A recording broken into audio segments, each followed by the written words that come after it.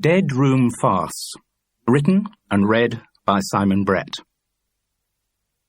Chapter 1. That September morning, Charles Parris had his trousers round his ankles, but it was for entirely professional reasons. He was taking part in the final London rehearsal for the forthcoming 3-month tour of Not On Your Wife, a new farce by the prolific British farceur Bill Blunden. Charles was playing Aubrey, the older lover of Jilly, wife of Bob, the advertising executive who was pretending that his young mistress Nicky was in fact the property of his hapless neighbour Ted, played in this parrot-fashion production by the well-loved comedy actor Bernard Walton. In the scene they were rehearsing, Charles Parris, as Aubrey, had just arrived for a bit of illicit afternoon pleasure with Jilly. The set is the sitting rooms of the two flats, divided by a common central wall. The flats are identical in dimensions, and both have French windows opening onto a balcony running along the back of the stage. Jilly and Bob's flat, stage left, is smart and fashionable. Louise and Ted's, stage right, scruffier and more lived in. Louise sits in her flat in an armchair reading a magazine. The lights on this area are dim. The lights are up on Jilly and Bob's flat. Jilly, an attractive redhead in her 30s, has just let in Aubrey, her wealthy lover, in his 50s.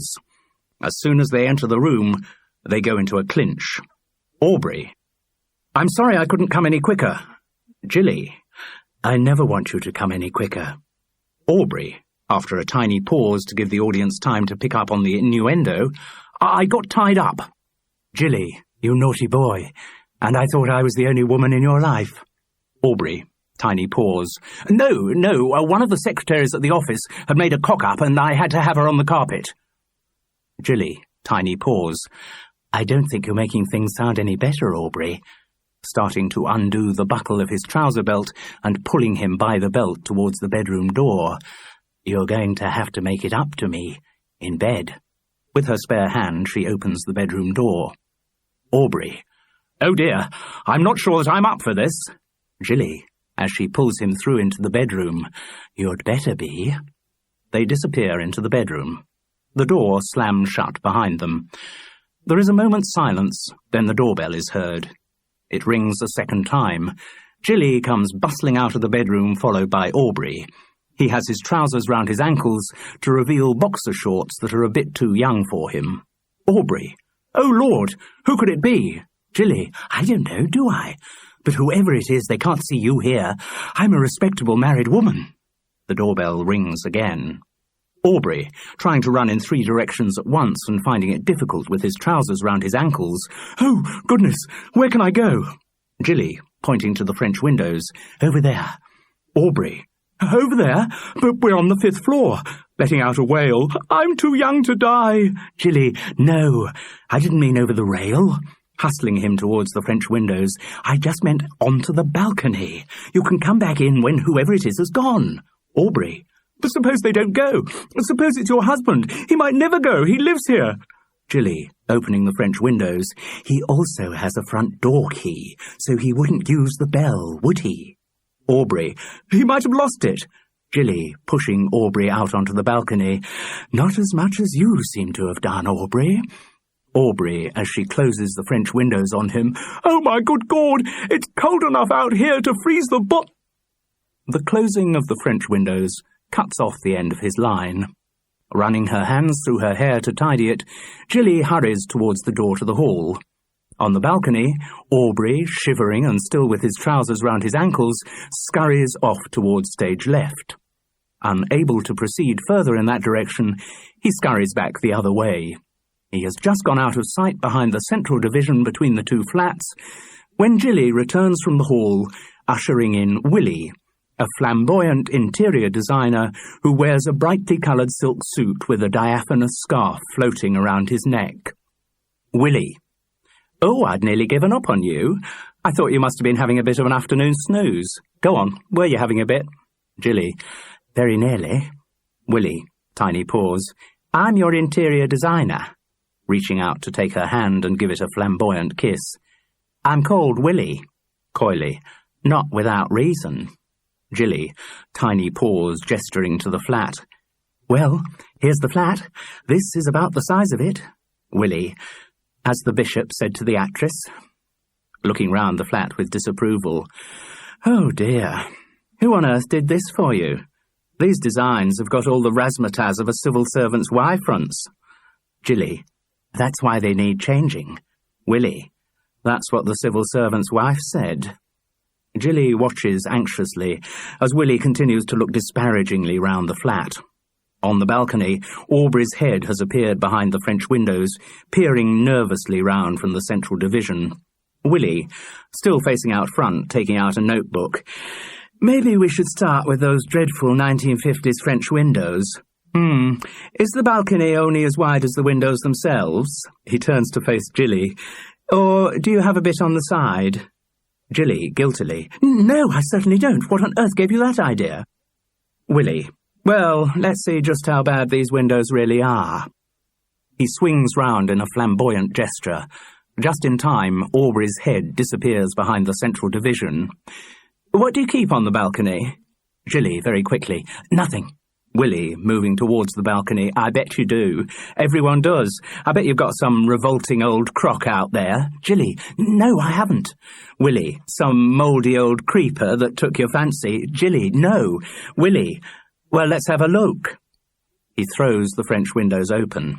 Jilly covers her face with her hands in horror.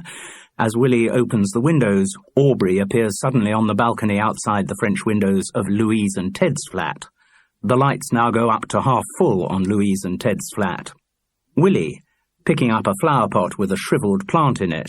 See, I knew I'd find some wizened old weed out here. Jilly, her hands still covering her eyes. It's all right. I can explain everything. He's the window cleaner. Willie? What? Jilly. Yes, and his ladder fell down. Willie. His ladder? Jilly. Yes. Taking her hands away from her eyes and seeing what Willie is holding. Oh, that kind of weed. Yes, of course. Willie gives her a strange look. The lights go down on Jilly and Bob's flat and up to full on Louise and Ted's. Aubrey, afraid of being seen by Willie, opens the French windows and steps into the other flat. He still has his trousers round his ankles. Louise looks up from her magazine in horror. Louise. Oh, my goodness, thinking he's the escaped prisoner, Ginger Little. Are you Little? Aubrey, looking down at his boxer shorts. Quite possibly, but it's very cold out there. Louise. No, I mean, are you Ginger? Aubrey. Certainly not. He pulls his trousers up. Nothing funny about me. I'm as straight as the day is long. Louise. But today's the shortest day. Aubrey. You don't need to tell me. He turns away from her modestly to try to zip himself up. As soon as his back is turned, Louise reaches in panic to a drawer in a desk beside her chair. Oh, it was so cold out there. Goodness, I thought I'd... Louise, producing a pistol from the drawer and pointing it at Aubrey's back. Freeze! Aubrey. Exactly. He turns back to face Louise. Seeing that he's looking down the barrel of a gun, he throws his hands up in the air. Ah! His trousers, once again, fall down. The general feeling about the run-through had been pretty good. At the end, Rob Parrott of Parrott Fashion Productions, who had watched it, was cautiously complimentary. True, there was a lot still to do, and true, everything would be different when they actually got the show onto the proper set in Bath. But at least, for the time being, Not On Your Wife seemed to be in pretty good shape. The director certainly thought so. But then David J. Girton was not the most demanding of taskmasters.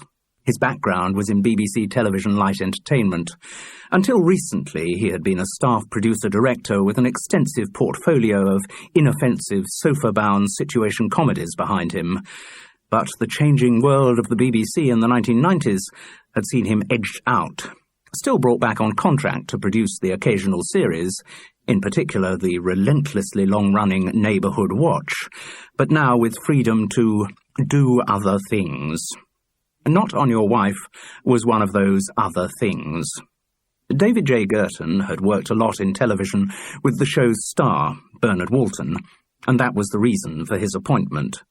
Bernard Walton's contract stipulated that he had director approval, and rather than going for a dynamically creative figure, the star had opted for someone who wouldn't interfere too much with the way he intended to play his part. Because there was no question who was in charge of the production, Bernard Walton dictated the pace and emphasis of rehearsals. He selected which bits should be worked on in depth, the scenes he was in, and which should be hurried through on the nod, the scenes he wasn't in. And the whole schedule was fitted around his commitments. The reason their last London rehearsal was on a Thursday was simply that Bernard Walton had a long-standing commitment to play in a charity Pro-Am golf tournament on the Friday. As well as having the star's approval, David J. Girton was treated with easy tolerance by the rest of the company. Many of them were comedy actors he already knew from television, though he hadn't worked before with Charles Paris, who Bernard had suggested as a possible Aubrey. Charles had appeared at the end of the first afternoon of auditions and been extremely flattered when the director had cancelled the second day's calls and offered him the part on the spot, expressing his opinion that the actor demonstrated the requisite quality of seedy gentility. At the time, Charles had seen this as a reflection of his own brilliance, but closer acquaintance with David J. Girton suggested it might have more to do with the director's constitutional indolence. Because the longer rehearsals went on, the clearer it became that this production of Not On Your Wife had been entrusted to a seriously lazy man. The business of television sitcom, in which David J. Girton had learnt his comedy skills, was, for an experienced hand, not a particularly onerous one. True, the studio days could be stressful, and there was always the risk of flouncing and door-slamming from the various service departments involved, but for someone who'd been around such a long time and who always worked with the same tolerant studio team, a long-running sitcom did not present an overtaxing work schedule. Daily rehearsals from 10 to 2, and a camera script in which only the lines changed from week to week, had left David J. Girton with plenty of time to enjoy the good food and wine which had contributed to his substantial girth. So, doing theatre rehearsal hours, usually from 10 to 6 with the statutory equity coffee and lunch breaks, gave him the impression he was working hard. To have actually worked hard during those hours would, to David J. Girton, have seemed like gilding the lily. He was content to block out the play's basic moves, take long lunch hours, lop a bit off the end of the working day, and basically let Bernard Walton get on with it. This suited most of the actors very well. It certainly suited the star. Bernard Walton reckoned he knew about comedy, and worked tirelessly on his own part, incorporating his familiar repertoire of elaborate takes and reactions without any reference to the other actors around him. This behaviour, which in more serious areas of the theatre would have been regarded as appallingly unprofessional and selfish, was accepted amiably by the rest of the cast. They were all old comedy hands, who knew better than to get into competition for laughs with their star. Many of them had been in plays by Bill Blunden before, and were aware that his dramatic structures offered each cast member an unchanging ration of funny moments. So long as those moments were played right, the laughs would come. Only the star was allowed to embroider his part, and any attempts to upstage him would simply throw out the predictable but durable mechanism of Bill Blunden's plotting.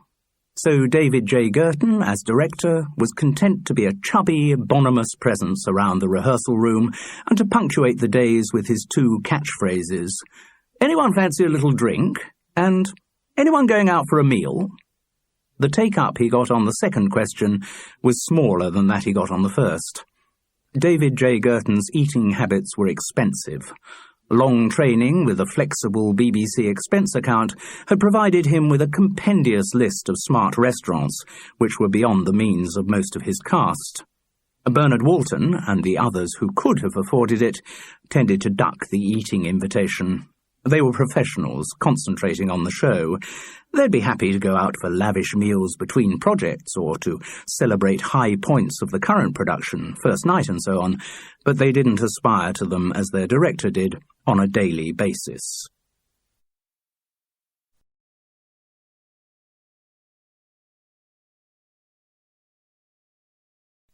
A good few of the cast, however, were happy to take up David J. Girton's invitation to a little drink.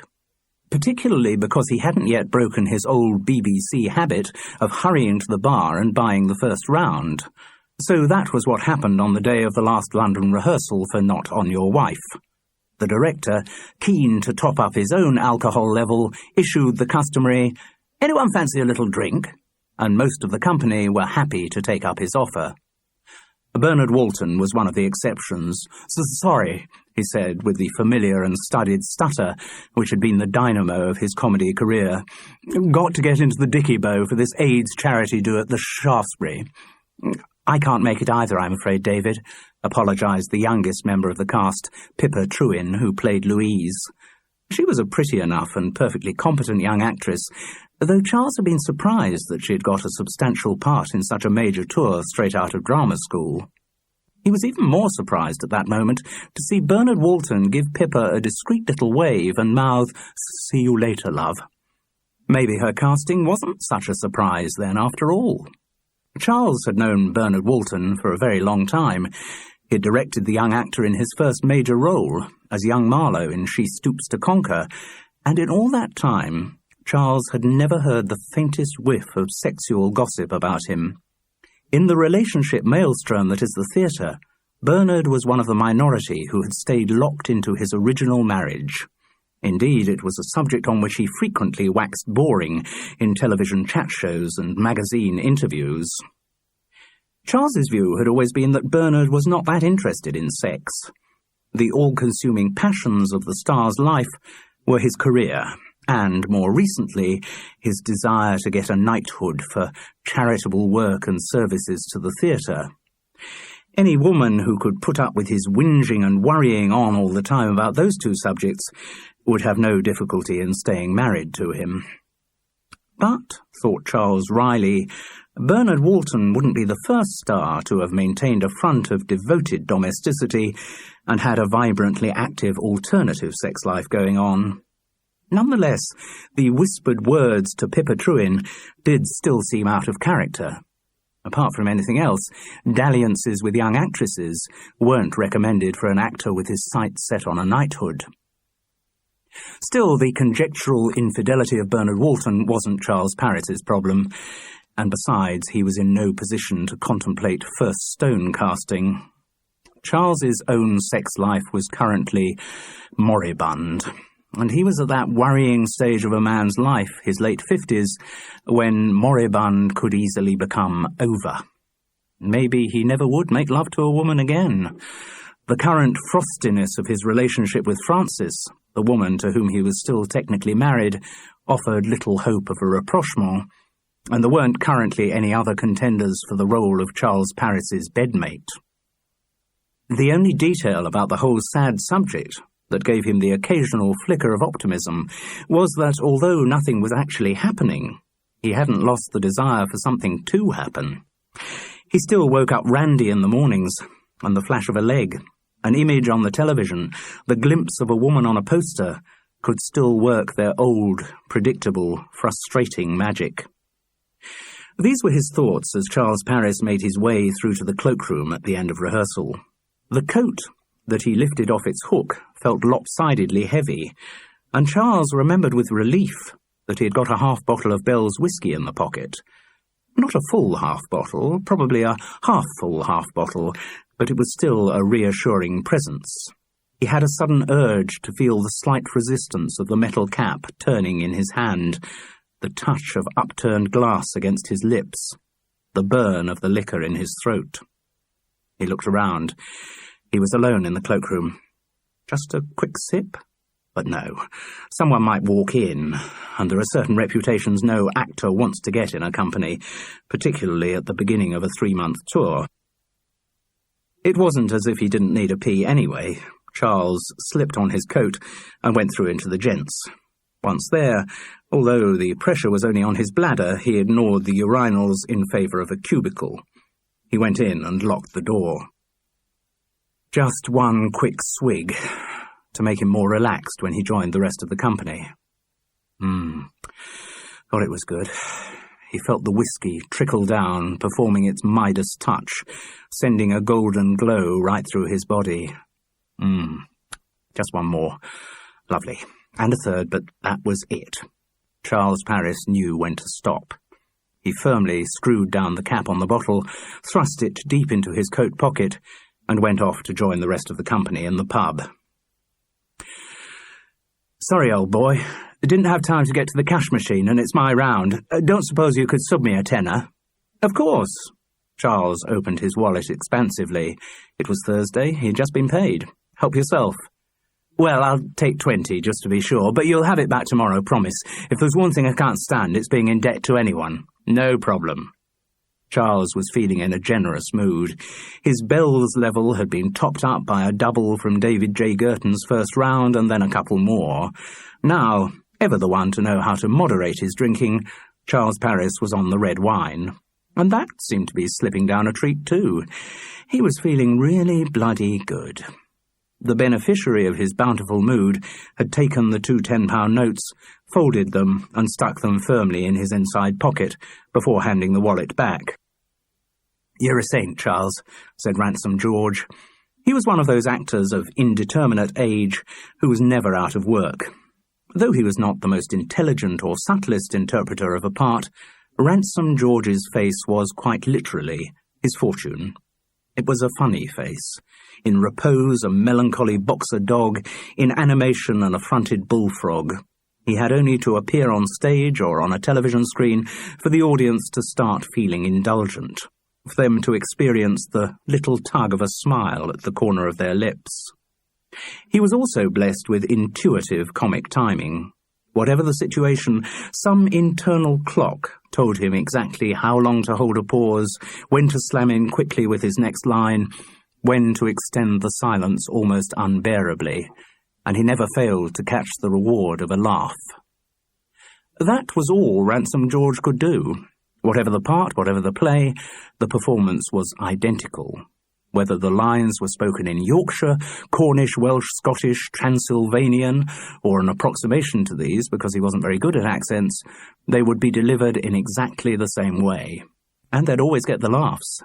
That guarantee he carried with him made Ransom George, or Ran, as he was known to everyone in the business, an invaluable character to have in comedy sketches.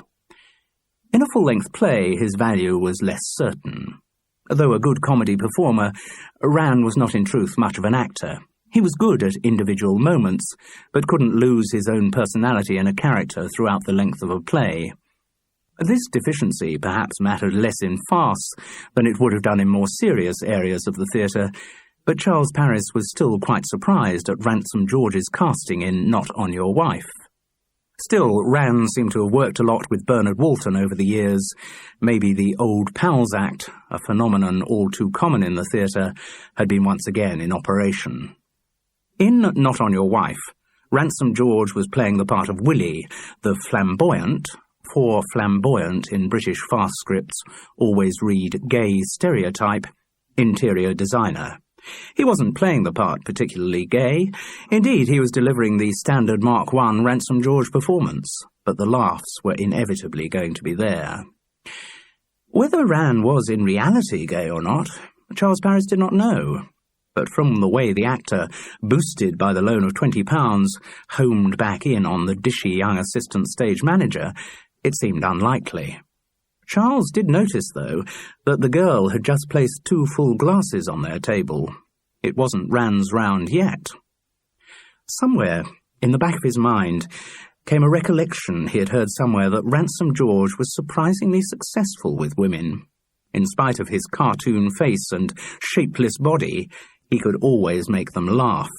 And rumour had it he had laughed his way into a good few beds over the years. The thought threw a pale cast of melancholy over Charles as he compared his own current sexless state. His eyes glazed over, looking out at, but not taking in, the bustle of the busy pub. "Come on, it's not that bad," a husky voice murmured in his ear. "Sorry?" He turned to face Cookie Stone, the actress playing Jilly, who had just moved across to sit beside him. Though not as cartoon-like as Ran's, Cookie's face, too, was perfect for comedy. A pert, snub nose had difficulty separating 2 mischievous dark brown eyes, and her broad mouth seemed to contain more than the standard ration of teeth. But her body, Charles couldn't help noticing as she leant her pointed breasts towards him, was firm and trim.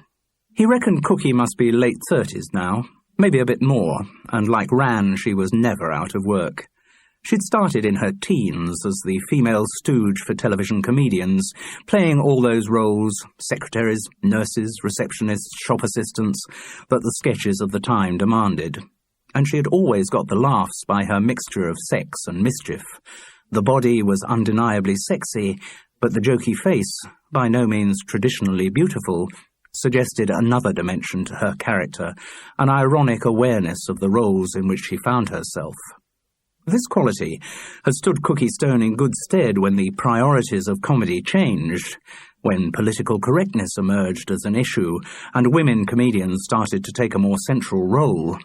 That revolution had put out of business many of the pretty little things who had formerly adorned television comedy.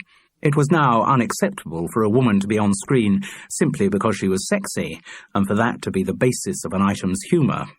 But an actress who could look sexy while at the same time, by her expression, giving a postmodernist gloss to her sexiness was worth her weight in gold.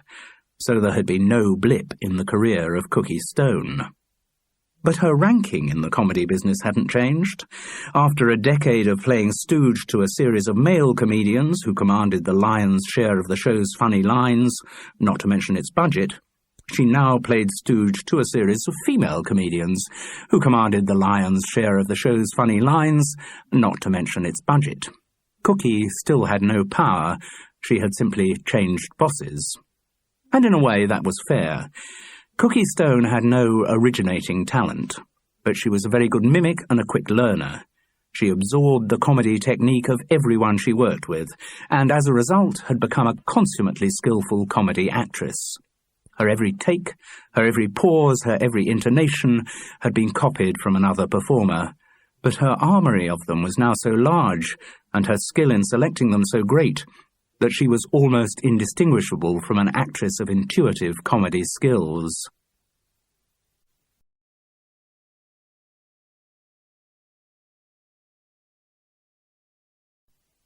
"I was saying, Charles," she continued in a favourite voice, the humorous right-on feminist, learnt from one of the first female stand-ups to do menstruation jokes on television, "I was saying that, you really do look as if you've just had a fax saying the world's about to end."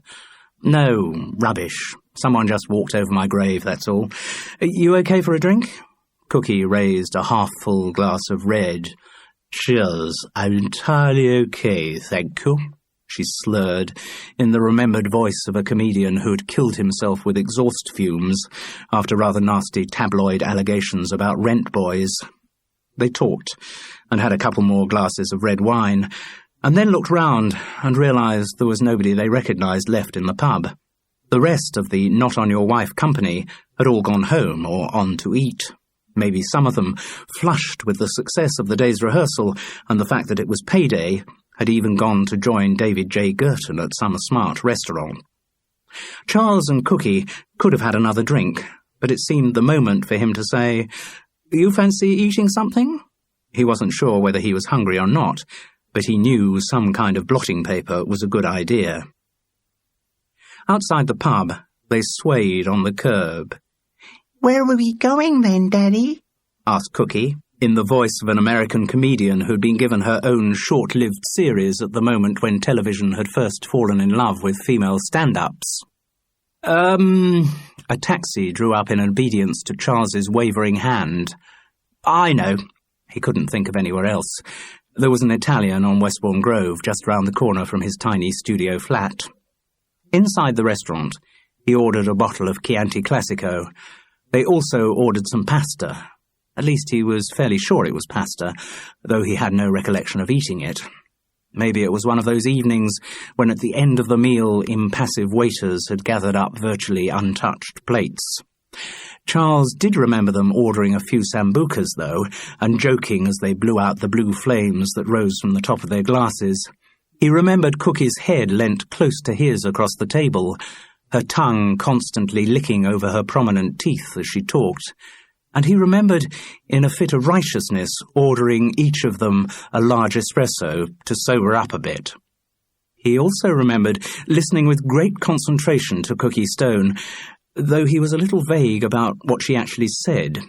He knew, however, that it was said in many different voices, that there was a lot about the actor's identity and how every actor hid his or her true, snivelling, abject self under the comforting carapace of fictional characters, and how few men bothered to probe into what the real Cookie Stone was like, and, generally speaking, what bastards men were, and how all most of them wanted was just to get her back to their place for a quick shag. And Charles remembered being very understanding and very sympathetic to Cookie and saying she was right. Yes, she was right. She had really put her finger on it, and how if only men and women talked more, communicated more, then maybe there'd be a bit more understanding between them and they'd be able to break away from these old-fashioned stereotypes. Men and women were both people, after all. That was the important thing about what they were, people. Men and women were people. He must also have paid the bill at some point, presumably with a credit card. He couldn't actually remember doing it, but the fact that he and Cookie were allowed to leave the restaurant suggested that the relevant transaction had somehow taken place. For the life of him, he couldn't remember the conversation that must have ensued on the pavement outside the restaurant, the precise form of words, and who they were spoken by, which led to Cookie Stone going back to his place. He must have been drunk, though, for that to have happened. To let someone else see the shambles of old newspapers and grubby clothes in which he lived, he must have had a few. Charles had recollections of finding an unopened bottle of Bell's at Hereford Road and of opening it. He had recollections of charging a couple of glasses, then of moving a pile of newspapers and books off the bed, and of lying down on it with Cookie. But of what happened next, he couldn't be exactly sure. Certainly when he woke at 3:15, she was entirely naked. She lay on her back, breasts pointing firmly upwards, and snored nasally. Charles was wearing his socks, and somewhere round his shins, telescope trousers and briefs. But he didn't have time to explore further. His head was drumming. His throat was as dry as a desert of sandpaper, and he felt violently and urgently sick. He just managed to make it to the bathroom, where he threw up loudly and copiously into the toilet bowl. Charles Parris finished the day as he had begun it, with his trousers round his ankles, though this time it was not for professional reasons.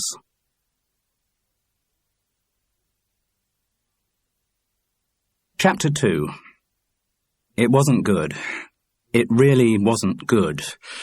The words swam in front of his eyes, and if there's one thing you don't want when you're being paid to read a book for audiocassette, it's the words swimming in front of your eyes.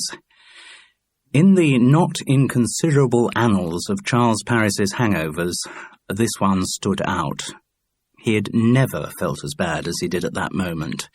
He knew whenever he had a hangover, he thought he had never felt as bad as he did at that moment, but this was on a different scale. It really was. Everything felt dreadful. His whole body ached. The joints, particularly knees and elbows, ached even more than the rest of his components. There was a pain and stiffness at the back of his neck that rendered him incapable of moving his head without moving the rest of his body too, like some awkward cardboard cutout. The dryness in his mouth had moved on from sandpaper quality to the feeling of having been sandblasted. His eyes stung as if he'd spent a couple of hours underwater in an over-chlorinated pool, and his digestion felt seriously at risk. The jacuzzi of his stomach threatened to overflow at any moment, and without warning of which direction that overflow might take. His guts complained at their treatment with rumbles that wouldn't have sounded out of place in the third rinse of a dishwasher cycle, and a rumbling stomach doesn't help an audiobook recording either. He could have tolerated the sickness of his body if his mind had not also been infected. While his mouth continued to pronounce the swimming words on the page, his mind seethed with self-hatred and recrimination. Why on earth had he let himself get so drunk? He must have been aware of the way he was going. Why hadn't he put a brake on it? He was such a fool, a man in his late 50s behaving like a teenager at his first grown-up party, and it was hideously unprofessional, the worst insult that can be levelled at an actor, for him to get so wasted the night before he was to start on a whole new area of work. Getting the contract to record an audiobook could be a breakthrough into a different and possibly lucrative market. He mustn't screw it up. At the bottom of all these anxieties, lurking like some evil predator in the depths of a murky pool, lay the question of what he had said the night before. Worse than that, what he had done the night before. Cookie Stone. What had happened between him and Cookie Stone? He knew the position in which they had found themselves at 3:15, but what had been the precise sequence of events that had led up to that? Various possibilities presented themselves. One, the most unlikely, was that they'd just gone to bed together for a cuddle, mutual support for two lonely people, and by agreement nothing else had happened. A second scenario, also he feared unlikely, was that they had enjoyed a long session of abandoned, passionate and satisfying lovemaking. The third, and the one towards which he was unwillingly inclining, was that they had prepared to make love, gone through all the soft talking and the anticipatory blandishments, that they had started to make love, and then that he had proved incapable of completing the process and fallen into a drunken stupor halfway through. Charles had a horrible feeling that that was what had happened, but his memory could offer him no help on the subject. His recollection of the previous night's events, after their departure from the Italian restaurant, was, to use the most generous adjective possible in the circumstances, hazy. And there hadn't been much chance in the morning for Charles and Cookie to compare notes. He had woken in a sweat of panic at 6:33, suddenly aware that he was supposed to be catching the 7:15 train from Paddington to Bath for the day's recording. In the rush of his own dressing and incomplete ablutions, and of hurrying Cookie through her reduced morning ritual, there hadn't been any opportunity for an assessment, or more likely a post-mortem of the previous night's encounter. They had parted with their stale mouths joining in a dry kiss and a cheery "see you Monday," but no mention had been made of any relationship in which they might be considered to be involved. And, as so often after an unsatisfactory skirmish with a member of the opposite sex, all Charles could think about was his wife, Frances. Though there seemed almost nothing now left between them, he still felt as if he had betrayed her. There was even, at the back of his mind, the appalling thought that at some point during the events of the previous evening he'd found a message from Frances on his answering machine. Surely that couldn't be true. Surely that was just the guilt getting at him. Even worse, though, was the fear that he had actually phoned his wife back, just a quick call to establish contact, and that she had said she wouldn't talk to him until he was sober. No, that bit couldn't be true, he felt sure. It was just his mind providing another prompt of guilt to add to the muddy swirl of self-recrimination. But, hallucination or not, it wasn't a thought that improved his mood. As it had transpired, in spite of his heroic rush to the station, Charles had just missed his train at Paddington and had to wait nearly a full hour for the 8:15. He had hung mournfully about the concourse, clutching a copy of the Times he didn't feel up to reading, and wishing the owners of the privatised station had made more seats available. At one point, he contemplated the rough remedy of a full English breakfast, but the smell of food as he entered the cafeteria brought nausea back to his throat, and he had to hurry out again. The train had arrived in Bath on time at 9:38, but there had been a queue for taxis, and, as luck would have it, the driver Charles finally got seemed to be spending his first day in the city. The address of the studio was not familiar to him, and when they at last reached the relevant road, they had difficulty finding the right building. The studio was a recent conversion, and its name had not yet been put up outside. As a result, instead of arriving in good time for a relaxed chat before the contractual 10 o'clock start of recording, Charles had bumbled in at 10:20, panicked and deeply hungover. His producer said it really didn't matter. Missing the train could have happened to anyone, but the girl who seemed to be looking after the technical side looked less than amused. But then, if anyone was going to sympathise with Charles Parris's condition, his producer was that person. Mark Lear himself was certainly not unacquainted with the bottle. Charles had known him for years, and they had worked together when Mark was a BBC radio producer of further education, a department which had later become known as continuing education, and no doubt gone through a whole raft of other name changes in the years since. Mark Lear had always been a licensed BBC malcontent, continually moaning about the corporation and asserting that he wasn't going to stay, that soon he would be out in the real world doing my own thing. Well, in the late 1980s, along with a great many other members of the BBC staff, he got his wish, though not perhaps in the way he would have wanted. Mark Lear had been offered an early retirement package that didn't carry the option of refusal, and at the age of 50 found himself being taken at his word and having the opportunity to do his own thing. The thing he chose to do, or perhaps chose is too positive a word to describe the way he drifted into it, was to set up an audio production company with its own tiny recording studios in Bath.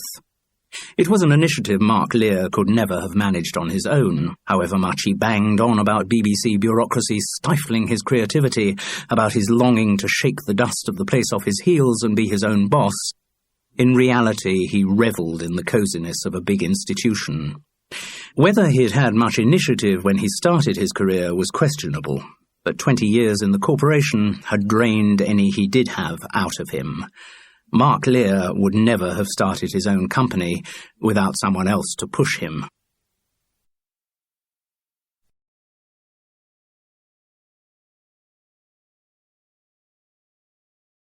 The person who had done the pushing was the girl behind the control panel in the studio that morning.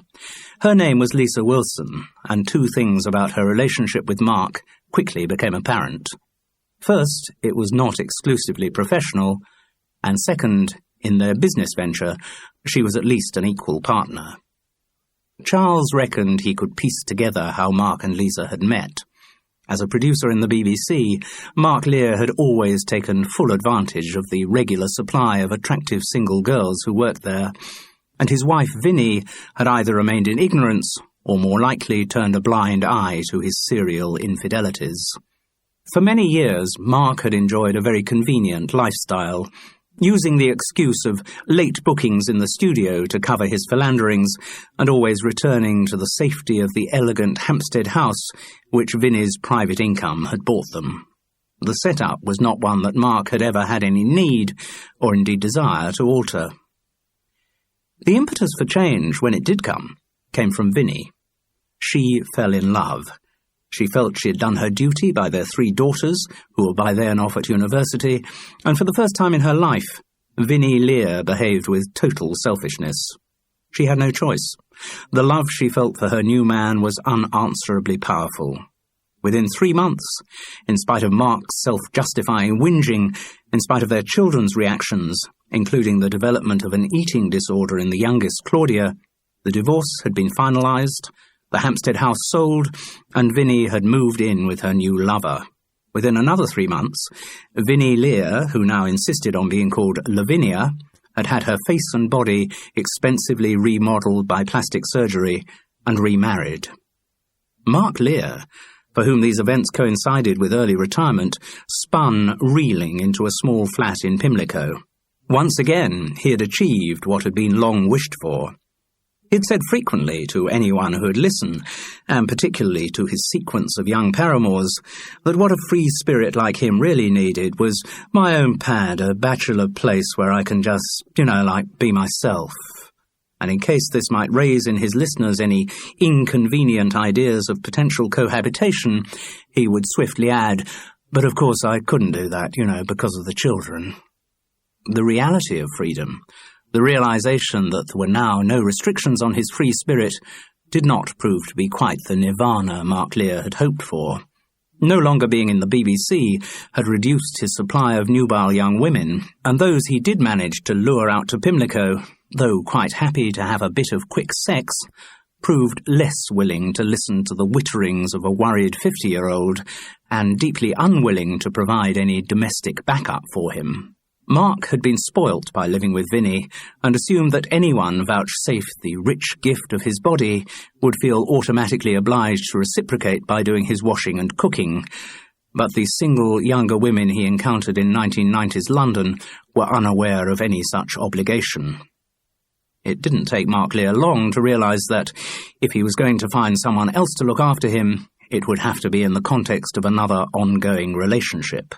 And it was around the time this message sank in that he met Lisa Wilson.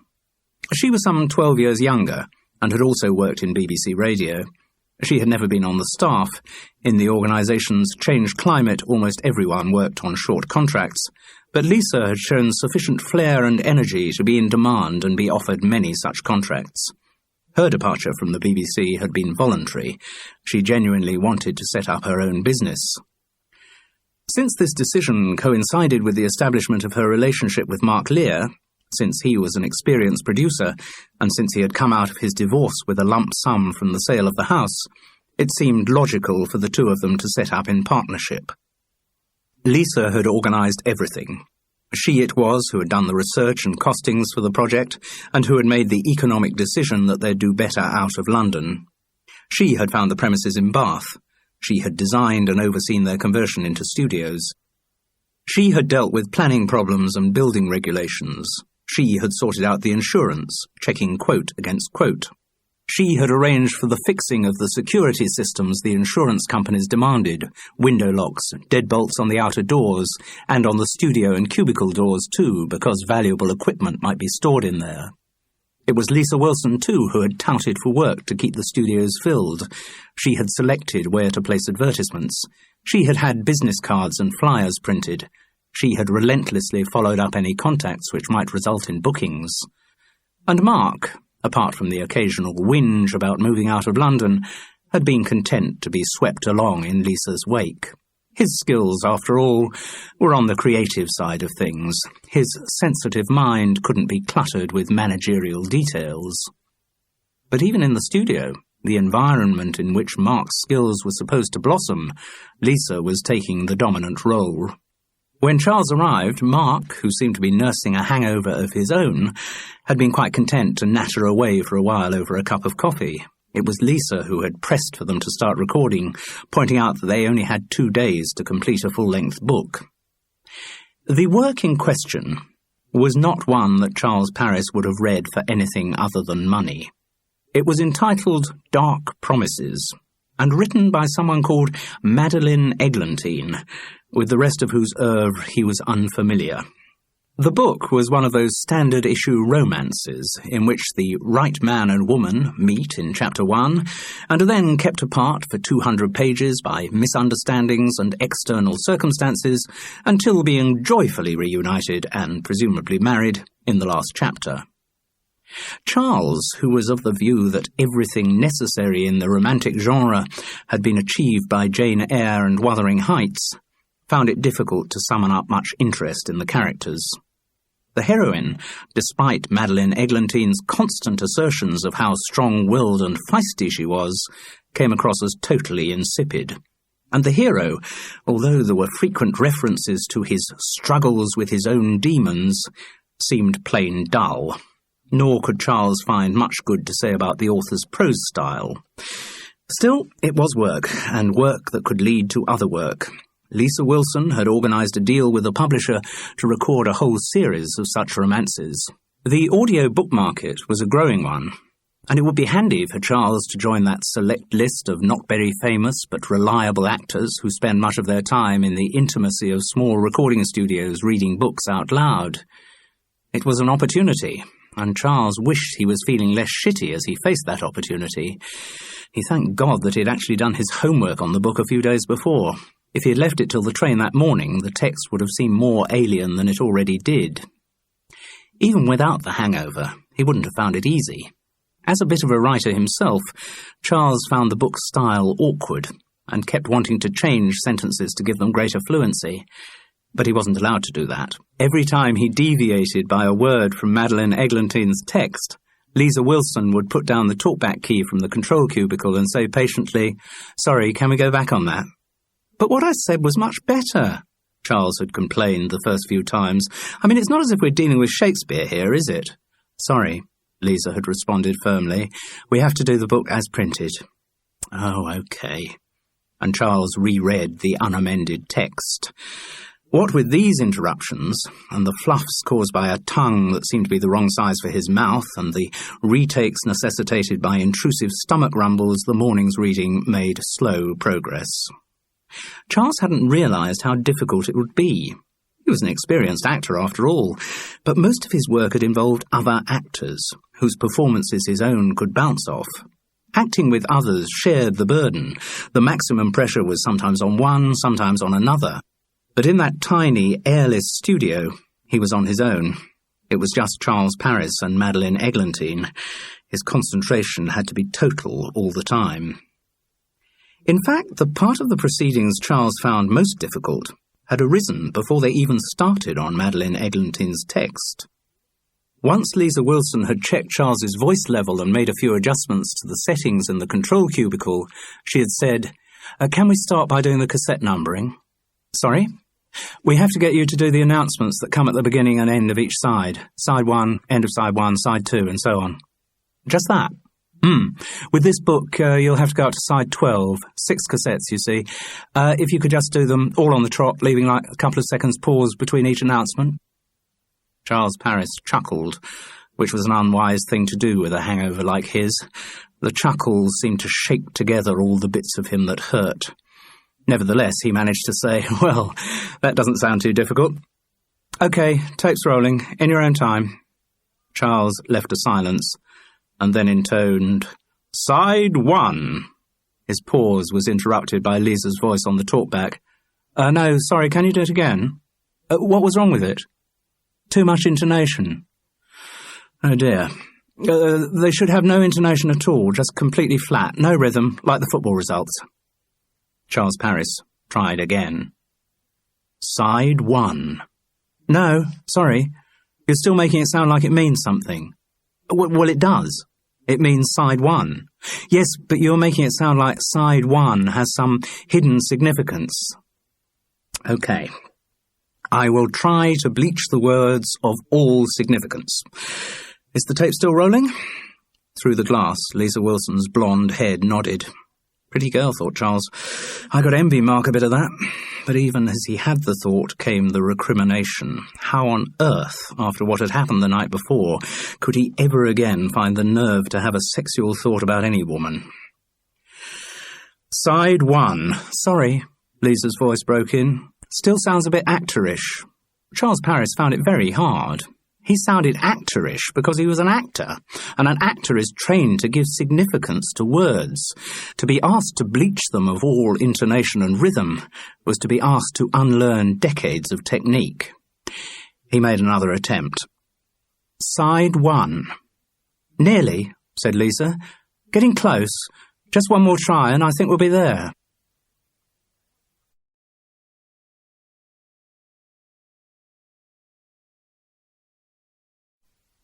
As Charles Parris struggled to get his tongue round Madeleine Eglantine's prose, he realised he was feeling worse.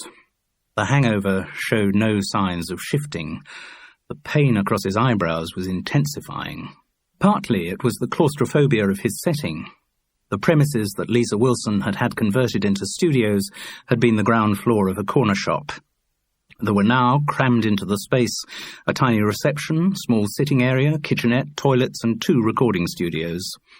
The larger could just about accommodate a small drama production or a musical group. It was walled with movable acoustic screens, which could be set up to muffle the recorded sound, or reversed to show a shiny surface which produced a more echoey or live sound quality. The other studio, in which Charles Parris was working, was little more than a cupboard, separated from its tiny control cubicle by thick double doors. There was just room inside for 1 chair and a cloth-covered table with a cloth-covered bookrest on it. Beside this stood an angle-poised lamp, a jug of water and a glass. The studio's walls were heavily upholstered with dark soundproofing material, which seemed to press down and take away more of the available space. "It's very dead in here," Lisa had said when she first showed Charles inside. "This is our dead room. That's what you want for an audiobook. No ambient atmosphere. It makes the sound more intimate." As he read on, Charles was increasingly aware of how quickly intimacy could become claustrophobia. The narrow focus of light on the book intensified the feeling of encroaching darkness around him. The air he breathed felt stale and recycled. "I'm sorry," he said about 3/4 of an hour into the session after a particularly messy sequence of fluffs. "Do you mind if I just come out and get a breath of air?" "No, of course not," said Lisa. Apologies, I should have thought. We try to open up the studio doors every half hour or so, but because we started so late I forgot." She pulled the 2 heavy doors open. Their draft-excluding strips hissed against the carpet. "Come on, Charles, stretch your legs." She shook her head in apology. "Sorry, the air conditioning in there isn't working. Well, it is working, but we can't use it." "Oh?" Boring and technical, but they swore blind they'd installed a system that was completely silent. Sadly, as soon as we switched it on, it started to hum. Not very loud, but enough to come across on the tape. "They should be here to sort it out tomorrow." Lisa looked with sudden sharpness across to Mark. "You did bring the engineers, didn't you?" "What?" "The engineers to come and sort out this air conditioning." "Oh," Mark said vaguely. "Did you call them? Go on, Mark, did you?" "Yes, of course I bloody called them." "For Christ's sake, Lisa, stop treating me like a child." "So, when are they coming?" "Tomorrow. They're coming to bloody morrow." Charles Parris cleared his throat uneasily, and Lisa realised this wasn't the moment for a domestic row. "Sorry, Charles, would you like a coffee or something?" "Please." While Lisa went off to make the coffee, Mark Lear, who had hardly stirred from his chair all morning, grinned knowingly at his friend. "Could do with something stronger than coffee, I dare say, couldn't you?" "Well, I have got a little bit of a hangover this morning," said Charles with breathtaking understatement. "Me too. Incidentally, sorry about the stuffiness. I'll put the air conditioning on now to cool the studio down." Mark Lear threw a switch. "You see, it's all right so long as we're not actually trying to record, and so long as we remember to open the studio doors every half hour or so, you'll be fine." He chuckled. "Basic rule of production. Don't suffocate your artistes."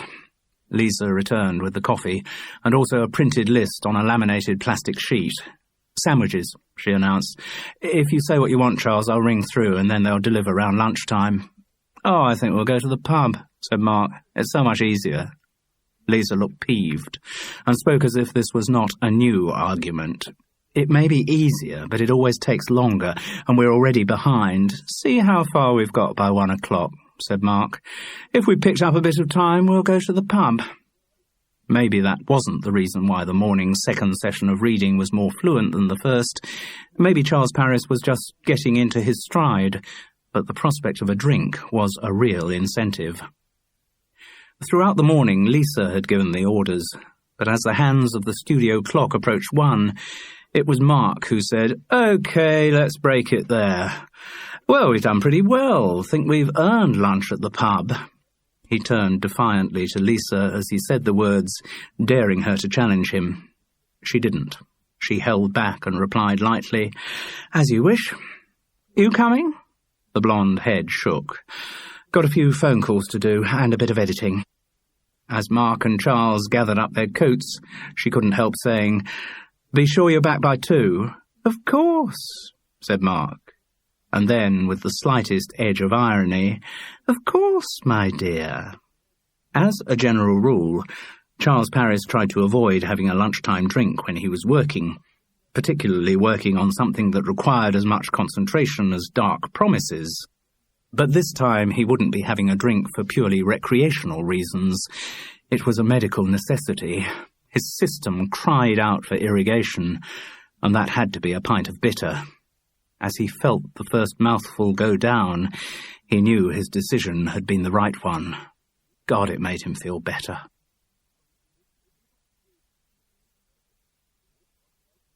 Chapter 3. He was quite good, really. At least he reckoned he was. Just a couple of pints and 2 sandwiches to do the blotting paper job, and it was only a few minutes after 2, well, 2:15, when they got back to the studio. But Lisa Wilson's face was unamused. It wore the kind of unamused look that, from primeval times, wives have perfected to greet husbands coming home later than they promised. Charles reflected that Mark Lear had maybe not landed so perfectly on his feet after all. The attractions of a younger woman were presumably avid sex and blind adoration, not the cross-armed resentment of an aggrieved spouse. "Okay, straight through to the studio," Lisa said brusquely. "We're behind schedule." "Yes, just nip for a pee," said Charles. He wasn't sure this was a good idea. A pee so soon after 2 pints of bitter could frequently be the precursor to a busy sequence of pees. Still, he did feel the need. When he came back, Lisa was bringing Mark up to date on the phone calls she had made during the lunch break. "I think you should follow up on it." Yes, said Mark breezily. "No, soon. I found out that the market's there. I thought we'd agreed that you would do the follow-up on those kind of openings." "Yes, sure." She lifted the cordless phone off its base and held it out to him, along with a business card. "There's the number." "Yeah, I'm not going to do it right now." "Why not?" "Because it's only 2:30. Everyone knows publishers don't get back from lunch till 3. "You could leave a message." "Not on a Friday afternoon. They all go home early on Friday. Poets piss off early tomorrow's Saturday." He sniggered at the recollected BBC joke. Lisa didn't share his amusement. "I think you've got an outdated concept of how publishers work these days, Mark. It's a hard-nosed, accountable business like everything else." She waved the cordless phone in front of him. "Come on, are you going to do it?" "No," he snapped. "Will you kindly allow me to be the judge of how I conduct my own business?" "Our business," said Lisa. But she didn't press further. She put the phone back on its base, and they both seemed aware of Charles for the first time. Lisa answered the unintended interrogation in his expression. "Possibility of more work," she explained. "A lot of publishers going multimedia, CD-ROMs." "Ah," said Charles, to whom these expressions were vaguely familiar, but not subjects of which he had a full understanding. "A lot of CD-ROM reference packages need an audio component," she elaborated. "Pronunciation dictionaries, that kind of thing." "Aha," said Charles, sounding as if he knew what she was talking about. Lisa Wilson looked at her watch with a degree of exasperation. "Okay, we'd better get on." Charles was incarcerated back in the studio, which was quite pleasant at first, because the air conditioning had been on throughout the lunch break. He set off again up the north face of Madeleine Eglantine's prose. It was currently the Second World War that was keeping dark promises perfectly matched lovers apart. Not only that, but the hero was also now at risk from the blandishments of a tempestuous Italian partisan beauty.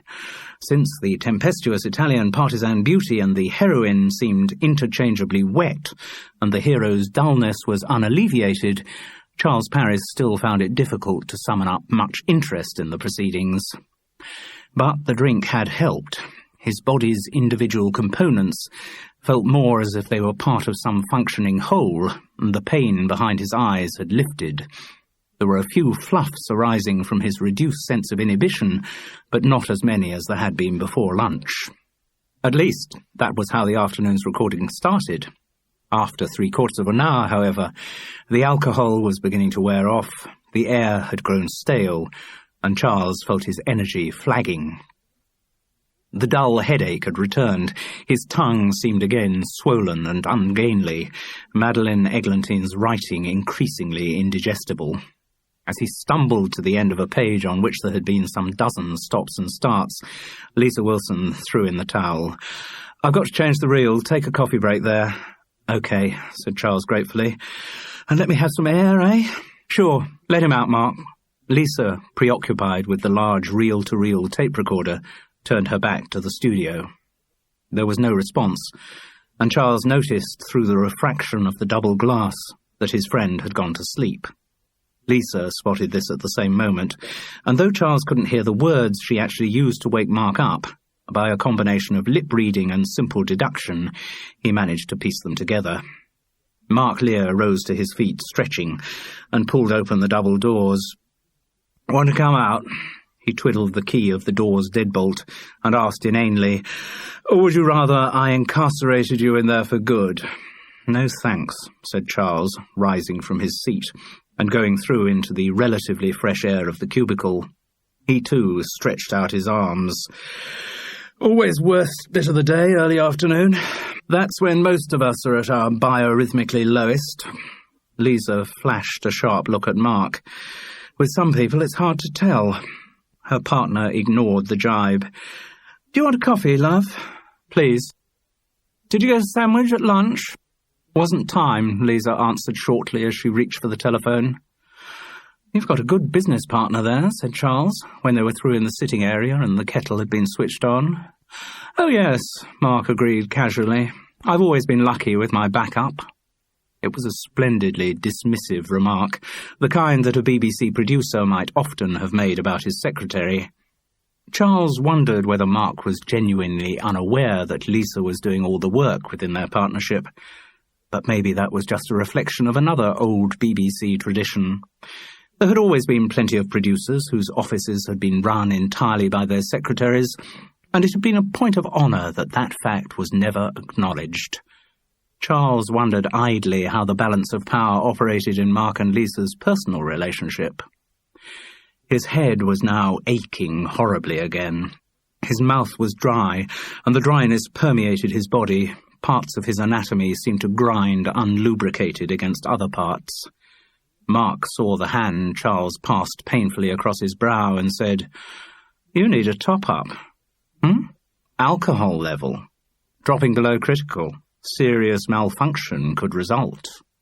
The conspiratorial tone and the pseudo-scientific jargon made Mark Lear sound like a naughty schoolboy, and this image was reinforced when he showed Charles the half-bottle of Teachers he had hidden in the cistern of the gents' lavatory. Mark took a long swig. "Wonderful. Ideal storage place." He winked. "No ladies come in here by definition, and the water keeps the whiskey perfectly chilled." He proffered the bottle to Charles. "Go on. This'll pick you up." "I'm not sure that I should." Apart from anything else, he was a Bells man. He had never really been that fond of Teachers. "Go on." Charles's hesitation went the way of most good intentions, and the injection of alcohol did give him a predictable lift. But something about the whole episode felt shabby. Two middle-aged men in the gents, hiding from a woman to take illicit sips of booze. There wasn't much dignity in the scenario. Of course, it put Mark in a worse light than it did him. Mark had actually set up this private cache of whiskey to hide his drinking from his partner. Charles would never have done that. He didn't hide his drinking from anyone. But then, even as he had the thought, he realized that was probably only because he lived on his own. It's easy enough to be overt when you know there's no one watching. If he had been cohabiting with someone who monitored his every sip, he wondered how long it would be before he resorted to subterfuge. He had an uneasy recollection of a bit of covert swigging towards the end of the time when he and Frances had lived together.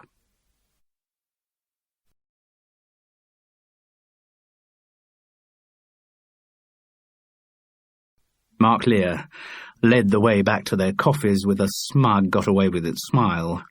He produced a packet of extra-strong mints from a pocket and popped one into his mouth. "Hide the evidence, eh?" He grinned as he offered the packet across. Charles felt uncomfortable. There was something too calculating in all this, too cunning. He knew he drank too much, but he felt there was a degree of spontaneity about his drinking. Surely his own approach had never been this cold-blooded. He did nonetheless take one of the extra-strong mints. Mark Lear grinned. "Should keep us going till the end of the day's recording, the old maintenance dose, eh?" Charles resented the implication.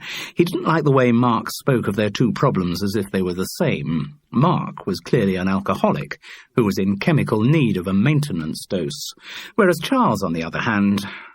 But he knew the exaggerated pique at his friend's words rose from a suspicion that they might be all too applicable to himself.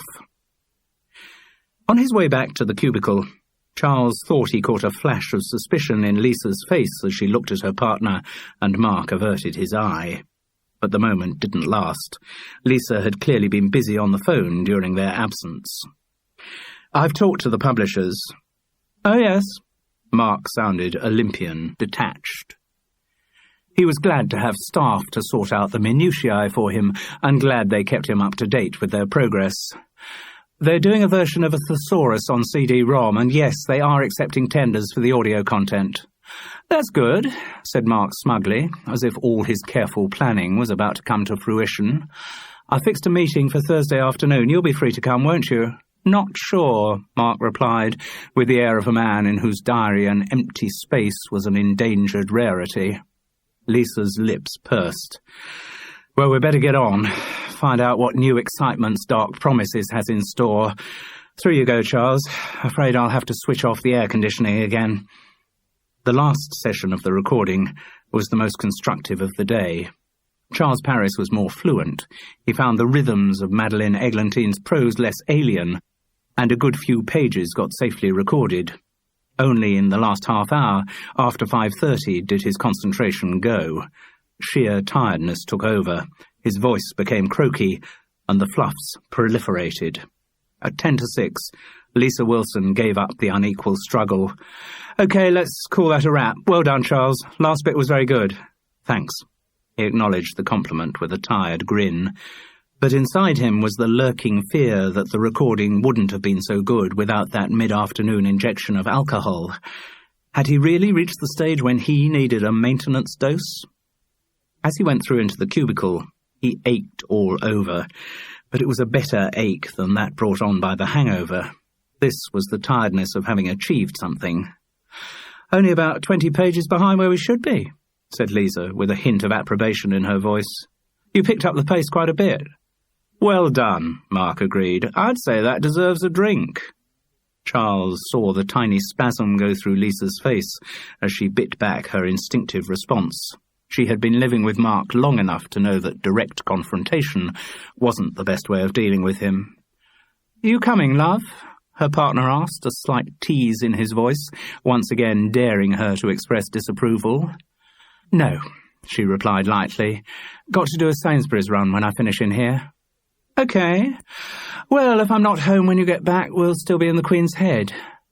"Fine," said Lisa Wilson, and only someone who, like Charles Parris, had witnessed her relationship with Mark throughout the day would have known that what she meant was actually far from fine. "Happy coincidence." Charles raised his glass, took a long swig, and felt the warm glow of a second large bells irradiate his parched system. "I mean, your studio being in Bath and our show opening in Bath." "What is the show? I know you told me, but I can't remember." Mark Lear was also on the whiskey, which he was downing as if the world's supplies were on the verge of extinction. "Not on your wife?" "Don't know it." "Well, you wouldn't. It's a new play by Bill Blunden." "Oh." The monosyllable contained all that snobbish resistance the playwright's work usually inspired in people with university educations. Bill Blunden may have been an audience pleaser, but he didn't strike much of a chord among the intelligentsia. When, every now and then, Sunday newspaper reviewers took it into their heads to rehabilitate farce as an acceptable medium of entertainment, they would home in invariably on Fado, Pinero, or perhaps Ben Travers.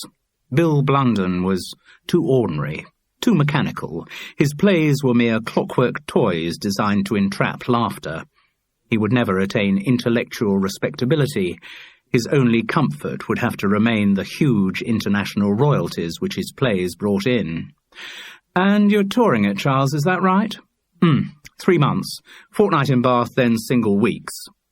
Bill Blunden always takes his shows on the road, works on them, does lots of rewrites, sharpens them up. "With a view to the West End?" "Ultimately, yes. But some will have 3 or 4 tours before he's happy with them." "So you haven't got a West End option in your contract?" "Nothing so grand, no. They did check my availability for 3 months hence, but that's as far as it went." "Oh, right." Mark Lear chuckled with sudden recollection. Checked with your agent, eh? I've just remembered when we last worked together, you were with this incredibly inefficient agent. What was his name? Maurice Skellen, that's right. He was a kind of joke throughout the whole business, the worst agent since records began. Mark shook his head and chuckled again. Who represents you now? Maurice Skellen, Charles Parris replied. Oh, I hope today was all right, said Charles tentatively. I mean, the recording. It was fine. I felt awful arriving so hungover, and don't worry. We've had many worse through the studio. I didn't think the studio had been open that long. Well, no, not through that studio. But when I was at the Beeb, a hazy look came into Mark Lear's eyes. I remember once doing a play with Everard Orstick, and he was virtually on an intravenous drip of gin. The retired producer let out a little melancholy laugh. Good times we had back in the old days. Charles could see what had happened.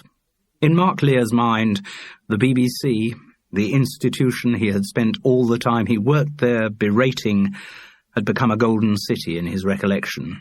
Now he wasn't there. It was perfect. For Mark, perfection would always be somewhere he wasn't. Charles suspected that the same pattern obtained in his friend's private life, too. While he had been with Vinnie, all his young girls on the side had represented the greener grass of happiness. And now he was with Lisa.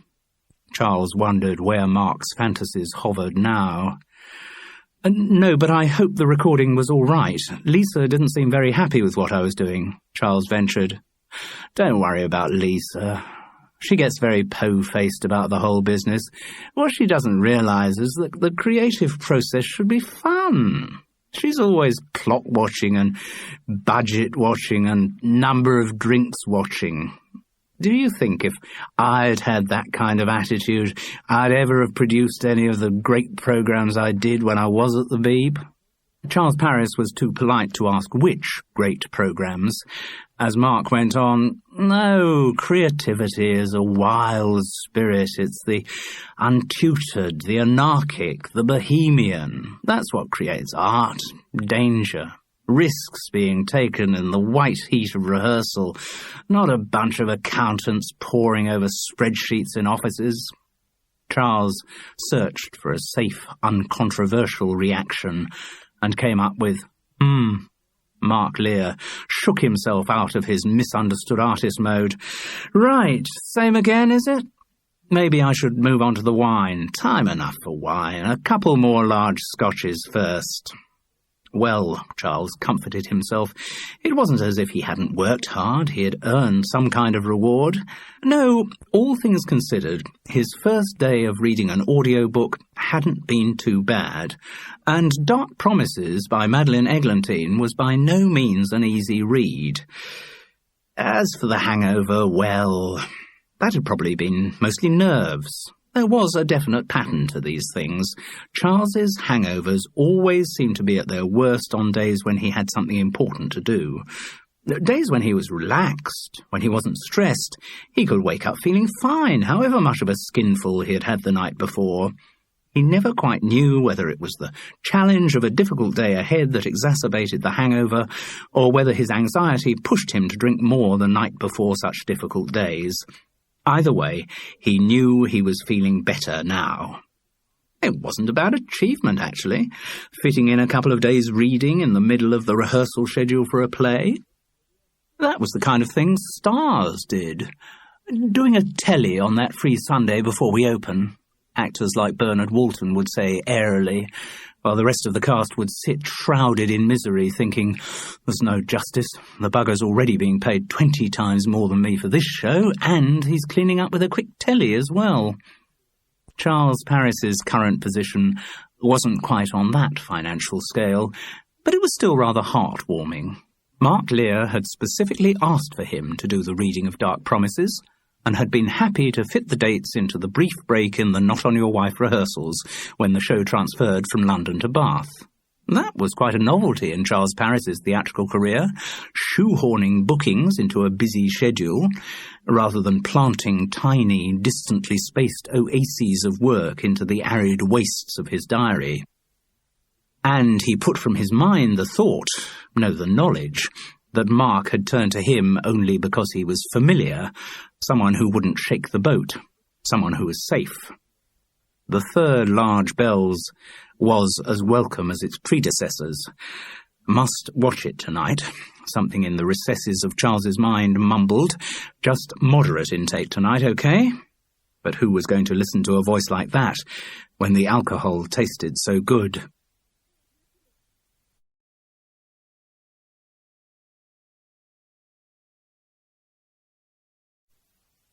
Who's directing this tatty show of yours? David J. Girton. David J. Girton? From the Beeb?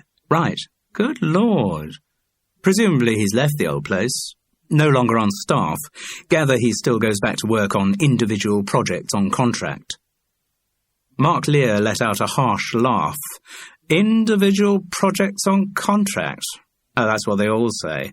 It's the equivalent of that movie euphemism, having a script in development, or consulting in advertising, or wanting to spend more time with your family if you're a politician. Means he's out on his ear. No, David did say he was going back to produce another series of one of his long-running sitcoms next month. I think it's called Neighbourhood Watch? Oh. The news clearly pained Mark. It was all right so long as all his former colleagues were in the same boat, so long as they had all been unceremoniously dumped, as he had. But he didn't like the idea that one of them was still reckoned to be of value to his former employer. The thought brought a new viciousness into his tone. He's a lucky bugger, that David J. Girton. Oh? Charles prompted innocently. Yes, a few years back he was extremely fortunate not to lose his job. What happened? A bit of financial fiddling? But surely that was always common practice in the Beeb. I thought doing your expenses was one of the most purely creative parts of the job. David's fiddling was on a rather bigger scale than that. In response to Charles's interrogative expression, Mark was about to say more, but changed his mind. Let's just say he was lucky to keep his job.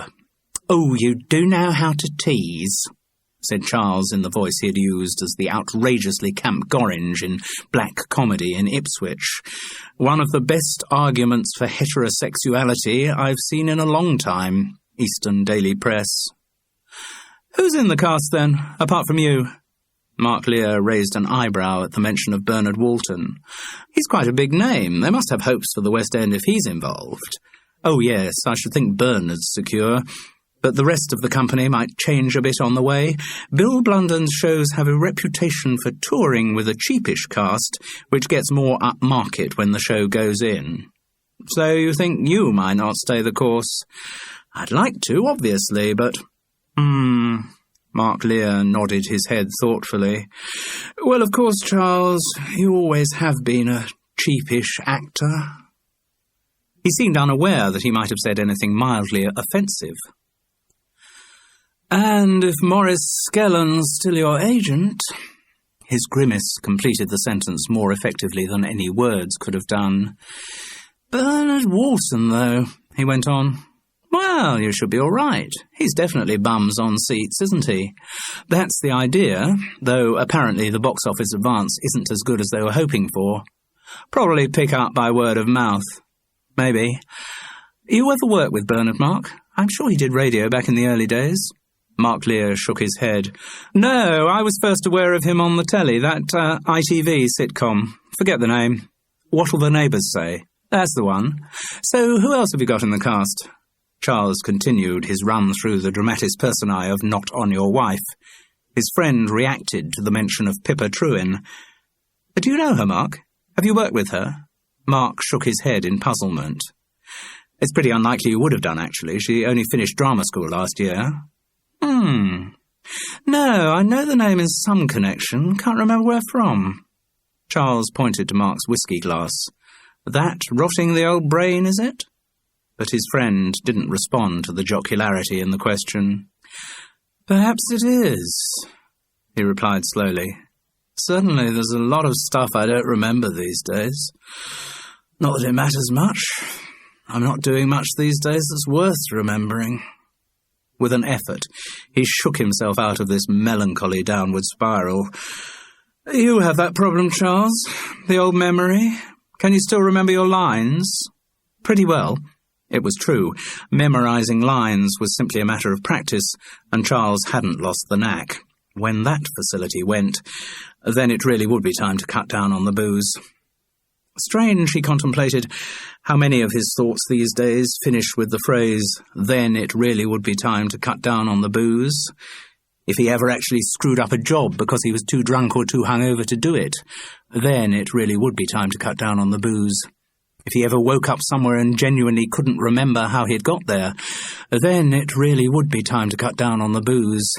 If he found he was consistently impotent, then it really would be time to cut down on the booze.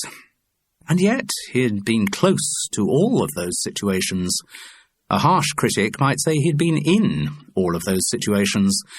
The prospect of having to cut down on the booze was stalking Charles Parris, a looming, distant shadow on the horizon, but a shadow that was drawing closer all the time. This sequence of reasoning always prompted the same two thoughts in Charles. First, but if I gave up the booze, it'd ruin my social life. Everything I do in my leisure time involves drinking. Second, could I actually give up the booze if I wanted to? And that particular evening, the two recurrent thoughts were joined by a third. What did happen between me and Cookie Stone on Thursday night? Mark Lear continued asking Charles about the cast of Not On Your Wife. The other name that prompted a reaction from him was Ransom George. Oh, Ran. He's still up to his old tricks? Which tricks are those? Borrowing money, sponging. He always used to be entirely blatant about it.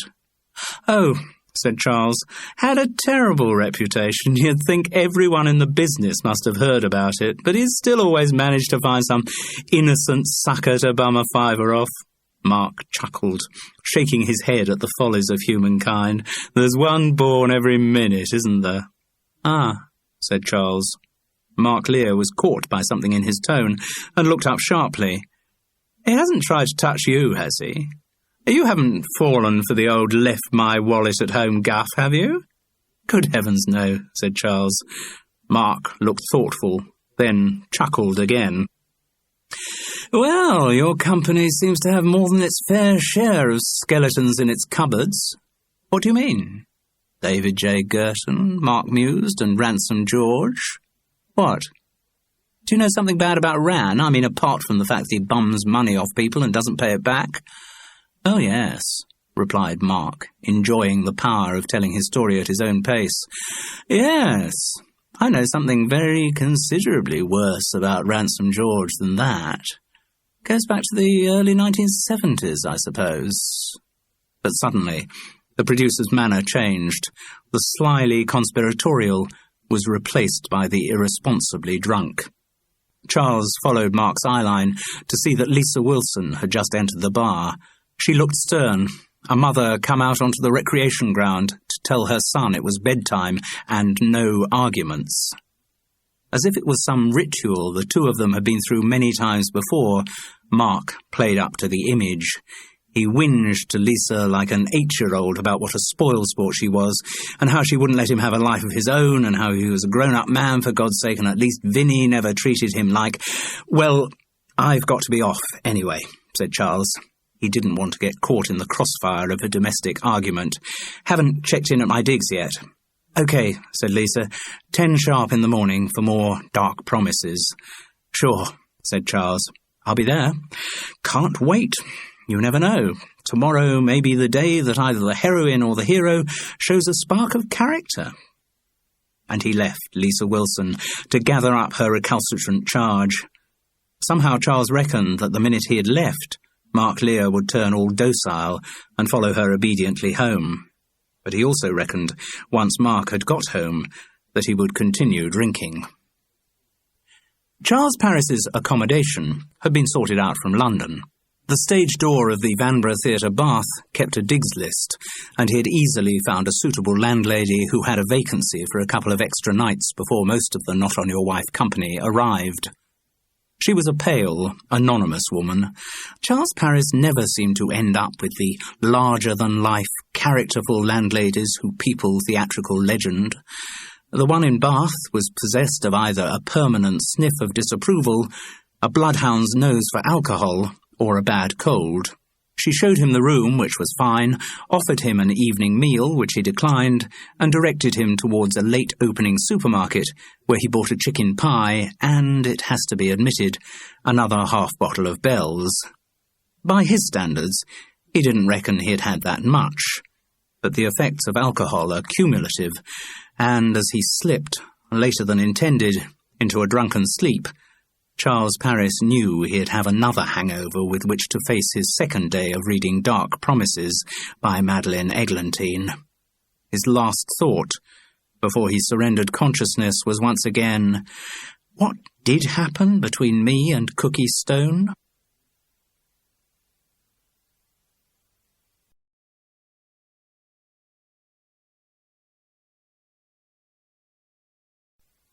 Chapter 4. Cookie Stone sidled up at him to the Vanbrugh Theatre in Bath on the Monday afternoon and winked. "I remember what you said on Thursday night." Charles Parris smiled weakly. He wished to God he did. Fortunately, there wasn't much time for embarrassment. The rest of the day ahead promised to be too busy for reminiscence or recrimination. The cast of Not On Your Wife was about to rehearse the play for the first time on set, and they all knew that whatever standard the show had reached in the rehearsal room, on stage everything would be different. The schedule for the next 2 days was tight. The get-in to build the set had happened on the Monday morning. In the old days, Charles Parris reflected nostalgically, that would have taken place on the Sunday. But now prohibitive overtime rates made any theatre work on Sundays a rarity. On the Monday afternoon, the lighting director would work out a basic lighting plot to be tweaked and refined during the tech run, which was scheduled to start at 5 and to take as long as it took. Fortunately, Not On Your Wife was not a complicated show from the technical point of view. The basic set of the 2 adjacent flats once built did not change throughout the play, and the lighting plot was a simple matter of switching between the 2 acting areas. The Tuesday morning was to be reserved for final adjustments to the set and lights. The company would then be called at 12 o'clock for notes arising from the tech run. At 2:30 they would start a full dress rehearsal, which everyone in the company knew would not be enough to drag the show back to the standard it had reached on the previous Thursday in London. Then, on the Tuesday evening at 7:30, Not On Your Wife would face its first ever paying audience, amongst whom would be critics from the local press. This last detail, when announced, had distressed many of the cast, particularly Bernard Walton. The show, he argued, would be terribly rough on the Tuesday night. Give it a chance to run itself in for a couple of performances before admitting the press. But for once, the star didn't get his own way.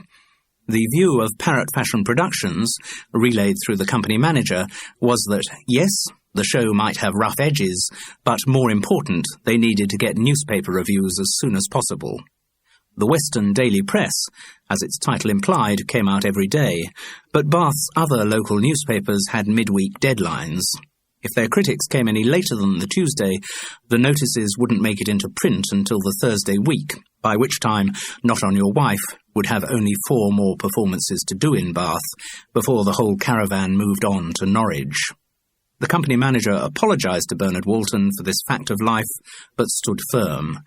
The star might have total artistic control, but when it came to purely commercial considerations, he had to give way. Advance booking for the show wasn't as good as they'd hoped, and Parrot Fashion Productions insisted on a Tuesday press night. It was clear on the Monday that the show's director was more than a little out of his depth. Though he'd got by all right in the rehearsal room, actually getting a play into a theatre presented different challenges to someone whose main experience had been in television. Up until that point in the production, David J. Girton had abnegated his directorial responsibilities to Bernard Walton and the rest of his cast. But the decisions he faced now were technical rather than artistic, and he needed someone else to whom he could abnegate these new burdens. Luckily for David J. Girton, the perfect person on whom to offload all such matters was conveniently to hand. He was the company manager, the one who had explained to Bernard Walton the necessity of a Tuesday press night. His name was Tony Delaunay, and he had worked for Parrot Fashion Productions for years.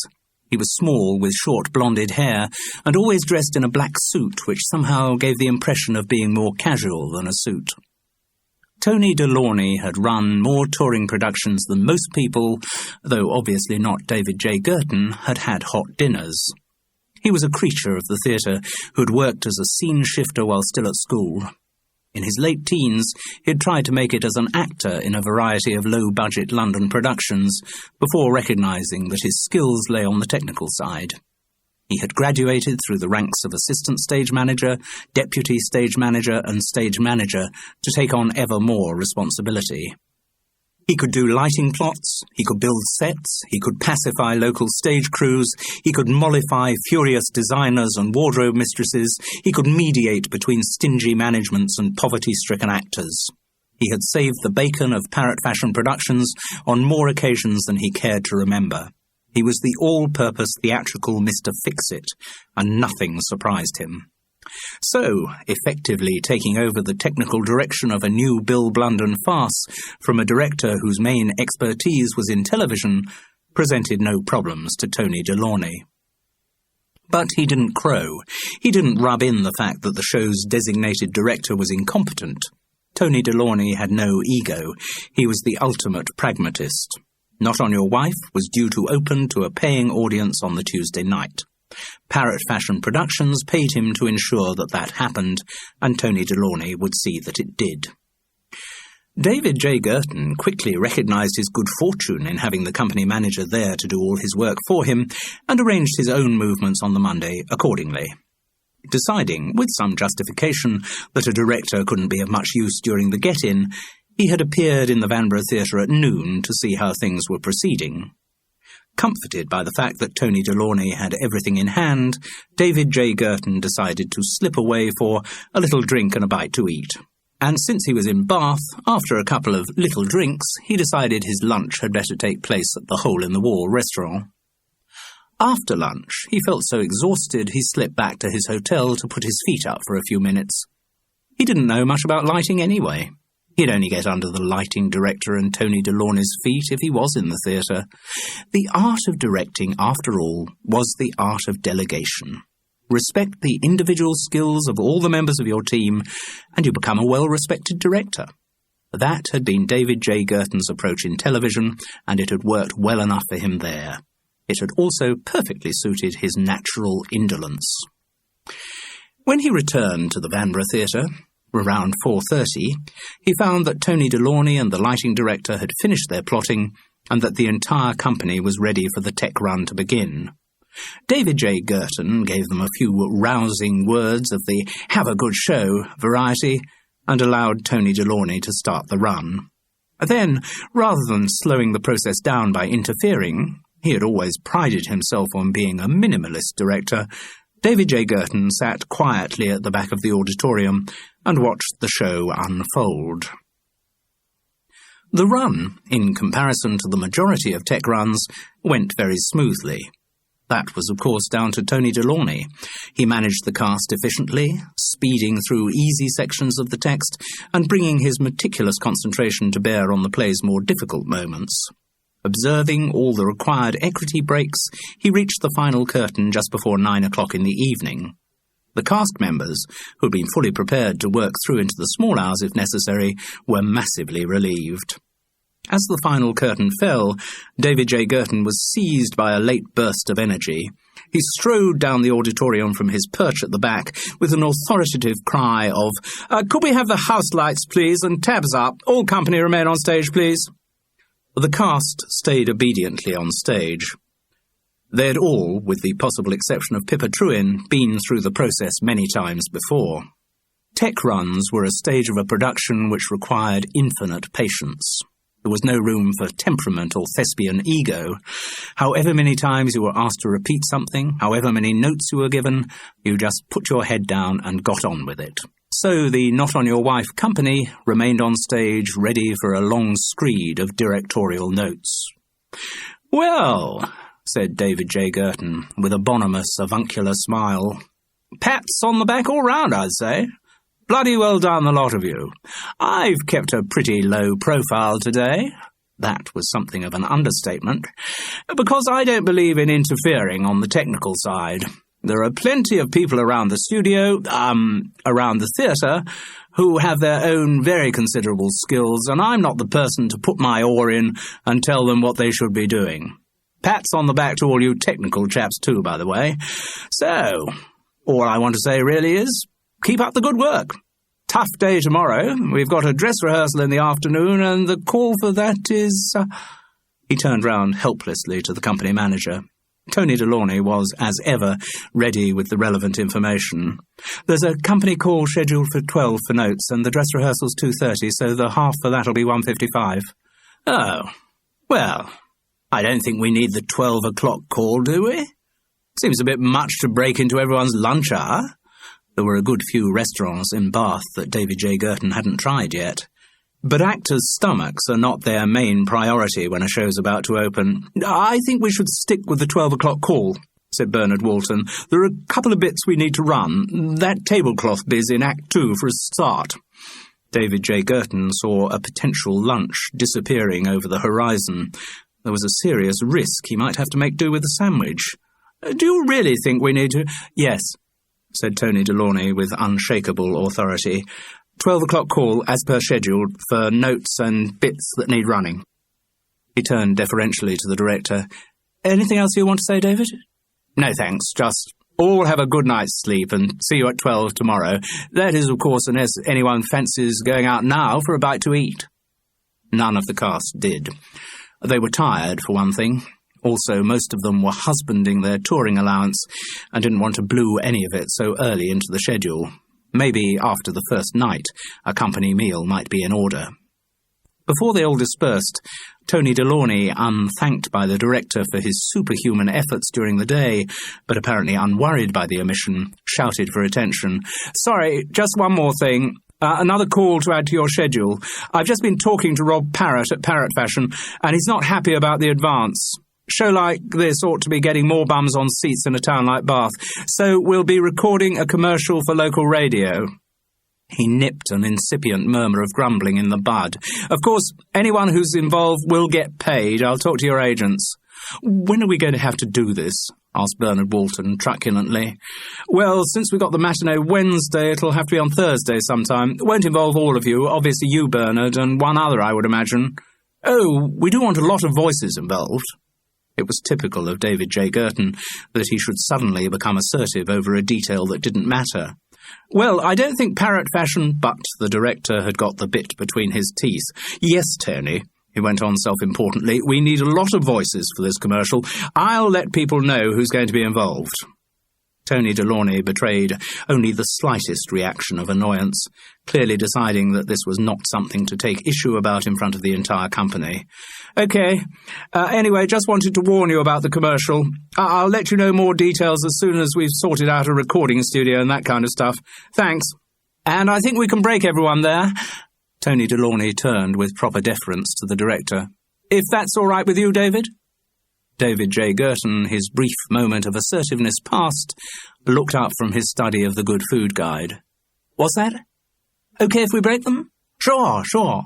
Right, that's it for today, said Tony Delaunay. See you all at 12 tomorrow.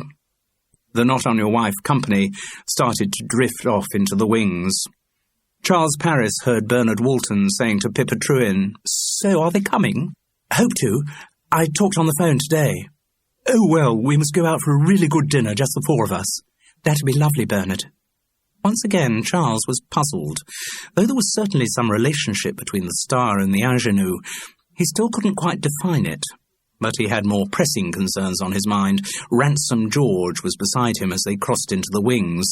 Ran, about that 20 quid. Haven't forgotten about it, dear boy. Go to the cash point first thing in the morning. Well, I'd be grateful if you could, because the thing is, don't you worry. First thing in the morning, said Ransom George grandly, and speeded up on the way to his dressing room. Charles was about to follow, but suddenly found himself face to face with Cookie Stone. She grinned at him and gave another wink. Wondered if you fancied going out for a little drink and a bite to eat? She was a good mimic. She had caught David J. Girton's tone exactly. "And whatever else is on offer?" There was no ambiguity in the final phrase. Charles Parris felt himself colouring as he desperately tried to muster some excuse. Maybe," he said feebly. Then, with a brainwave, "Just got to check something with Tony first." He found the company manager in the auditorium, talking on a mobile phone. Tony Delaunay raised a hand to acknowledge that he'd seen Charles and continued his conversation. Its subject was guarantees and percentages. No doubt he was again talking to his boss at Parrot Fashion Productions. "Yes," he said as he switched off his phone at the end of the call. "Just a thought, Tony. Don't know whether you've got a studio sorted out for recording the radio commercial." "No, I was going to ask around. Why, have you got any ideas?" "It's just I've been recording an audio book in a studio down here. It's run by some people I know. They've got the full setup, state-of-the-art technical stuff. I thought if you hadn't got anywhere sorted... Have you got their number? I'll call them. If they offer me a reasonable rate, then that'll be one less thing I have to sort out." Charles handed across one of the newly printed cards that Lisa Wilson had given him at the end of the Dark Promises recording on the Saturday. "Thanks."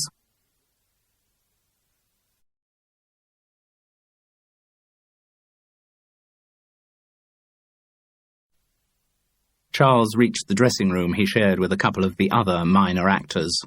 There was no one else there, but his haven didn't remain secure for long. He heard a discreet tap on the door, and a "Come in," admitted Cookie Stone. "Ah," said Charles. "Hi." She leant her face forward, lips puckered over her prominent teeth, waiting to be kissed. He chickened out and planted a gentle peck on each cheek. If she felt any disappointment, she didn't show it. "So, how about this evening then, Charles?" "Love to," he said. "Love to. Thing is, you know I was doing that audiobook over the weekend?" "You mentioned it, yes." Well, there were a couple of retakes we didn't get round to, only tiny bits, but since we finished earlier than expected this evening, well, I just rang through to the studio and they're still there, so I'm going straight over now to get it sorted." "This time of night?" He coloured. It did seem pretty unlikely. "As I say, it's only a couple of tiny bits," he floundered, "and they're up against a tight deadline." He didn't sound very convincing, but Cookie Stone took his words at face value. "Okay. Very starry, though," she observed with mock deference. "You fitting in bits of other work round the play schedule. Be off playing in charity pro-am golf tournaments next." "I don't see it. Even this audio book's not my usual style, I can assure you." It was against Charles's nature to claim charisma he didn't possess, so he confided, "I only got involved in this because Mark Lear—" "Who?" "Mark Lear. He's the producer. Why, do you know him?" "No," Cookie replied firmly. "I've never heard of him." "Oh, well, I've known him from way back. Old friends and confidants, know what I mean?" "I suddenly understand why you're recording for him, then. Jobs for the boys, as ever in the theatre?" "That's it, I'm afraid." "Or jobs for the relatives," said Cookie Stone with sudden venom. "That's the way to get on in this bloody business. Get born into one of the great theatrical dynasties." Charles chuckled. "Trouble is, that's one of those things we don't have a lot of control over, do we? The rest of us must just scratch a living the best we can, eh?" Cookie's expression was beginning to take on an amorous cast, so he cleared his throat and said quickly, "Anyway, I thought it'd be easier to get these retakes done now because we don't know how the schedule for the rest of the week's going to pan out, do we?" "No. No, we don't," Cookie agreed. She nodded, accepting the situation. "Oh, well, make it another night, eh?" "Sure," said Charles, once again weak. Then, falling back on the traditional actor's defence of a funny voice, he assumed the one he had used for every man in his humour in Belfast. Charles Parris seemed to have drifted in from another play, Plays and Players. "Make it another night," he echoed. Cookie Stone proffered her face to him again. This time he planted a kiss on the tip of her upturned nose. It was a kiss without attitude. It could have been an expression of deep affection. It could have been merely avuncular. "See you in the morning," said Cookie, and left the dressing room. He didn't feel good about the glibness with which the lies had slipped out. It reminded him of times he'd lied to Francis. Lying never felt good, but the more readily the lie is accepted, the more of a heel its perpetrator feels. Cookie didn't matter to him, or at least he didn't think she mattered to him, so lying to her shouldn't cause him too much anguish, but he still didn't feel good about it. The thought of Francis hurt like a jaw-deep toothache. In his brain remained a residue of the recollection that he had wrung her the night he had got drunk with Cookie. Surely it couldn't be true. Cookie had been in the flat with him. He wouldn't have wrung Francis with Cookie there, for God's sake, would he?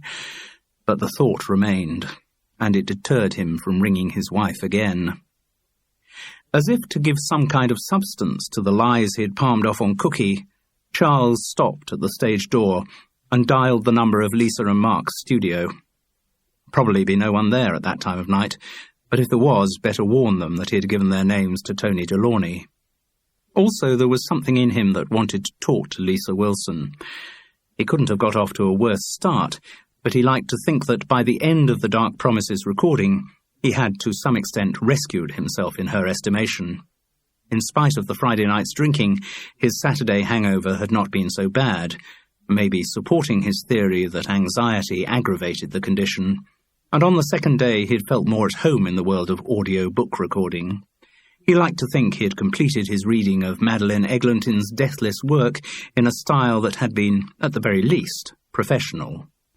Certainly, at the end of the recording, Lisa Wilson had said, "Well done, we must get you in to do another of these." It could merely have been routine courtesy, but Charles liked to think there had been a bit more to the compliment. There was another thing, too. He couldn't deny that over the 2 days of close proximity, he had come to find Lisa Wilson increasingly attractive. He knew he shouldn't be thinking about women. The chaos of his relationship with Francis, the ill-defined nature of the one he had with Cookie Stone, the fact that Lisa was Mark's girl anyway, and the disaster-littered history of Charles Parris's emotional life should have stopped him from ever feeling another stirring of lust in any direction. But it hadn't. "Hello?" Lisa answered. Given her character, it was no surprise that she should be working late. "It's Charles Parris. I rang because I was talking to the company manager of our show and—" "Tony Delaunay." "Yes. You mean he's been on to you already?" Tony certainly didn't hang about. No doubt that was one of the reasons for his success as a company manager. "Yes, we've fixed it." "To do the Not On Your Wife radio commercial? Great." He beat me down a bit on price. No surprises there. He's a shrewd operator. Parrot Fashion Productions run a tight ship, which is the polite way of saying they're so mean that when they open their wallets, moths fly out. "Still, it's new work," said Lisa. "Might lead to something else, you never know. Getting the studio used anyway, so many thanks for the introduction." "No problem. The cue came up and it seemed daft not to act on it." "Much appreciated." "Is Mark there?" asked Charles. He didn't particularly want to speak to Mark, but etiquette dictated that it was really Mark who was his friend, not Lisa. "No, I'm just finishing up here. He's in the pub." "Ah." Charles thought he had bleached the monosyllable of all intonation, but Lisa still picked up on it. "Yes, I must go and drag him out soon. Otherwise he won't be fit for anything tomorrow." Mark always enjoyed a drink, Charles observed uncontentiously. It's got beyond enjoying. There was bitter experience in Lisa Wilson's voice. "I'm not sure that he does enjoy it now. He just goes on drinking in a kind of blur of self-hatred. It seems to be part of some death wish." "You're exaggerating," said Charles lightly. "I wish I was." "My father was an alcoholic," Lisa confided. "I've seen it all happen before, and I'm not enjoying going through it again." "Ah," said Charles. There didn't seem a lot else to say. Lisa Wilson sighed. "Anyway, I'd better go and do my nagging little woman routine and extract Mark from the pub. I just hope he manages to keep off the stuff on Thursday." "Thursday?" "That's when you're doing your radio commercial. I'm going to be in London at this publishing meeting." "Oh yes, you mentioned it. So Mark will be in charge." "Come on, Lisa. He'll be fine. You're talking about a man who spent over 20 years producing radio programmes for the BBC. I know, she said gloomily, but I don't think you've any idea how much he's degenerated since they kicked him out. I thought it was voluntary redundancy. Kicked him out, Lisa repeated. Mark's never really recovered from that. Totally knocked the stuffing out of him. Charles could only manage another R. Anyway, I must get on. Thanks again for mentioning us to Tony Delaunay. No problem. See you, Lisa. Bye. He put the phone down, feeling disproportionately sensitive. He had said, see you, and she had only said bye. Did that mean she didn't want to see him? Did that mean her talk of further audiobooks had just been professional flannel? Charles knew his reaction was ridiculous. He just felt exposed, nerve endings too near the surface of his skin. It was a combination of factors. The tensions of a play about to open, the ugliness of his relationship with Francis, the stupid situation he got himself into with Cookie, and Lisa Wilson's talk about Mark had raised the old worry about his own drinking. His behaviour the previous week had been appalling, and the blame for it could be fairly and squarely attributed to alcohol. If he hadn't drunk so much, none of it would have happened. He must cut down. But not quite yet. There was bound to be a pub on the way back to his digs. Charles Paris was about to go out through the stage door when he was surprised to hear voices coming from the green room. He thought all the company would have hurried off as soon as they could. He moved closer to the green room door. He was even more surprised to hear that one of the voices belonged to Bernard Walton. Listen, the star was saying, it's even more important at the moment that you keep quiet about the whole thing. Don't worry, Ransom George's voice cajoled lazily. No problem. I'll keep stum. The thing is, there's this guy who's going to be around for the next couple of days, name of Kurt Greenfield. He's writing a biography of me, and it would be very awkward if he found out anything that... You have my word, Bernard. There's no danger, I'll say a dicky bird. Good. The star didn't sound totally reassured, so Ransom George went on, Listen, it's not in my interest, is it, Bernard? I don't want to spoil the arrangement we have at the moment. It's suiting us both fine, isn't it? Well, Bernard Walton wasn't convinced about that. Ran chuckled. Well, it's suiting me fine. No, your secret is absolutely safe with me, Bernard. There's no way I want anyone sharing it. I'd be extremely miffed if I thought anyone was sharing it. He dropped into a punch-drunk boxer's voice. In fact, I'd do a mischief to anyone I thought was trying to share it.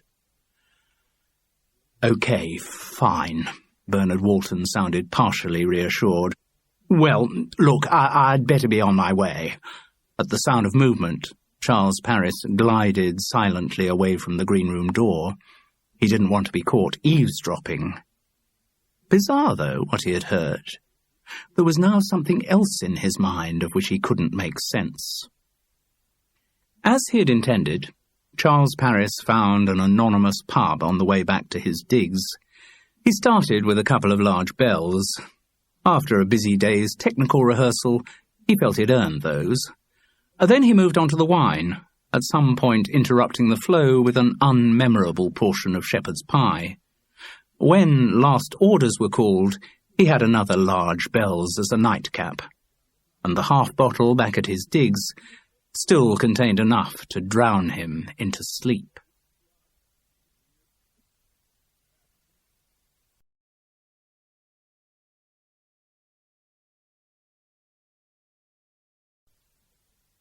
Chapter 5.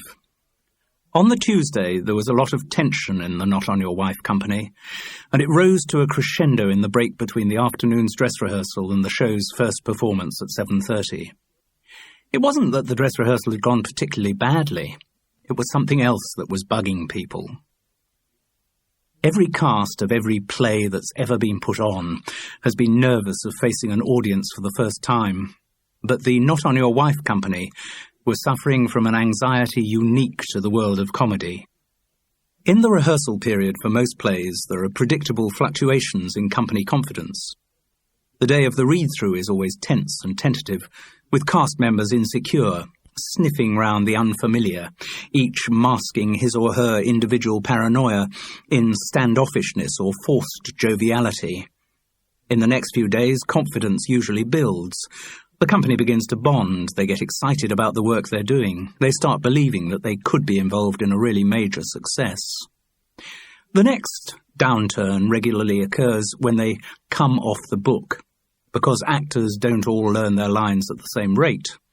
But once the text is firmly assimilated, there is another upswing. Yes, they are involved in something good. The show's really going to work. That mood is unfailingly dashed as soon as the company gets into the theatre and starts working on the actual set. That is why technical rehearsals are always so ghastly. But as the best productions run up to the first night, there develops a nervous bubble of thrilled anticipation. The show's not ready, they need more rehearsal, but if everything comes together, if they have a following wind and a sympathetic audience, then it could be wonderful. In comedy, while all of this regular pattern is followed through, the stakes are much, much higher. The play that seemed so hilarious at the read-through, the play whose stage business frequently made the entire company collapse in hysterics during the early stages of rehearsal, becomes dull by familiarity. In the week before it opens, when all concentration is on the technical aspects of the production, the play seems about as funny as a bowl of cold sick.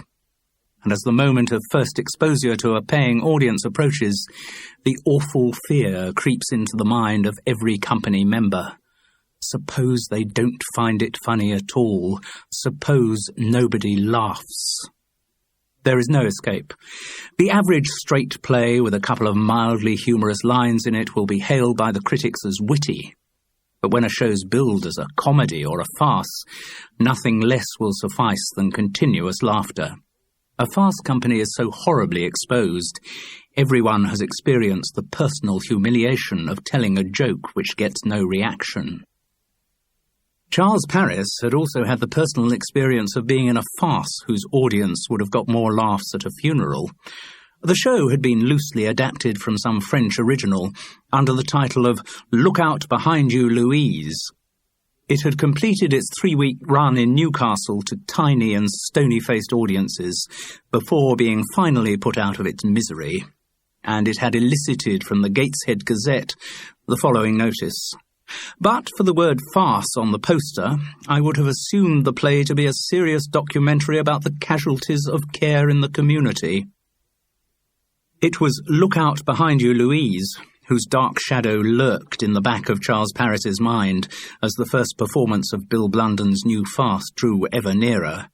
But each member of the company had his or her own comparable nightmare of failure. Privately, they all twitched with terror. Generally speaking, the first night of Not On Your Wife didn't go too badly. The play didn't get all the laughs it should have done, but it did get some laughs. There was something to build on. And at least for the company, that dreadful moment of presenting a comedy for the first time was past. They breathed a communal sigh of relief. On the Thursday lunchtime, when Charles arrived at the studio, it looked as though Lisa Wilson's vigilance had been insufficient. Mark Lear was extremely drunk. He must have spent the morning taking continuous top-ups from the bottle in the gents. Charles hated to think how high Mark's maintenance dose might be. They had arranged on the phone that Charles should arrive before the other members of the Not On Your Wife company involved in the commercial. It had been Mark's suggestion. Come round 12-ish. We'll have a couple of pints before we do the recording. The rest of the actors were called for 2 o'clock. He had agreed to the earlier meeting because there had been a quality almost of desperation in Mark Lear's voice. Charles was determined, though, that whatever Mark might do, he himself wouldn't drink. He had woken up in his digs that morning with yet another hangover, and there was a show to be done in the evening. He needed all his wits about him. Under the circumstances, it would have been deeply unprofessional for any actor to drink at lunchtime. But somehow, once they were actually inside the Queen's Head, it all seemed less important. The very smell of the beer was heady and seductive, and Charles knew how much better a pint would make him feel. Just the one pint, mind, just to counter the morning's dehydration. Charles Parris knew when to stop. Besides, Mark Lear needed him. The desperation Charles had heard on the phone was intensified in the flesh. Mark looked haggard and dispirited. To let a man in that condition drink alone would have been inhuman. Charles got the first 2 pints and ordered sandwiches. After they had both taken greedy gulps from their glasses, he said, "You don't look too good, Mark. Anything the matter?" "You name it. Where shall I start?" "Well, let's start with the most important. Will you be in a state to produce this commercial this afternoon?" His question prompted anger. "Of course I bloody will. What do you take me for, Charles? When I was at the Beeb, I'd do huge, elaborate 3-day productions and not draw a sober breath the whole time, and they were bloody good programmes." "That's all right then," said Charles soothingly. "So that's not what's upsetting you?" "No." "Which means it must be something else." Mark Lear was silent. "If talking about it's going to help, I'm happy to listen. If, on the other hand, you don't want to talk about it, that's entirely up to you." Of course, Mark wanted to talk about it. He had never been much of a one for the stiff upper lip, for buttoning in his emotions. That wasn't his way. If he had a problem, then other people were bloody well going to hear about it. Mark Lear had always craved sympathy, ideally from a wide-eyed young girl, but when one of those wasn't available, anyone with open ears would do. At that moment, Charles Parris fitted the specification. "Oh, I don't know, Charles. It's all such a bloody mess." "What is?" "Everything. I mean, the way everything's gone wrong in the last couple of years. I'm out of the BBC. Just as you always said you wanted to be. I know. But somehow it's different on the outside, and now I've lost Vinny and the kids. Again, you always said you wanted freedom. Yes, but I don't know. I just feel... I mean, I was never that great a father, but at least I had contact with them." "And now you don't see them at all," suggested Charles, feeling an unexpectedly strong and sudden pang of guilt about his own daughter. When had he last seen Juliet, or his grandchildren, come to that? "No," Mark replied. "I suppose I should make the effort, but, well, the kids don't seem that interested in seeing me. They only hear Vinny's side of things, obviously, but... Anyway, 2 of them are off at university." "I thought all 3 of them were." "No, Claudia, the youngest, she's having some time out. She had this eating disorder, which I think was kind of started by us splitting up. So at the moment she's living with Vinny and the new husband, though I can't imagine that makes her situation any less stressful." "Oh, it's all such a bloody mess," Mark repeated abjectly. "I feel so guilty. Perhaps I should have stayed with Vinny."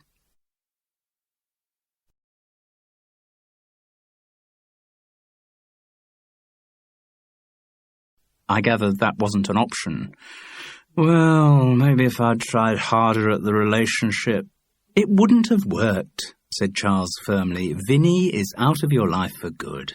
And come on, cheer up. It's not as if you haven't got a rather good replacement. I wouldn't mind having..." He nearly said Lisa, but changed it to a girl like Lisa around. "You're a lucky man." "I know, but..." "But what?" Mark Lear shook his head self-pityingly. "It's just not working. I mean, it's not the same. I think she's had enough of me." "Anything particular make you say that?" Mark grimaced. "A girl like her, well, she's going to have had other boyfriends, isn't she? I would assume so. She's very attractive. In the past..."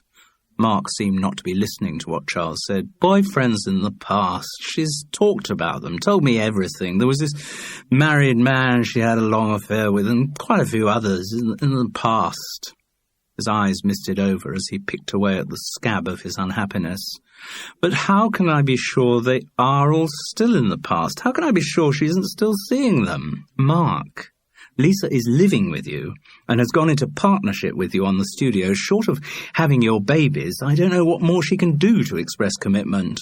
"No, but I don't know. With her, sometimes I just feel so old. I mean, what woman's really going to want someone of my age?" Mark had chosen the wrong person to put this question to. Perhaps it might have gone down well with one of his nubile totties. For Charles Paris, it was all too uncomfortably pertinent to his own situation. "You've got Lisa," he said brusquely. "You're being given a second chance. If I were you, I'd be down on my knees thanking the Lord for his generosity." Mark Lear's mood was too entrenched to be shifted so easily. "I don't know, Charles. I just don't seem to have anything to look forward to. I can't really see the point of going on." "Oh, Mark, for God's sake, you're only 50. You could have half your life still ahead of you." His friend shuddered. What a repellent thought. Charles continued trying to jolly Mark out of his gloom, but he recognised it was a hopeless task.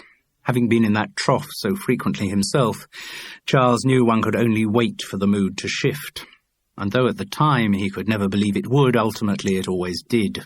Or, the depressive in him qualified pessimistically, it always had so far. Mark Lear clearly didn't want to be shaken out of his gloom that day. He was in a bleak, self-destructive mood. Charles had only one more pint, but Mark kept ordering double Scotch chasers to go with his beer, and left the sandwiches untouched. As the hands of the clock approached 2, he didn't have the air of a man capable of producing his hand from his pocket, let alone a radio commercial. And one thing he said in the course of his maudlin ramblings stayed with Charles for the rest of the day. "I feel afraid. Actually afraid. I don't know what it is, Charles, but I feel as though something awful is going to happen. I feel as if someone's out to get me." They got back from the Queen's Head a little after 2 to find the other Not On Your Wife actors waiting outside the studio. The atmosphere was scratchy. Since the beginning of the week, their schedule had been punishing, and the previous day they'd done a matinee as well as an evening performance. The fact that they were being paid to do the radio commercial was not enough to raise their spirits, and the general mood was not improved when they realised that the man who let them into the studios was extremely drunk. David J. Girton had won his point about having a lot of voices for the commercial. Though the expense involved went against all the penny-pinching instincts of Parrot Fashion Productions, it was an issue on which the director had proved surprisingly intransigent. Perhaps, finally recognising that he wasn't having much influence on the actual production of Not On Your Wife, he was determined to have his one moment of assertiveness over a detail. As a result of his insistence, therefore, the actors who had been called were Bernard Walton, Ransom George, Cookie Stone and Pippa Trewin. David J. Girton was also present, of course, though in a bad mood. He had won his point about the number of actors, but had failed in his attempt to make the call later than 2 o'clock. As a result, he'd had to rush his lunch at Popjoy's to be there in time. The mood of the assembled company went down another notch when they realised that Tony Delaunay was not present. The company manager it was who would be bringing the text of the commercial they were to record. That was being organised by the Parrot Fashion Productions office and was to be faxed through to the Vanbrugh Theatre. But there had been some hitch at the London end, with the result that Tony Delaunay, who was never late for anything, was late. The company members drooped around the studio, whose sitting area did not boast enough chairs to accommodate all of them, while Mark Lear stumbled about, trying to locate microphones and reels of tape. His antics and slurred speech did not inspire confidence. Charles wished to God Lisa Wilson was there. She'd have got everything sorted out within seconds. There was a communal sigh of relief when Tony Delaunay came hurrying in, but it turned to a communal groan of exasperation when he announced that there were a couple of points in the script which still needed checking with Parrot Fashion Productions. He immediately dialed through to London. The actors looked even more bad-tempered as Mark Lear continued to fumble around the studio. "Hope we're not all going to be crammed into that little dead room of yours," Charles said to Mark jovially, trying to lighten the atmosphere. He turned to the rest of the actors. "Last time I was in there was no air at all. After half an hour, I just couldn't breathe. It was some problem with the air conditioning." No one seemed particularly interested in what he was saying, but Mark responded, "We're going to be in the big studio just as soon as I've got it all rigged up properly." "But the air conditioning in the little one has been fixed, hasn't it?" "Not yet," Mark responded tetchily. "That's another bloody thing I've got to sort out." and he blundered through the open door of the larger cubicle to stare hopelessly at the rows of switches, faders, and jack plugs. For the first time, the anxiety struck Charles that Mark might not actually know how to work the equipment. As a producer at the BBC, he would always have had a team of studio managers to sort out the technical minutiae for him, and from what Charles had seen, in their new studio, Lisa Wilson dealt with that side of things. He began to regret his recommendation to Tony Delaunay. And he felt very glad that the company manager was still on the phone to London. So far as the cast was concerned, the lack of a final script was what was preventing the recording from getting underway. They seemed not to have noticed that the studio wasn't yet properly rigged for them to start work. Continuing his attempt to ease the atmosphere and doing his bit to help, Charles took orders for coffee and went off to fill the kettle. Mark Lear tried to go through into the larger studio, but found it was still locked. He had some problem finding the key to the deadbolts, but eventually managed to open the heavy double doors and go inside. From over by the kettle, Charles heard Bernard Walton's petulant drawl. "Isn't it bloody typical? You work your guts out for weeks on a play, the whole complicated machinery works like bloody clockwork, and then, when you get to a minor detail, like this wretched radio commercial, it all screws up. I mean, why on earth did we have to come out to the bloody suburbs of Bath to record this thing anyway? You'd have thought they could have found a studio nearer the centre. I wonder who was responsible for choosing this god-forsaken hole." Charles kept quiet. In the corner of the room, Tony Delaunay continued to wrangle with the Parrot Fashion Productions office.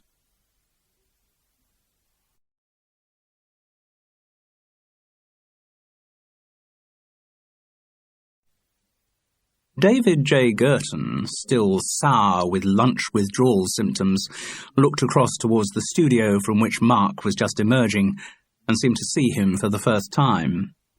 "Hey, you're Mark Lear, aren't you?" "That's right."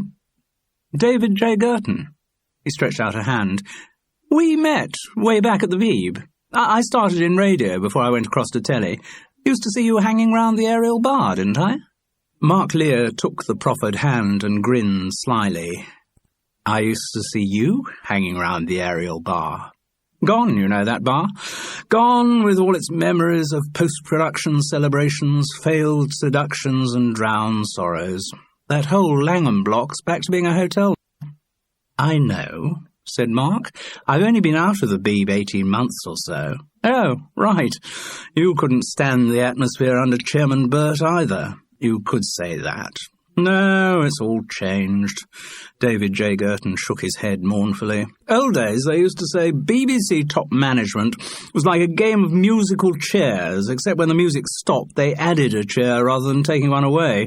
Now, when the music stops, they take away 2 chairs or 3. Haven't seen bloodlettings on that scale since Stalin's purges." "You're still involved, though, I hear." Mark Lear swayed slightly as he spoke, picking out his words with great concentration. "Yes, I go back on contract from time to time. When they want a new series of Neighbourhood Watch, I know all the cast and the writer so well. And all right for some." "You haven't been asked back, then?" asked David J. Girton smugly. "Oh, no. No, they're well and truly finished with me. Definite one-way ticket to the scrap heap in my case." "Ah," said the director. There didn't seem a lot else to say. "Mind you," a nostalgic glaze stole over Mark Lear's bloodshot eyes, "I remember those times back at the BBC, particularly the early days. You were left to your own devices then, just allowed to get on with things in your own way. Now there's a whole raft of middle management and accountants standing between the producer and any kind of real creativity." "Couldn't agree more," David J. Girton grinned. "Sounds like you're well out of it, Mark, old man." "Maybe." For a moment, Mark Lear was immobile, eyes still filmed with recollection. Then he lurched forward suddenly as he continued, "Sometimes think I should write a book about the Beeb as it was in those days. Yes, I think I should do it. Tell a few home truths. Show the BBC not like everyone presents it on all those bloody nostalgia programmes, like it really was. All the scams, all the fiddles, all the under-the-counter deals that went on. I remember some of the things I used to get involved in. Moonlighting on other jobs. Of course, it all had to be terribly secret then. The BBC owned one's soul. It wasn't nice to work for commercial companies outside, whereas now your bonus is probably calculated according to how many other organisations you work for. Yes, I think I've got some interesting stories in me. You'll be surprised the unlikely things unlikely people got involved in. Some they certainly wouldn't want to be reminded of, I'm sure. Actually, the whole thing would make a bloody good book. I can see the cover now. Mark Lear takes the lid off the BBC in a way that he may have had further literary ambitions, but he didn't get the chance to expatiate on them because at that moment, finally, Tony Delorney put the phone down and waved the precious Parrot Fashion-approved text for the radio commercial. It was a simple enough 40-second spot, in which Bernard Walton expressed his view that Not On Your Wife was the funniest play he'd ever been in, and the other cast members asked him questions about who else was in it, where it was on, and what the Vanbrugh Theatre's box office phone number was.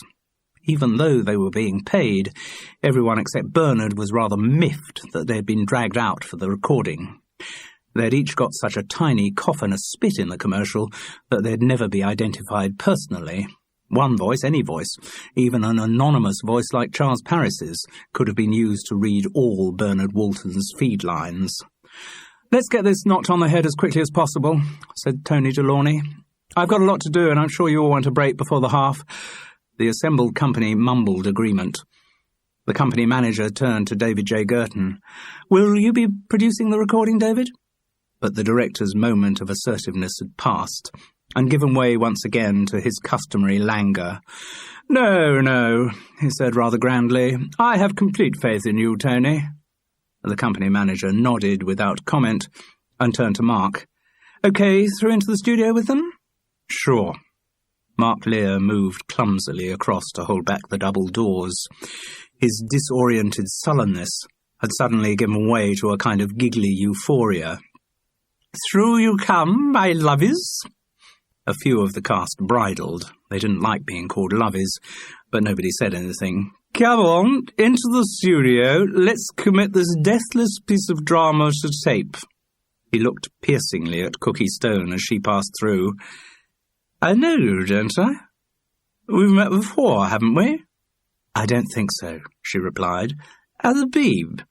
Didn't you ever work for continuing education?" "No." Cookie dropped into a Brooklyn Broadway babe voice. "I never got the breaks. From birth, I was just a no-hoper. I never made it into continuing education." But by then, Mark Lear had lost interest in Cookie in favour of Pippa Trewin. Something of the old charm he had focused on so many young women came back into his manner as he murmured, "And who are you?" "Pippa Trewin." "Oh, you're Pippa Trewin," he said. Well. I know all about you." And he fixed her with a beady, challenging eye. The girl looked away, annoyance twitching at the corner of her mouth. "Can we get on, please?" demanded Tony Delorney from the control cubicle. "Yes, of course." Mark Lear stumbled through to join him. Tony put the talkback key down and spoke through into the studio.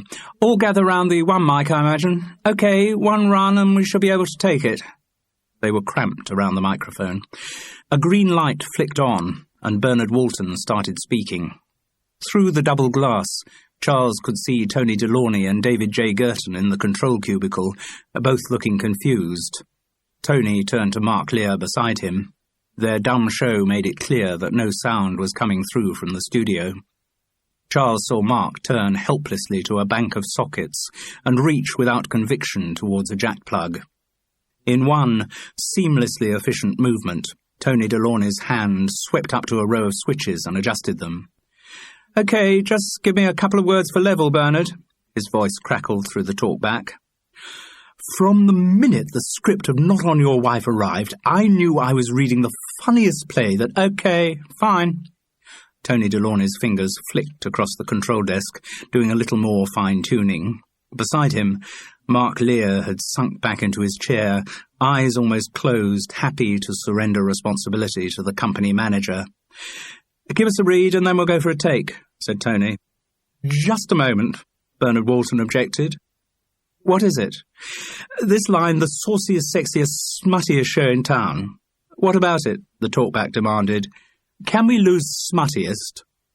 "The text of the ad has been cleared with Rob Parrott. Not sure that we ought to make any changes." Bernard Walton was adamant. "Look, I don't want my name associated with anything smutty. It's only a word, Bernard. It goes with saucy and sexy." "No, saucy and sexy are all right. Smutty is something else again. Smutty is unwholesome. I don't think it's going to worry anyone. Listen, Tony, I've lent my name to this new campaign for standards in television. To the great British public, Bernard Walton represents family values, the kind of entertainment you wouldn't be ashamed for your kids to see. Bernard Walton is not associated with anything smutty." At this point, Tony Delorney's unfailing pragmatism once again took over. Rob Parrott might want the word smuttiest in the commercial, but Bernard Walton saw it as a potential threat to his knighthood. Persuading the recalcitrant star to include the word could take up valuable time. "OK, lose smuttiest," said the talkback. Do we need another word in there?" "No, it'll flow all right with just sauciest, sexiest show in town." "Right you are. OK, let's go for a read." Mark Lear lay slumped in the chair beside Tony Delorney. He appeared to be asleep. Certainly he took no interest in what was being recorded in his studio. The commercial was done in 2 takes. Tony Delorney had got the small reel off the tape machine and left the building almost before the cast streamed back into the sitting area. "Where's a phone?" demanded Bernard Walton. "I need a cab." He turned to Mark. "Have you got a number for a taxi firm?" Mark looked up blearily, and Charles was glad he had noticed a printed card stuck on one of the notice boards. "Here's one," he said, handing it and the cordless phone across to Bernard. David J. Girton stroked his hands down over his ample belly. "Don't suppose anyone fancies a little drink? I noticed there was a pub that's open all day by the—" "No," Cookie replied shortly. "We've got a show to do tonight. I'm off to my digs for half an hour's kip." And without a look or word to anyone, she left the building. "Oh, for God's sake!" Bernard Walton slammed the aerial back into the phone with annoyance. "Half a bloody hour for a cab, in the middle of the school-run rush," he mimicked. "What do I care about bloody school runs? I'll see if I can find a cab on the street." And the star stumped out. Ran," Charles murmured. "About that 20 quid. Just off to the cash point now, dear boy." And Ransom George, too, was suddenly gone. "I should be off," said Pippa Trewin, "meeting my agent for tea." David J. Girton chuckled. "Oh, right, mustn't keep the agent waiting, must we? Particularly when that agent's—" And he mentioned the name of one of the biggest in the business. What is it with this girl, Pippa Trewin, wondered Charles, as he watched her neatly and demurely leave the studio.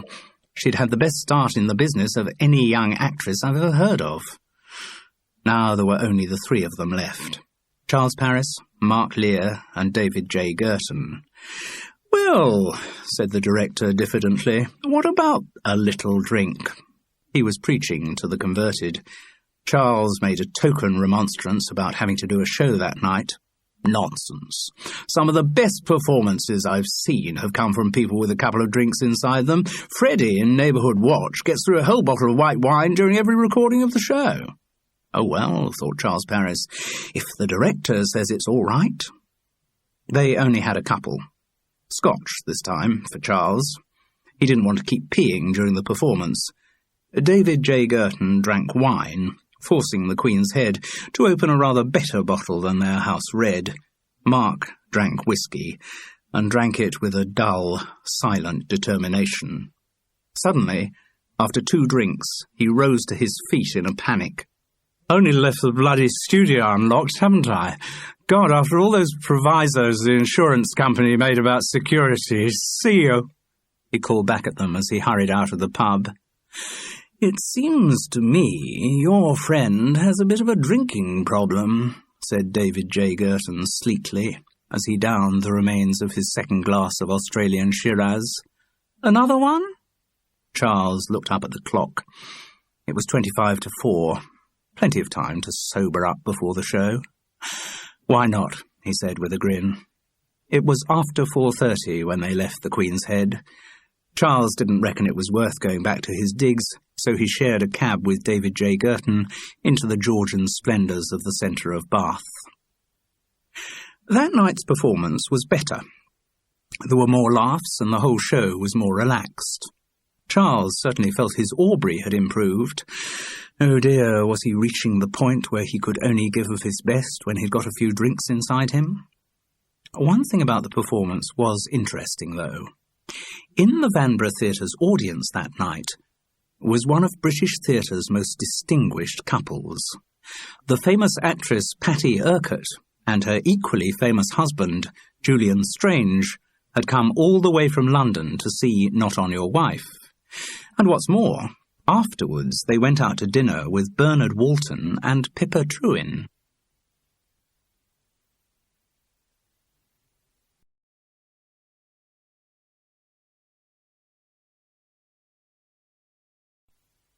Chapter 6. "It's for you, Mr. Paris." His landlady hadn't become any less anonymous as the week went by, nor had she quite eradicated the sniff of disapproval with which he always approached him. There had been a slight thawing in her manner when he had organised her 2 seats for the Thursday night, without mentioning that the advance at the box office had been disappointing and the performance was being heavily papered.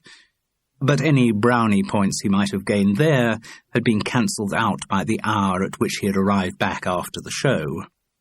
Still, the call to the phone was a welcome distraction. Charles had decided that morning to go for the kill or cure option on his hangover and have the full breakfast his landlady offered.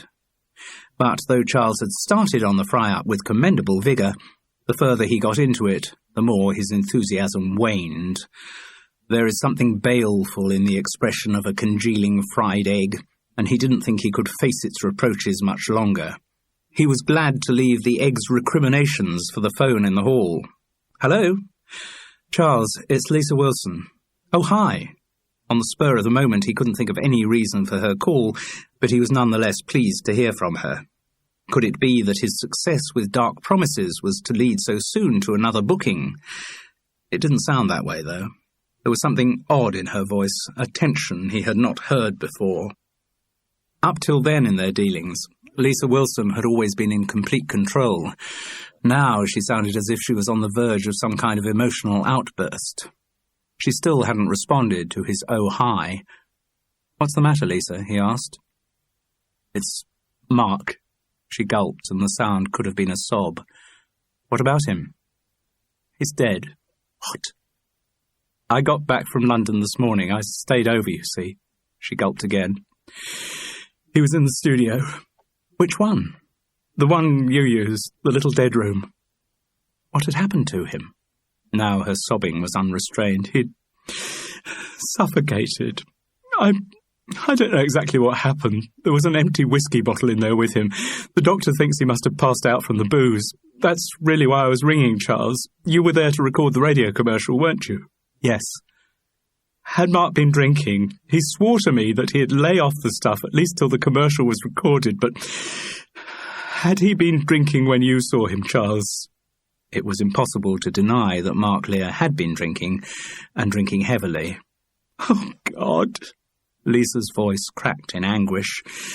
"He must have passed out while he was in there, and been too insensible to wake up when there wasn't enough air. My fault, just like it was with my father." Another huge sob welled up. "What?" "I let my father go out and drive when he'd had far too much to drink. He had a crash, hit a tree. He died 3 days later in hospital. God, I feel this is my fault too. If I hadn't stayed over in London, I'd have found Mark in time. I could have prevented it." "You mustn't think like that, Lisa. You mustn't blame yourself. It just happened, that's all." There was unrestrained sobbing from the end of the phone. Then, with a great effort of will, Lisa Wilson regained control of herself. "Charles, I want to see you, talk to you about it." "Sure. Where are you now?" "I'm at the studio now. There are police here and ambulances and all kinds." I'll ring you, okay? Yes. I mean, it's quite possible the police will want to speak to you anyway, you and the other people from the Not On Your Wife company who were here yesterday afternoon. Why? Is there any suspicion of foul play? There was an infinitesimal pause before she replied, No, I don't think so, but I guess they always check everything out. Have to, don't they? See if it's just an accident, or I suppose... She gulped again. It could be suicide, or... She didn't complete the thought, but left it dangling tantalizingly in the air. I'm frightfully sorry, said Charles. It's an awful thing to have happened. You must be in shock. Yes, I think I probably am a bit. Shock and guilt. You have no reason to feel guilty. Don't I? You don't know the half of it, Charles. She let out a harsh laugh, which broke down into a sob. Just hang on in there, Lisa. Don't blame yourself. There was nothing you could have done. And when things are a bit more sorted out, call me to fix a time to meet. Obviously, we've got a show tonight. There'll be a matinee too on Saturday, but just leave a message with my landlady, okay? Okay, thanks, Charles. He cleared his throat and then said, It may seem indelicate to ask under the circumstances, but was your day in London good? What? She asked sharply. Your meeting with the publishers, did you get the job? Oh, yes. Yes, we got the job. Sobs once again threatened. Not that it actually seems very important now.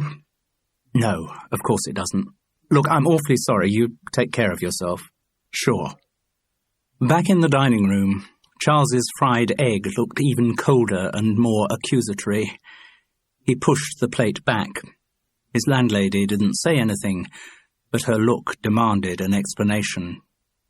I'm sorry, said Charles Paris. I just had some bad news.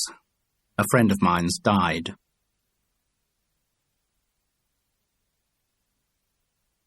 Chapter 7.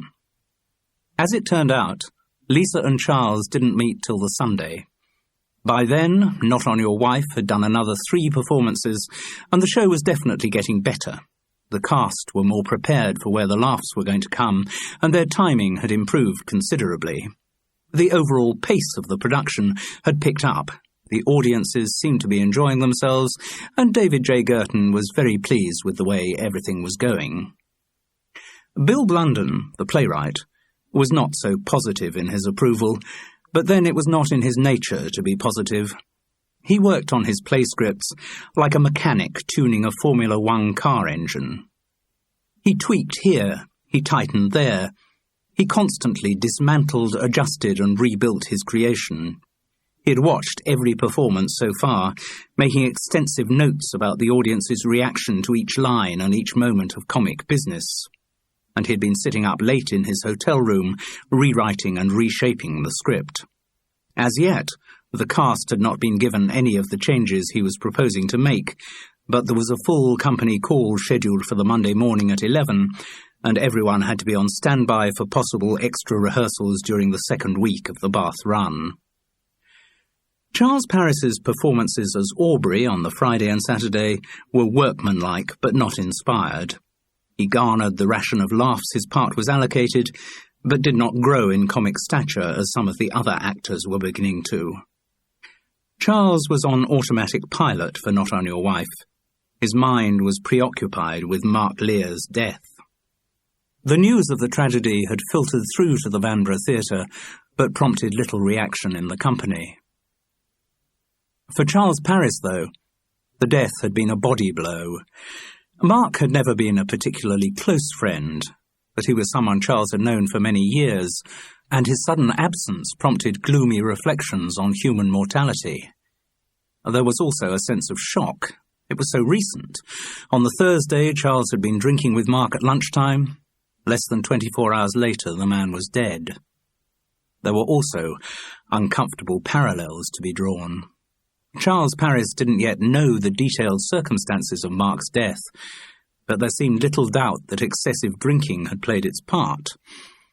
There had been too many occasions in Charles's life, particularly recently, when, for the same reason, he hadn't been entirely in control of his actions. Mark Lear's death gave him a there but for the grace of God frisson. Charles Paris knew his own drinking was getting out of hand. He could all too easily have been the victim of a comparable accident. His reaction to this realization, however, was not admirable. Instead of immediately cutting down on, or ideally completely cutting out, the booze, on the Friday and Saturday, Charles actually drank more. It seemed that whiskey was the only resource he had, the only palliative that could, however briefly, deaden the pain of the thoughts whirling around his head. Also, he was into one of those cycles of cumulative drinking when the only way he could achieve all he had to was by continuous topping up. The sequence of half bottles of Bell's at his digs became a sequence of full bottles. On the Friday and Saturday nights, when he had woken up at 3, his thoughts too troubled for further sleep, he had had recourse to the whiskey. And he had even taken a couple of solid slugs in the mornings before going down to face his landlady's breakfast. Charles Parris knew he must stop, but he wasn't quite ready yet to do that. His current dosage was necessary, medicinal even. Wait till he was feeling a bit stronger, then he'd really take the drinking in hand. The result of his mounting intake was that when, according to pre-arrangement with Lisa Wilson, he arrived at the studio at 11 o'clock on the Sunday morning, he was in the grips of another stinking hangover. She too looked in a dreadful state, but presumably for different reasons. There were dark circles under her eyes, and her mouth was a thin line of tension. Though he had never touched her before, it was instinctive for Charles to wrap an avuncular arm around her shoulders and put his lips to her cheek. She gave no sign of objecting. "I'm sorry," he said. "You must have had a terrible couple of days." She grinned wryly. "Known better. Would you like some coffee?" "Please." While she crossed to switch on the kettle, Charles looked around the studio space. "No police tape or seals or anything like that? Does that mean they've finished their investigations?" "I guess so," she replied from the other side of the room. "We'll find out for sure at the inquest, but they seem fairly confident it was an accident, though one of them was asking about the possibilities of suicide." "Would you say Mark had a death wish?" She crossed to the table with 2 mugs of coffee. "At times." "Yes." Something in Charles's intonation made her look up sharply. "What do you mean?" "What did he say on Thursday?" "Well, we had lunch in the Queen's Head. He told me he wasn't going to drink." Charles shrugged. "You said so on the phone, I'm sorry. At the time, I didn't know he'd promised you to lay off. No reason why you should have done. So what did he say?" "He was just in a maudlin mood, self-pitying. I'm sure you know what he could be like." Lisa Wilson nodded with feeling. "Well, Mark was saying that life was a mess and that kind of stuff. But I don't know that that would qualify as having a death wish. I mean, he didn't talk about suicide or... He was just gloomy, depressed, if you like." Lisa fiddled with the handle of her coffee mug. Charles hadn't seen her in a state like this before. He suddenly realized it wasn't simply shock she was suffering from. She was actually nervous of something. Not of him, surely. "Did Mark say anything about me?" Lisa asked diffidently. "He did mention you, yes." "What did he say?" "He implied that things weren't... Look, I'm sorry, the state of your relationship is none of my business. What did he say?" she insisted. "He sort of said that he was too old for you and that things weren't going too well." Lisa nodded her head slowly. "Did he say anything about other men?" "Other men? Other boyfriends of mine?" "Yes, he did. He said that you must have had other boyfriends in the past. And perhaps you still kept in touch with some of them." "Oh. Oh, God." Her blonde head sank down onto the table, and her shoulders shook with sobs. "I should have come back. I could have saved him. I shouldn't have stayed in London overnight." "Come on, Lisa. You had things to do. You were having that meeting with the publishers, trying to get work." She looked up at him, her eyes smudged with tears. "My meeting with the publishers finished at 5 o'clock. I spent the rest of the evening and the night with an ex-boyfriend." Ah. Did Mark know that was what you were doing? Yes. Otherwise he wouldn't have... She recovered herself and shook her head. I think he may have suspected. Charles nodded. That would certainly make sense of some of the things that had been said in the pub. But you can't blame yourself for that, he urged. It was just bad luck that you were away when he passed out in the studio, just incredibly bad luck. She shook her blonde head decisively. No, it was more than bad luck. There was a silence. Charles's head was still drumming with a dull, low pain. He took a long swallow from his coffee. It had gone cold. Oh, he needed a drink.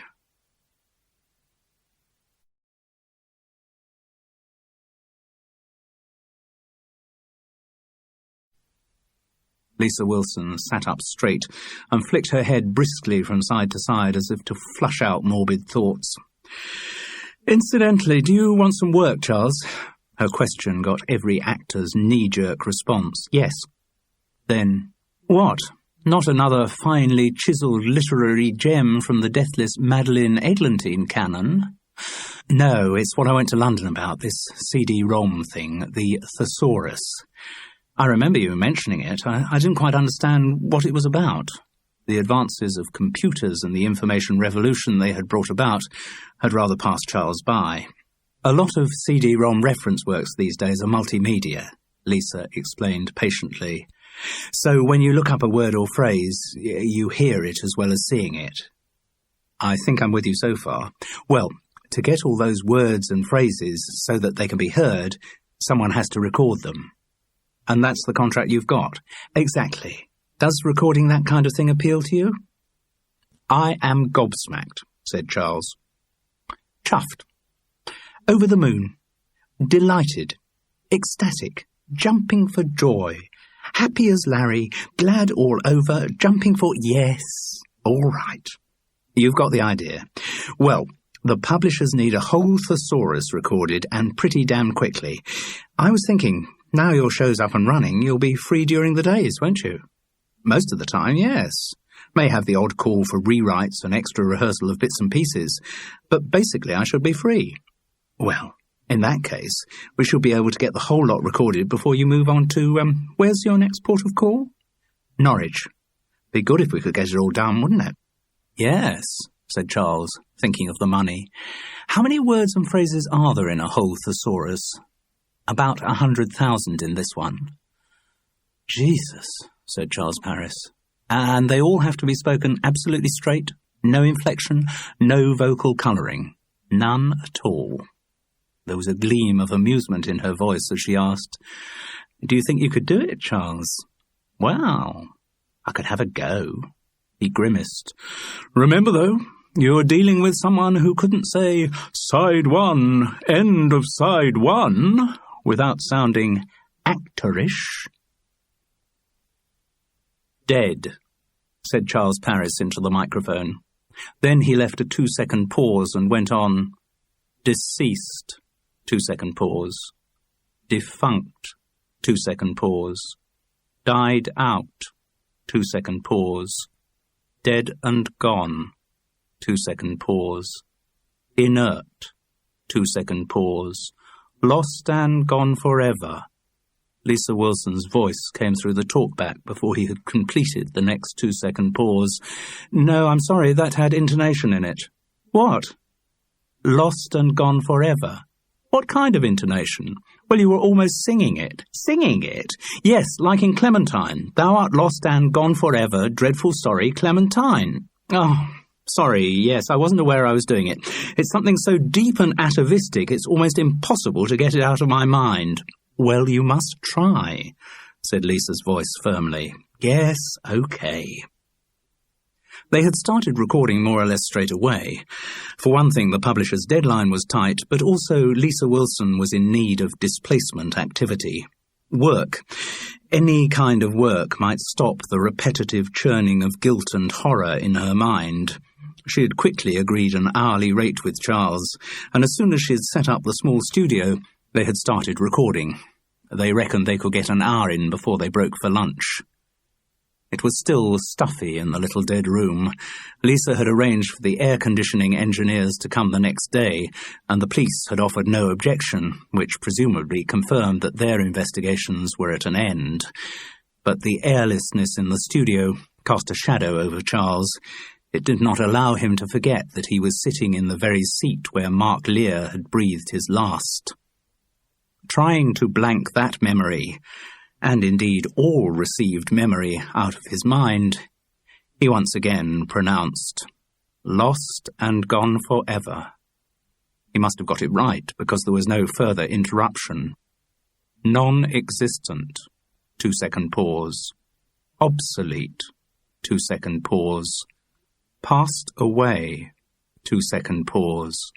Released, 2-second pause. 6 feet under, 2-second pause. Dead as a dodo, 2-second pause. Dead as a doornail, 2-second pause. Dead as mutton, 2-second pause. Dead as... "No, sorry, Charles," Lisa's voice broke in again. "You're getting a rhythm to the words. You're making them sound like a catalogue." "Well, it's bloody difficult not to," Charles Paris complained. "Bloody hard, bloody tough, bloody arduous, bloody challenging, bloody problematic."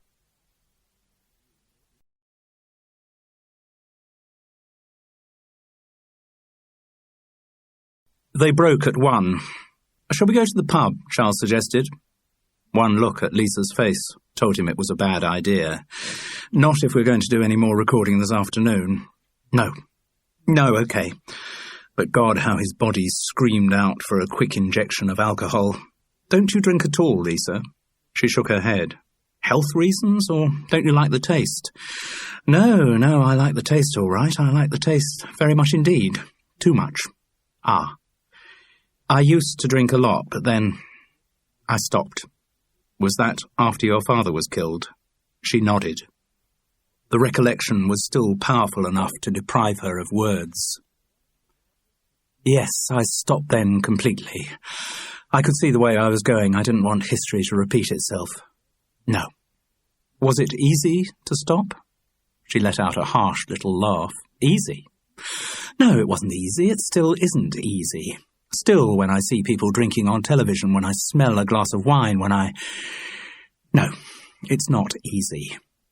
Cohabiting with Mark can't have made it any less difficult." "True." She grinned wryly. "Mind you, compared to the other difficulties of cohabiting with Mark, the booze was kind of a detail." "Ah. So how did you give up? Just willpower, or did you go to Alcoholics Anonymous or something like that?" "No, I suppose it was just willpower. Well, I say just willpower. Shock helped too." "Shock?" She nodded. "My father's death. We were very close. He did mean an enormous amount to me. Presumably part of the appeal of someone like Mark, the older man." "I didn't have you down as an amateur psychologist, Charles." "No, well, most actors, it's kind of part of the job." "I didn't need Alcoholics Anonymous," Lisa continued. "When I'd seen how destructive the booze could be, when I'd seen what it had done to my father, I didn't need any 12-step program. I was there in 1 step." "So presumably you tried to stop Mark drinking too." "Tried. Early on in our relationship, anyway." She jutted out a rueful lower lip. "Huh. I think I probably made it worse in his case. He drank more to get back at me." "What do you mean, get back at you?" "Well, increasingly he kind of couldn't hold his own with me in the normal ways. I mean the breakup of his marriage and being kicked out of the BBC. I didn't realise when we first met how much those 2 events had taken out of him. They'd totally destroyed his confidence. So in our business venture here, I'm afraid Mark was really just a passenger. That was rather the impression I got. And then, in our private life," she coloured. "Well, I guess that wasn't very equal either. Not after the first flush of meeting each other, anyway. And the booze was the one thing that Mark felt gave him a kind of power over me." "Power?" Yes, constantly challenging me to have a go at him about it, to become the stereotype of the nagging little woman. And he knew how strong my taste for the stuff was too, so he was challenging me to keep off it. Yes, it was the only area in which Mark felt he had power over me. If you don't mind my saying so, you don't paint a very rosy picture of your relationship. No, Charles, I don't. It started, as many of these things do, quite dramatically. There were warning signs, but I made that classic woman's mistake of recognizing certain qualities I didn't like about a man and imagining that I could change them. Things didn't get really bad until we moved down here. I suppose I'd changed too, overbuying this place and getting it converted. Well, somebody had to be assertive or nothing would have got done. And that person wasn't Mark. No. I made all the important decisions I had to. So I guess he felt he was being even further marginalized. But I struggled on, trying to make the relationship work. We were in it together. I thought things would improve. She sighed. But they didn't. They were never going to, so long as he went on drinking that much. Lisa shook her head in disbelief at what she was about to say. The awful thing is, Charles, that when I realized Mark was dead, along with all the shock and guilt and everything else, a little bit of me was actually relieved. Ah. It's a dreadful thing to say. No, it's quite understandable. And that bit of me, that disloyal, traitorous bit, was saying, now you've got another chance. Now you've got the possibility of something in your life to look forward to. I'm sorry. I know it's an awful thing to feel. We don't have control over what we feel, Lisa. I think it's very honest of you to admit it. She sat back in her chair, somehow eased by the confession, and looked piercingly into his eyes. He'd always thought hers were blue, but this intense scrutiny revealed them to be a pale, unusual grey. You drink too much, don't you, Charles? She said evenly. Well, I suppose I do sometimes have rather heavy sessions when I'm under pressure and go through bouts of all the time, said Lisa. That almost made him angry. You've no idea. You've no basis for saying that. We met less than a week ago, and I can tell, she said. There was no arguing with the certainty in her voice. Well, yes, all right, I probably do, but why? Oh, for God's sake, Lisa, you don't have to ask that question. You understand the compulsion. You know why people drink. Maybe I do, in general terms. But why do you drink? All right. I drink to make life different. Drink doesn't make life different. I know. Nothing makes life different, but drink makes life seem different, and that seems to me the best deal that's on offer. Is life so dreadful? Most of the time I'd say yes. And it hasn't occurred to you that it might be your attitude to life, the way you see life, that's actually dreadful, that life itself is entirely blameless. That is possible, of course it is.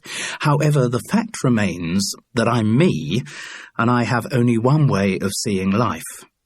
And it looks better to you through the bottom of a glass of whiskey. Undoubtedly. Lisa Wilson shook her head in exasperation. But, Charles, just think how much of your time you waste by drinking. It gets me through it, he responded doggedly. Without the booze, life would just take so long. And have you ever tried to give up? I mean, seriously tried? I've tried to cut down from time to time. I've gone whole days without a drop, he added virtuously. But never really tried. If you mean by that, have I ever joined something like Alcoholics Anonymous, then the answer's no. I couldn't stand all those smug, self-righteous people swamping me with the patronizing zeal of the converted. No thanks. If I decided to give up, I'd do it on my own. But could you? Actually, I heard this joke, Charles interrupted, trying to lighten the atmosphere. A friend of mine used to have a drinking problem, so he joined Alcoholics Anonymous. He still drinks, but under another name. Lisa Wilson was not to be deflected by humour. Could you actually give up, Charles? Give up booze? Of course I could. His head was aching more than ever now. All he needed was a drink to melt away the pain. It's just that I don't want to, he concluded. She sat back with a cynical curl to her lip. And what's that expression meant to mean, Lisa? Just that I don't think you could give up. Of course I could. Yes? Her patent disbelief was beginning to annoy him. Yes! Of course I bloody could, just like that. All right, I won't have another drink till I leave Bath. As a smile of satisfaction spread over Lisa Wilson's face, one thought dominated Charles's mind. It was, "Oh, my God, what have I said?" "Good," said Lisa quietly. Then she stood up.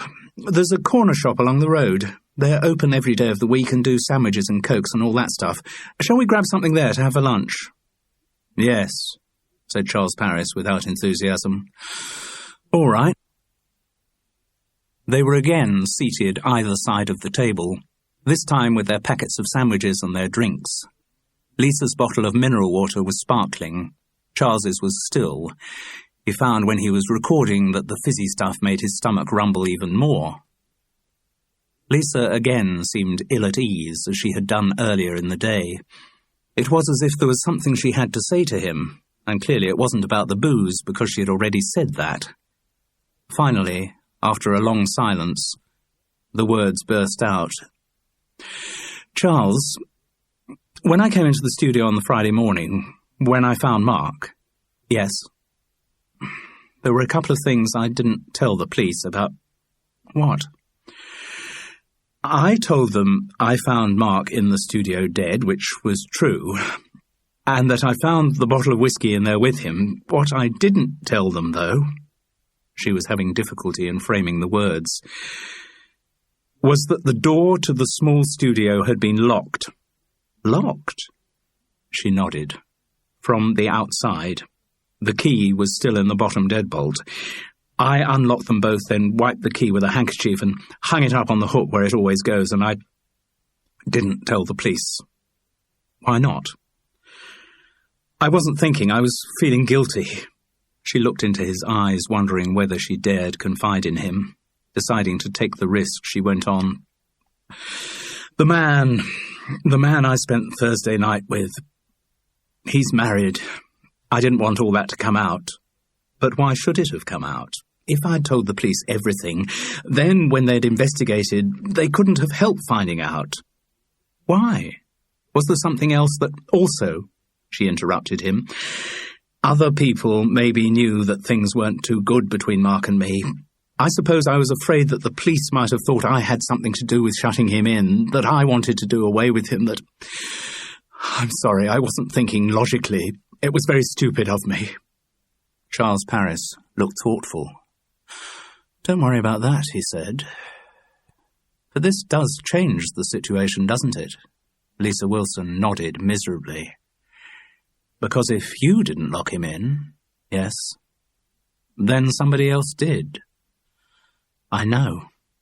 And that means that Mark Lear was murdered."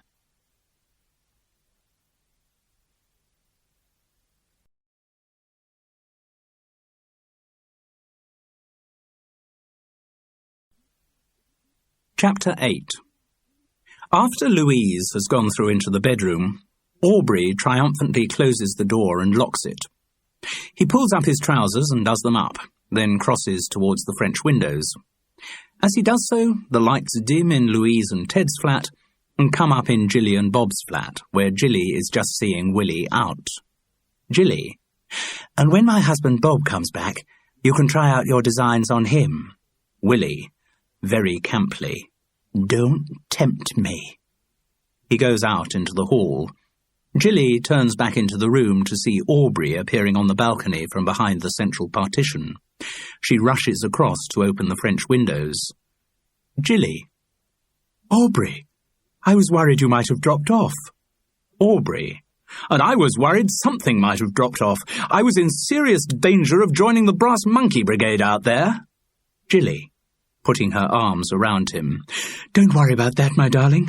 I'll soon have you up to scratch again."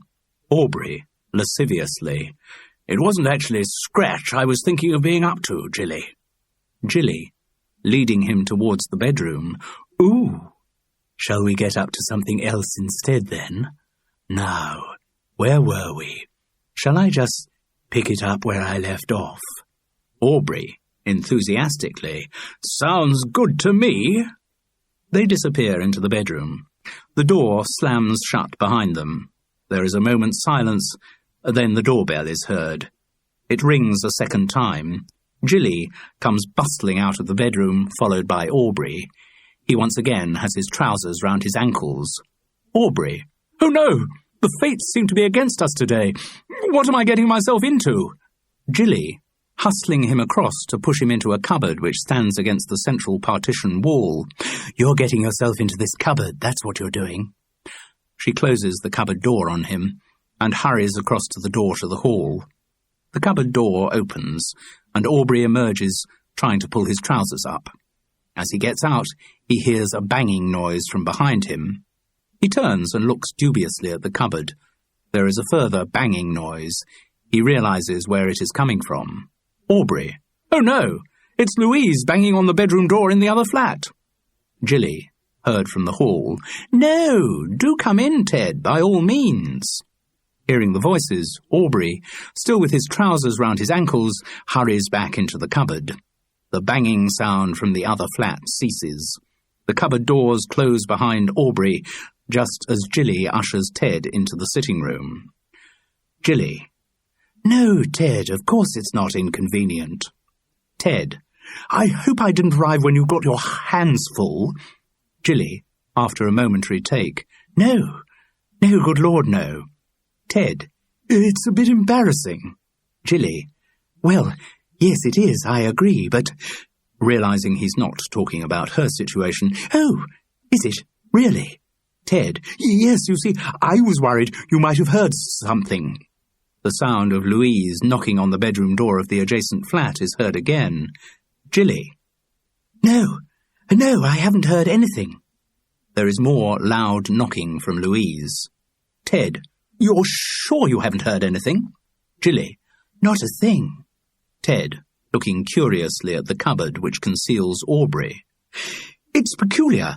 I'd have sworn there was a banging noise coming from that cupboard. Jilly. From that cupboard? Nonsense. More loud knocking is heard from the adjacent flat. Jilly rises to her feet and hustles Ted through towards the bedroom. Jilly. No, the acoustics in these old flats are most peculiar. The sound seems to come from over there, but in fact it comes from over here. She pushes Ted through into the bedroom. You have a listen to that wall over there. Then you'll hear where the banging really comes from. Jilly closes the door behind Ted and rushes across to let Aubrey out of the cupboard. He still has his trousers round his ankles. Jilly. You idiot, Aubrey. Why on earth were you making that knocking noise? Aubrey. I wasn't. Jilly. Yes, you were. There is once again a knocking sound from Louise's bedroom door. Aubrey. See. Jilly, looking curiously at the empty cupboard. There's something most peculiar going on here. Aubrey, reaching down to pull up his trousers. At least I'll be glad to get my trousers on. There is a sound from the hall of the front door being opened with a key. Bob, from the hall, angrily. Jilly!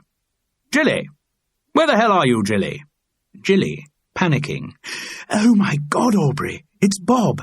Quick, you hide under here. She lifts up the floor-length cloth that covers the dining table. Aubrey, still with his trousers round his ankles, scuttles underneath the table. Jilly drops the cloth to hide him and is smoothing it down nonchalantly when Bob comes storming in from the hall. Bob. Jilly, I have reason to believe that you are entertaining a lover here this afternoon. Jilly. A lover, Bob? Me? Don't talk nonsense. Bob. I know there's a man in here and I'm going to find him. He looks furiously round the room for a hiding place. As he does so, the door from the bedroom opens, and Ted, looking slightly bewildered, comes into the sitting room. Ted. About this banging, Jilly, I don't seem to be getting any. Bob, turning on his heel to face Ted. Oh, my goodness, no! You, Ted, my best friend. Well, you know what I think, Willie. When my husband Bob comes back, you can try out your designs on him. Bill Blunden read the line out at dictation speed, with all the animation of the Directory Inquiry's electronic voice. Have you got that, Cookie? Cookie Stone nodded, her pencil completing the latest amendment to the already much amended script. The entire company had had an 11 o'clock call the morning after their first night at the Palace Theatre, Norwich. They all knew they'd be summoned for more rewrites, more tinkering, more fine-tuning from Bill Blunden. Tony Delaunay sat at the back of the auditorium, silently watching what was going on. Now they were in Norwich, he was in charge of the show officially as well as de facto. David J. Girton had returned to the BBC to start pre-production planning for the next series of his long-running sitcom, Neighbourhood Watch. He would reappear for the odd night on the tour, but his work as nominal director of Not On Your Wife was, unless the show did ever make it into the West End, virtually finished. I just think the new line's got more rhythm, said the playwright. OK. Cookie was a professional. She had been through this process many times before. She didn't pass judgment on the changes she was given, just learnt them and delivered them. Try it tonight. See what reaction you get.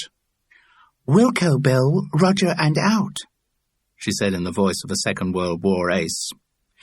So it doesn't change your cue, Ran. Line's a bit longer, that's all. Young Miss Stone, building up her part again, said Ransom George, getting his laugh from the rest of the company. As usual, the line itself wasn't funny, but there was some alchemy in his timing and intonation. Then Charles Paris looked up and tried to concentrate. He could no longer blame the booze for the fact that his mind kept wandering, but it did. It kept wandering back to Mark Lear and the circumstances of his death. It kept wandering back to the possibility, or even likelihood, that someone in the Not On Your Wife company had caused that death. Yes, Bill. Brass Monkey Brigade's still not getting the laugh, is it? No, I just wonder whether the audience is catching on to the reference. Cold enough to freeze the balls off a brass monkey? I mean, do people still use that expression? I think they do, said the playwright cautiously, but I've got another suggestion anyway. Oh, right, good. Try, and I was worried something might have dropped off, and let me tell you, it's a long time since I've sung soprano. And make sure you hit the I, since I've sung soprano, OK? Do you really think that'll work any better? Asked Charles. There was a rustle of reaction around the auditorium. This was bad form. Bill Blunden was the playwright after all. He was the expert on farce. For a member of the company, except of course for Bernard Walton, who had star's privilege, to offer an opinion on a rewrite was simply not done. But Bill Blunden didn't seem worried by the lapse of etiquette. Try it tonight, he said evenly. OK, said Charles, and caught a grin from Cookie Stone. That caused him a pang of guilt. She kept catching his eyes these days, as though they shared something other than the coincidence of appearing in the same theatre programme. In Bath, she'd kept her distance, respecting his state of shock following Mark Lear's death. But now they were in Norwich, she seemed to be drawing closer to him again, spurred on perhaps by the memory of some intimacy of which he had no recollection. Then I think we can sharpen up the exit sequence to the bedroom, Bill Blunden droned on.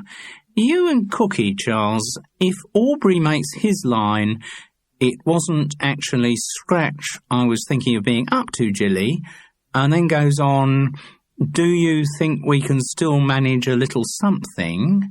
And Cookie, as you lead him to the bedroom, you make your line simply, don't worry, it'll all soon be in hand.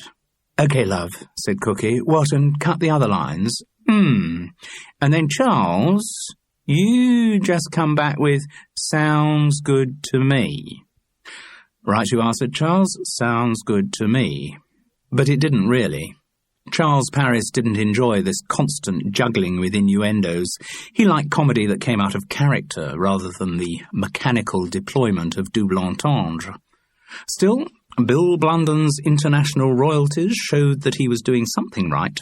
British farce was a distinct subgenre of the theatre, and whether Charles Paris liked the medium or not, it was one over which Bill Blunden had complete mastery.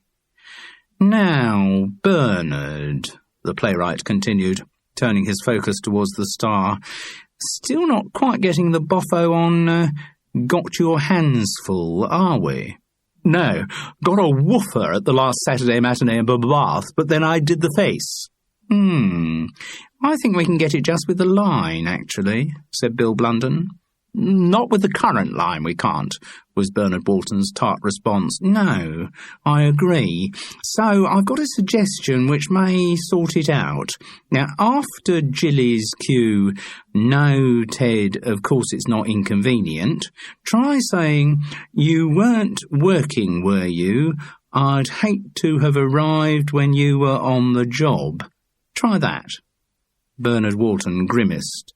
"Bit contrived, isn't it? I mean, obviously I can get the laugh with an expression or a take, but I'd like to feel I was getting a bit more help from the line." "Try it tonight," Bill Blunden wheedled. "See if it gets the boffo tonight, eh?" "Oh, all right," said Bernard Walton, "for want of anything better. Now," the playwright continued metronomically, "still not getting as big a laugh on the word banging as we should be getting, are we?"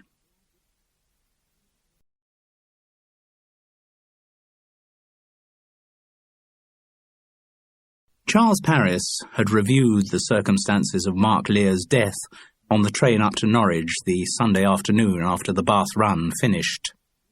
He'd talked a bit about it with Lisa Wilson during the preceding week, but they hadn't had much opportunity for detailed discussion. At the studio, their days had been full. They had been deeply involved in recording yet more thesaurus words and phrases, and then he had had to rush off to do the show in the evenings. The one night he had organised a ticket for Lisa to see Not On Your Wife, though she had come for a drink afterwards, they had been joined by Cookie Stone and some other company members, so they couldn't talk about Mark's death except in general terms. The after-show drink had incidentally been a mineral water for Charles. Though he had deeply regretted the bold pledge he had given to Lisa, he had stuck to it. His reasons had been mixed. For a start, the abstinence was the result of a long-held conviction that his drinking was getting out of hand. Considerations of health alone suggested a cutback was in order. Then there was the fact of Mark Lear's death. Whether he had died by accident or by murder, in either case alcohol had been a contributory factor. If he hadn't been so drunk, he would have been in a better condition to protect himself. His example loomed like a dark shadow over Charles. Mark Lear's death had been a warning, a final warning. Get your act together, Charles Paris, or you could be next. Not drinking because of Mark's death also presented a horizon, something to work towards. When I found out the truth of how Mark died, Charles comforted himself, then I'll allow myself to drink again. Somehow making the term of trial finite made it seem marginally more tolerable. There was also Lisa. The fact that it was to Lisa that he had made his promise. The more Charles saw of her, the more he liked her. He didn't exactly have sexual ambitions in her direction, or if he did, he managed to convince himself they were inappropriate. She was his friend's girl, after all, currently traumatized by that friend's death. Charles Paris was far too old for her anyway, given the shattered state of his relationship with Frances, not to mention the totally undefined nature of his relationship with Cookie Stone. He was in no position to be entertaining any kind of sexual ambitions. But it was the little spark of desire that kept him off the booze. If he hadn't fancied Lisa Wilson, he could never have done it. Because it was hard. God, it was hard. That first Sunday had been awful. His hangover had screamed out for the relief of a little top-up. He'd survived the lunchtime. When Lisa was actually there, the danger of backsliding was very much less. but after they'd finished their recording session and he'd gone back alone to his digs, the pain had been almost intolerable. That Sunday evening had been one of the longest he had ever experienced. The knowledge that there was a third of a bottle of Bell's sitting in the bottom of his wardrobe made the pain all the more excruciating. Just a little sip was all he wanted, just one little sip, and then he'd screw the cap on again and put the bottle away. But something in him knew the sipping wouldn't stop there, and something else in him managed to resist the urge. The reward for his abstinence was one of the best nights' sleep Charles Parris had had for years. So, but for the dark shadow cast by Mark Lear's death, Charles had faced the Monday ahead with more optimism than he could usually muster. He actually enjoyed, rather than just managing to get through, his landlady's breakfast. But the two major alcoholic pressure points of that day had occurred before and after the show. Before was not so difficult. The biorhythmic urge to have a drink between 6 and 7 was diminished by the fact that he had a show to do. Though recently he had been slipping into the habit, the professional in Charles Parris knew that drinking before a performance was a bad thing. So getting through that night's Not On Your Wife without alcohol had not been too arduous. Not having any alcohol after the show, however, had been agonizing. There was no righteous reason not to drink then. He'd just done a performance, for God's sake. He had given of himself in the role of Aubrey. He deserved a bloody drink, and everyone else in the company was going off to have a drink after the show. It would have been positively antisocial not to join them. So he did join them, and somehow, with physical pain, he managed not to drink anything other than mineral water. Not wanting to admit the real reason for his abstinence, he invented a stomach upset to explain it away. The session in the pub was purgatory, but he managed to survive. That wasn't the cure, though. If he had imagined that having cracked one night he had broken the back of the problem, Charles Parris would have been wrong. It was still agony for him not to have a drink. The urge for a quick restorative injection of alcohol did not leave him. And after that first blissful night, his old disrupted sleeping pattern reasserted itself. So it wasn't just the booze that kept him awake. Still, Charles Parris thought to himself on the train to Norwich, I am managing. My health and my wallet must be feeling the benefit of not drinking. Perhaps my mind's clearer. Possibly I'm even giving a better performance as Aubrey. But he wasn't entirely convinced. All he really knew about not drinking was the fact that he hated it. It was to take his mind off the gnawing ache for a drink that Charles Parris had started reviewing the circumstances of Mark Lear's death. On his mental video, he reran the tape of the Thursday in the recording studio. If the death had been murder, then there were two significant moments during that afternoon. The first had been his own doing. It had been he, Charles Parris, who had drawn attention to the stuffiness of the small dead room and perhaps inadvertently suggested part of a murder method to the perpetrator. Mark's unlocking of the deadbolts on the studio doors had supplied the other necessary element. The other significant moment had arisen when Mark started on about the book he was going to write that would take the lid off the BBC. At the time, Charles had put this down as drunken rambling, but with hindsight he realised that Mark's words could have been seen as a challenge, and a challenge to one individual person in the studio. What was it he had said exactly? You'd be surprised the unlikely things unlikely people got involved in. Some they certainly wouldn't want to be reminded of now, I'm sure. If someone present that afternoon, someone with a dark secret connected with the BBC, had recognised the challenge that was being thrown out, then it was entirely possible they might have contemplated silencing Mark Lear for good. Charles again went through the list of people who had been present when Mark issued his ultimatum, if that was indeed what it had been. The list ran Bernard Walton, David J. Girton, Tony Delaunay, Ransom George, Cookie Stone and Pippa Trewin. Which one of them had Mark Lear been threatening? The person with the most obvious BBC connections had been David J. Girton, and Mark had mentioned some financial malpractice that concerned the director.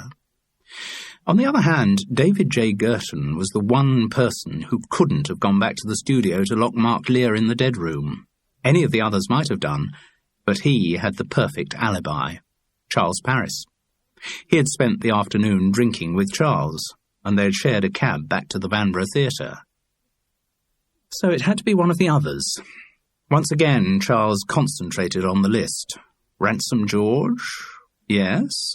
As well as fingering David J. Girton, Mark had also implied that there was a skeleton in Ransom George's cupboard. And then, of course, there was the strange fragment of conversation Charles had overheard between Ran and Bernard Walton in the green room after the Bath technical rehearsal. "Your secret is absolutely safe with me." That's what Ran had said, and then he'd gone on to imply that he'd be angry if anyone else knew about the secret. There was something odd going on between Bernard Walton and Ransom George, and given the dearth of other candidates, perhaps they'd have to be promoted to prime suspect status. But what was the secret they had mentioned? How was Charles going to find out more about their murky pasts? Gossip was what he needed. Good, old-fashioned, dirty, theatrical gossip. By the time his train had reached Norwich, Charles had made a decision. He needed to ring his agent.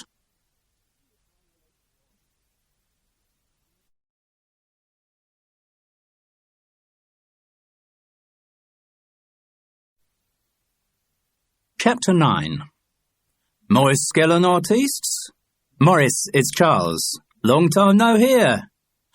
Charles bit back the instinctive response. And whose fault is that, Morris? As his agent went on, "So, how are you doing, Charles? Enjoying that tour I set up for you?" "You didn't set it up for me. I was interviewed for it by Parrot Fashion Productions because Bernard Walton had mentioned my name. All you had to do was negotiate the contract. And then you accepted the first figures they mentioned without any argument. That is not my idea of setting things up. Don't be picky, Charles. Anyway, how's it going? It's the, Romeo and Juliet, isn't it? And don't tell me you're playing Friar Tuck." "I think Friar Lawrence is the character you have in mind, Morris." "Oh, well, same difference. However, the show I'm in is not Romeo and Juliet. It's the first run of a new farce by Bill Blunden entitled Not on Your Wife." "Yes, I knew that, Charles. Of course I knew that. I was only having a little joke with you." "Oh, yes?" That Charles certainly didn't believe. "All right, then. Test question. Where am I calling you from? Where have we got to in the tour?" "Well, look, honestly, Charles, without the contract in front of me, I'd find it very difficult to say. I mean, I suppose you imagine you're the only client I have to worry about all the time, and in a way I'm flattered that you think that, because it's a tribute to the kind of exclusive personal service I'm giving you. But the fact remains that you're only one amongst many highly respected, highly valued clients, and if I could give you the chapter and verse of where every one of them is at any given moment, well, I tell you, Morris Skellern's feats of memory would be in the Guinness Book of Records." The whole speech was so outrageously at odds with the truth that Charles Paris hadn't got the energy to start arguing. "I'm in Norwich, Morris," he said dully. "Oh, yes, of course you are. Vanbrugh Theatre, that's in Bath. That was last week. It's the Palace Theatre in Norwich."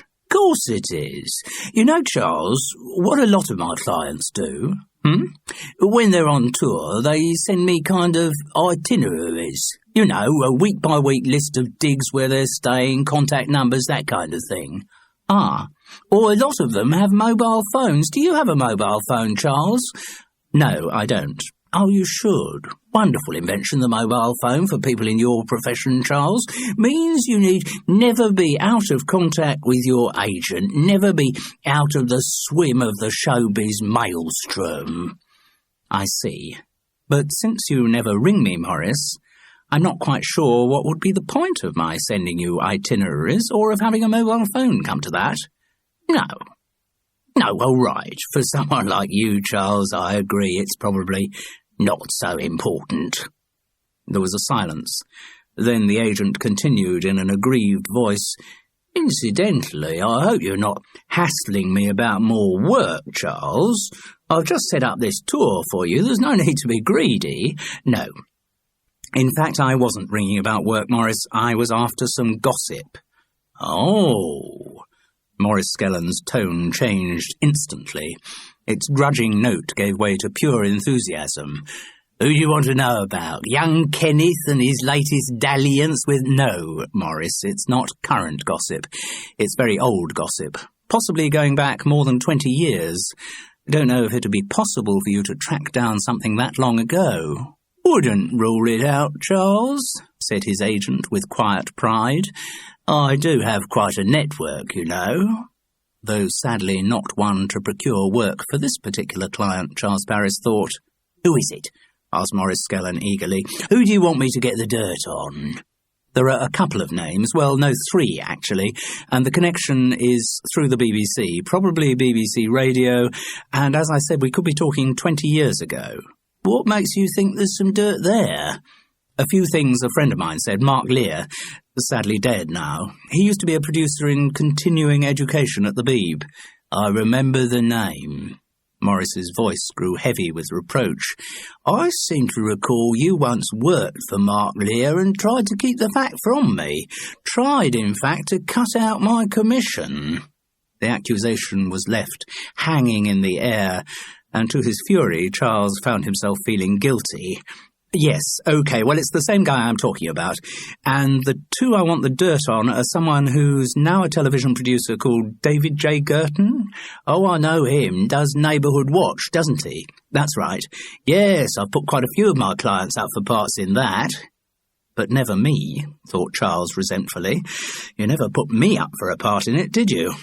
Still, making that kind of point to Morris had never been worth the effort, so all he said was, I think we could be talking about when David was also working in radio. Some financial fiddle, maybe? Leave it with me.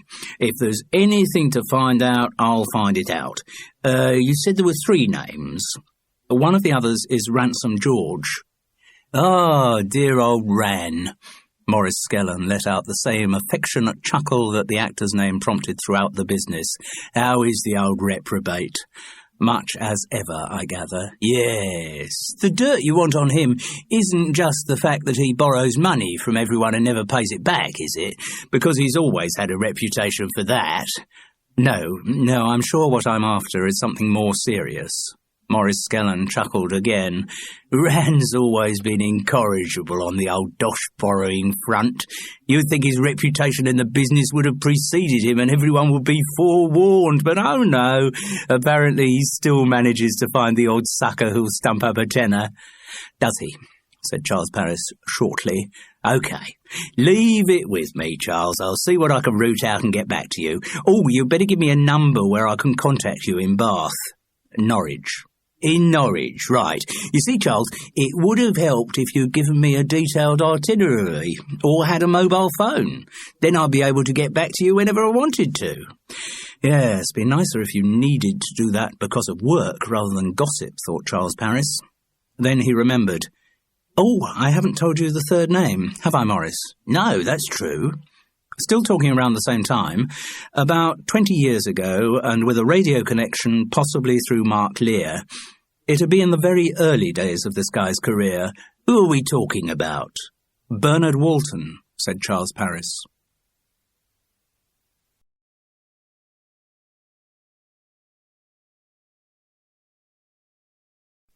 Why aren't you drinking? Asked Cookie. They were sitting in an Italian restaurant near the stage door of the Palace Theatre. It was the Wednesday. They were well into the Norwich run of Not On Your Wife. They'd done a matinee that day as well as an evening performance. They deserved a treat. Oh, you know, Charles replied casually, just seeing if I can do without. And can you? So far. He grinned. Now he actually was alone again with Cookie Stone. It wasn't nearly as bad as he had feared. He'd built up all these images of her rounding on him, accusing him of having behaved appallingly to her in London, but there had been none of that. She just seemed pleased to be with him, and he found her company strangely relaxing. "Well, I hope you don't mind if I do." She gave him a toothy grin and raised a glass of red. The candlelight from adjacent tables sparkled and refracted seductively through the wine. No, I'm not a proselytizing teetotaler or anything like that. I'm just having a rest from drinking myself. But the attraction of having a drink's still there." "Oh, yes," Charles Parris replied, in one of the greatest understatements of his life. "The attraction's still there." "This doesn't seem to be a very heavy-drinking company, does it?" "No, maybe not.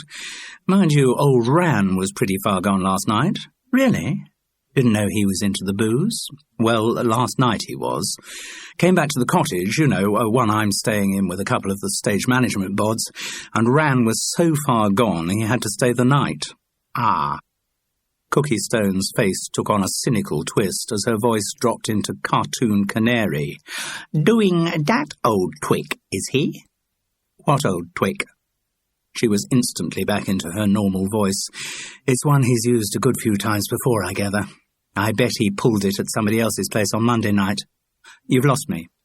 "What Ran does, Charles, when he's on tour, is to keep ending up in other people's digs. Sometimes he'll just leave it too late to get a taxi back. Sometimes he'll do the too much booze routine, as he did with you, and on occasions he's been known to joke his way into young actresses' beds, all for the same reason." "Which is?" "So that he doesn't have to pay for digs. He's managed to get through whole weeks without touching his touring allowance." "Really? Oh, yes, Charles. I'm afraid Ransom George is the original sponger. He knows all the wrinkles, and of course, you know about the way he keeps borrowing money from people." "Heard something about it, yes." "Never pays it back. Never has done." Cookie chuckled. "It's incredible, really, that someone with a reputation like that can still get away with it. You would have thought there couldn't be a single person left in the business who didn't know about his little habit, and yet every production he's involved in, he still manages to find some dickhead who's stupid enough to lend him a fiver." "Really?" Charles was beginning to get sick of that particular litany. "But, Cookie, you've never heard of anything really bad about Ran, have you?" "How do you mean, really bad?" "I would imagine the dumbos who haven't got their money back reckon that's bad enough." "No, I meant anything criminal." Cookie Stone shook her head. Her red hair brushed gently against her face. In the candlelight, her eyes didn't seem so close together, and her face softened into a kind of beauty. Charles Parris lightened the tone of the conversation. Though Mark Lear's death remained on his mind, he didn't want to sound too inquisitorial. Quite a boring company all round, isn't it, actually? Boring company in a boring place. Norwich. Doesn't seem the hub of the universe to me. I have this theory that the most boring places in England are places that aren't on the way to anywhere. It's as if it's the pressure of knowing that the only people who go there are people who actually have to go there, rather than being on their way to somewhere else, that makes those places so dull. It's the same with bits of eastern Kent and bits of Cornwall, I suppose, and, of course, all of Wales. Cookie grinned a crooked grin and dropped into a husky Mae West voice. "So, if you and I are in a boring place, I guess we're reduced to making our own entertainment, eh?" Charles Parris wasn't quite sure whether or not this was a come-on, but to his surprise her words prompted a trickle of physical interest. He moved hastily onto less dangerous ground. "No, I suppose what I meant about this company being boring is that none of them seem to have any dark secrets, do they?" "Well, no dark secrets which aren't extremely badly kept dark secrets," said Cookie. He cocked his head interrogatively. "Who are you talking about?" "Let's say a young lady called Pippa Trewin." "What about her?" "Oh, come on, Charles, you know." "I don't think I do." "Young actress, fresh out of drama school, gets a lead part in the new Bill Blunden farce, gets one of the best agents around, keeps having to rush off to see television casting directors about new series, movie casting directors about new movies. Do you think that's just the result of her exceptional talent?" "No. Well, if it were, it'd be a first in this business. Exactly. All down to having the right contacts, isn't it? So, his suspicions had been right. There was something going on between Bernard Walton and Pippa Trewin. There couldn't be any other reason why she was in the show. Charles would listen with new cynicism to the next interview in which Bernard waxed lyrical about the perfection and sanctity of his long-running marriage. Knowing the right people. That's what gets you ahead in this business. Cookie Stone hadn't finished. A hobby horse was being mounted. Her mouth contracted into a tight purse of resentment as she went on. God, I've got more talent in my little finger than that kid. But do I get put up for the kind of part she does? And if I make it to an interview, am I the one who ends up being cast? Am I hell? Oh, come on. Who's ever pretended that this business is fair? Somehow it seemed only natural for Charles to reach out and stroke Cookie's hand as he gave this reassurance.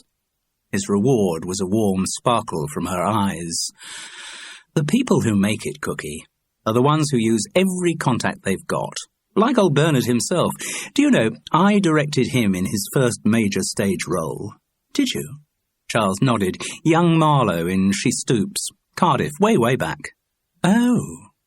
Cookie looked at him shrewdly. So is that why you're in the show? What do you mean? We were talking about contacts. Are you in Not On Your Wife because of the Old Pals Act with Bernard? Oh, I don't think so.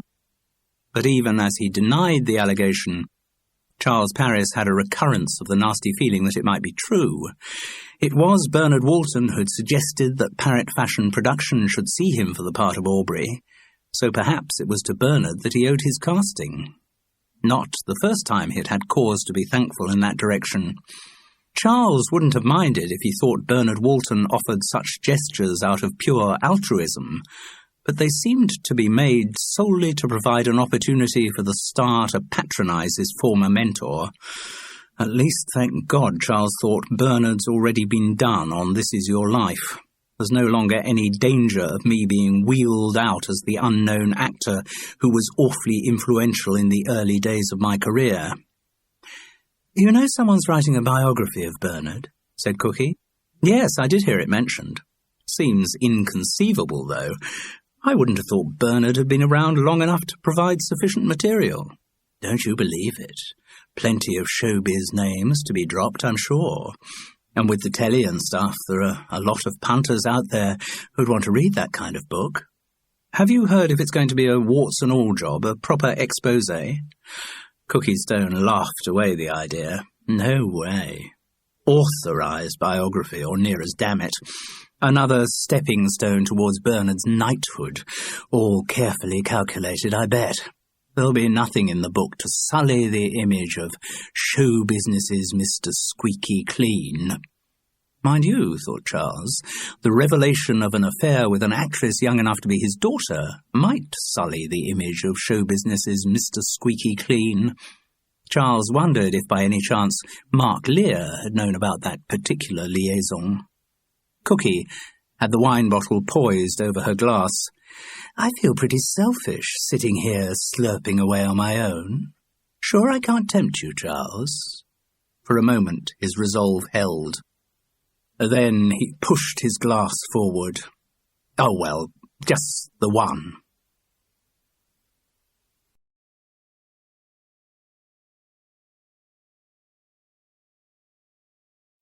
Boring town though Norwich might be, it was a good place for theatrical digs. As well as some excellent inner-city addresses, the stage door list at the Palace Theatre also included a few in the countryside around. Charles Paris and his stage management friends were staying in one such, but it wasn't nearly as pretty as the tiny cottage, outside which the taxi deposited him and Cookie Stone soon after midnight that evening. It was a crisp October night, and an early frost sparkled on the thatch. One of the nice things about touring, she said in response to his expressions of admiration, is getting to stay in places you could never in 100 years live in permanently. It was clear, once they were inside the cottage, that Cookie was a homemaker. All actors approach touring in different ways. Some see it as an opportunity to explore the countryside, taking advantage of their National Trust membership to visit sites of interest. Others use it to develop hobbies such as collecting books or antiques. Some fill their free afternoons catching up on films at the local cinemas. Others while them away in betting shops. Bridge-loving actors have been known, if they found 3 like-minded people in the company, to spend an entire 3 months playing cards. Some notice where they are and get a lot of feedback from the constant change of surroundings. For others, like Charles Paris, one place looks much like another. And for him, touring always meant living out of a suitcase. Literally living out of a suitcase. Whether in digs or a rented house, away from home he made no pretense at personalising his environment.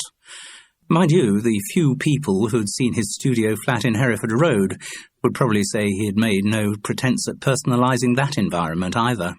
For Charles, touring meant one big suitcase, containing books, a bottle of bells, or at least it always had until his Lisa Wilson-inspired conversion, and 3 changes of clothes. While he was wearing one set, the other 2 remained more or less folded in the suitcase, except for their occasional, and not quite frequent enough, trips out to the laundrette. Cookie Stone, however, did not belong to that school of touring. The row of old production photographs on the cottage mantelpiece, the cuddly toys on the back of the sofa, the artfully scattered magazines on the coffee table, all showed her to be someone who enjoyed making any space her own. Maybe she was one of those actresses who was away so much, so often on tour or on location, that she had to take her home with her and stake her claim, set up her camp afresh in each new setting. Or maybe she was just an old-fashioned homebody. As soon as they were through the sitting-room door, Cookie had crossed to the drinks tray and lifted a bottle. "It's Bell's, isn't it, Charles?" "Well, back in the days when I was drinking, yes, it was Bell's." She shrugged. "You've had half a bottle of red wine already tonight." She held the bottle by its neck and let it sway gently from side to side. "Up to you." Again, his resolution was short-lived. "Yes, I can't think of anything I'd like more." "Oh, I hope there's something you'd like more," said Cookie, in a Marilyn Monroe little girl voice, as she poured scotch into 2 tumblers.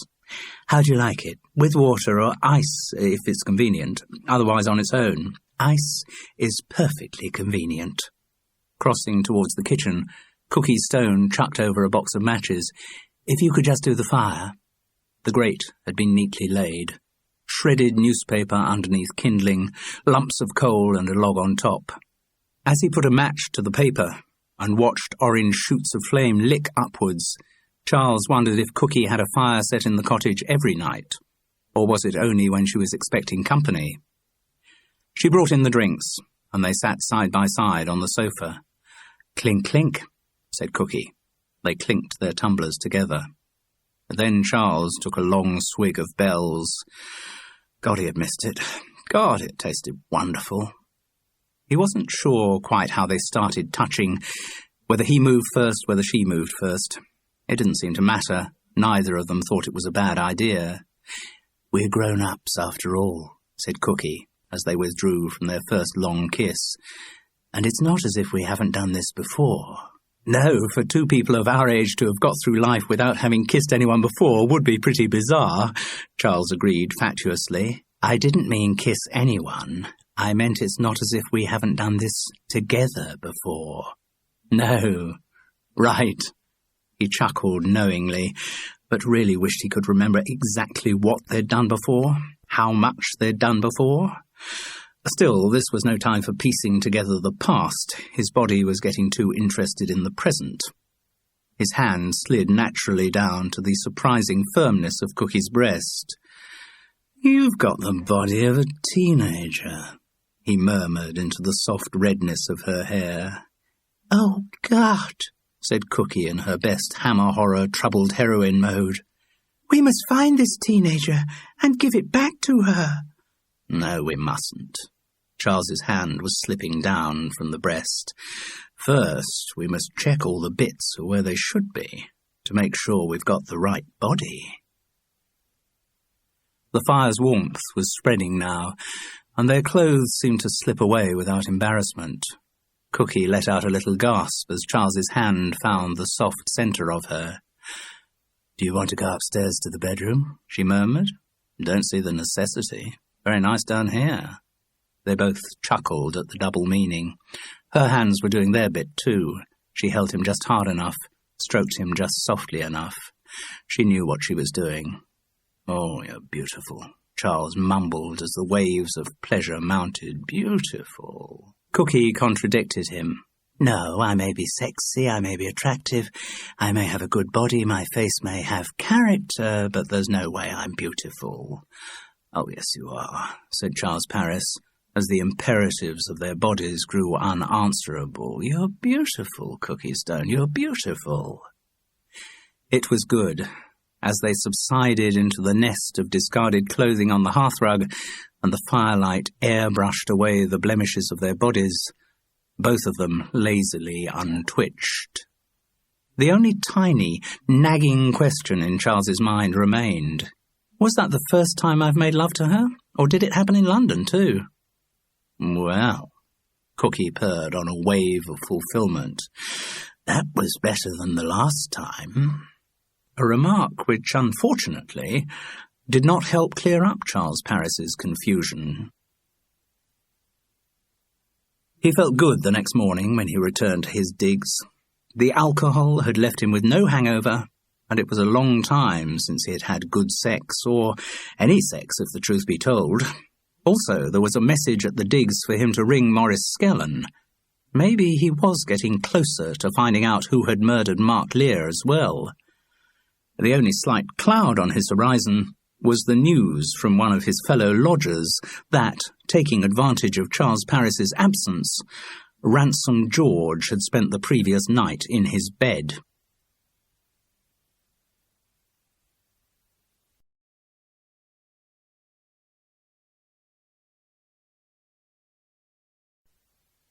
Chapter 10. "Nothing on Bernard Walton or David J. Girton yet?" "Oh, well, thanks for trying, Morris. But give me time. I did get something on old Ran, though." "Ah, I mean, his is a complete history of fiddles and not paying back money he's borrowed and all that stuff." "I know." Morris chuckled down the phone. "And I dare say nothing's changed in that department over the years. He's still finding idiots stupid enough to—" Yes, said Charles briskly. "What have you actually got on him?" All right. Let me get there. Notice, incidentally, Charles, that I haven't asked why you want this information. I've been very restrained." "Yes, and your restraint is much appreciated, but I'm sorry, I have to get off to the theatre shortly, so if you could just let me know what you found out." "Of course. Now, the Mark Lear you mentioned, he had a lot of money, right?" "His wife, Vinnie, had a lot of money, yes." Well, I think some of it could have ended up in Ransom George's pocket." Maurice Skellen let the information settle, saying nothing more, challenging Charles to prompt him. Charles resisted the temptation and let the silence extend itself until, with a disgruntled edge to his voice, Maurice went on. "Ran got involved with some people who were making porn tapes." "Videos?" "No, it was just audio tapes in those days. Ran may have started by acting in them, I don't know. But he certainly got involved in the business side too. Now, the thing is, I found out that certain BBC radio personnel were brought in to help produce the things." "And was Mark Lear one of them?" "Can't be sure about that yet, but if he was, that'd be your connection, wouldn't it?" "Could be." Charles was unable to hide the disappointment in his voice. He had been hoping for more concrete information. "It's also a fact, Charles, that some of the BBC people were encouraged, by Ransom George, I think, to invest in the company that was making and marketing these tapes. And when the inevitable happened, they lost their stakes."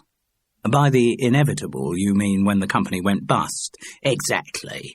As a lot of those seedy little operations did. Mind you, my information suggests that Ransom George himself may not have lost money. In fact, I'm pretty sure he creamed off quite a lot. That would be in character. By the way, Morris, Charles asked curiously, where do you get your information from? Oh, now I can't tell you that, can I? The agent's voice was heavy with reproach. I just happen to have certain rather useful specific skills. Not for the first time, Charles wished Morris's specific skills included getting work for his clients. But all he actually said was, well, thank you for that, much appreciated. I'm still working on it, said Morris. Still talking to people. I think it's quite possible I'll be able to tell you more soon. Maybe definitely tie in Mark Lear's name with the pawn tape company. It'd be great if you could. So where do I find you if I need to get in touch? Charles Parris thought it inappropriate at that moment to pass further comment on an agent who didn't know where his clients were working. Leeds next week, but I'm going back to Bath on Sunday. Really? Morris Skellen's antennae had instantly picked up the possibility of unpaid commission. You working and not telling me, Charles? No, Morris, of course not. He chuckled, then lied. No, my visit to Bath is purely social. Despite Charles's complaint that Norwich wasn't on the way to anywhere, the city's train service was not bad. The 9:05 on the Sunday morning got into Liverpool Street at 10:58, giving him time to get round the Circle line to Paddington and catch the 11:30 to Bath, where Lisa Wilson had arranged to meet him with her car at the station. The early start had not gone down well with Cookie Stone. She had had in mind dinner after the show, bed and then a lazy waking up to Sunday papers and sex, the kind of indulgence that most established couples enjoyed. She was too much of a professional to argue against Charles's apology that he needed an early night on his own because he was working the next day, but she clearly didn't like it. That reaction, which he couldn't keep out of his mind as he sat in the safety of the train from Norwich to London, was symptomatic of his relationship with Cookie. He had known from the start that he shouldn't have got involved there. Years of experience should have taught him the unwisdom of becoming entangled with anyone on a long tour, and the more time he spent with Cookie Stone, the more he realized how seriously he had blundered by becoming entangled with her in particular. It wasn't that he disliked Cookie. He was fond of her. She was enthusiastic and good at sex. She had a remarkably well-preserved body, and even though her taste for funny voices could become wearying, she was entertaining company. What was wrong with her, however, was the old performer's problem, insecurity. Charles, of all people, could sympathize with that. He had been through every kind of angst about his talent as an actor and his adequacy as a human being. But in Cookie's case, the insecurity manifested itself in a particularly difficult way. He didn't know her full history of previous relationships, but it seemed clear that at some point in her life she had been badly let down by a man, or perhaps at several points in her life she had been badly let down by several men. This, coupled with the insecurity of a woman who had grown up knowing she'd never be conventionally good-looking and always have to make her mark by personality, charm, vivacity or sex, left her as raw and vulnerable as a peeled shrimp. If only Charles Parris had known the rod he was making for his own back, he would never have called Cookie Stone beautiful. That was what had done it. A word he had used in the heat of extreme physical urgency had fulfilled Cookie's lifelong dreams. It was the plot of every Barbra Streisand movie. At last, she thought, she had met a man who found her beautiful, a man who really cared for her for herself. In fact, Cookie Stone had fallen in love with Charles Parris. He had only realized this over the previous few days, and it had come as rather an unpleasant shock. For Cookie, though, the emotion was of longer standing, as she told him during one of her endless talkative times in bed when he had rather have gone to sleep. She had fancied him from the moment she'd seen him at the Not On Your Wife read-through.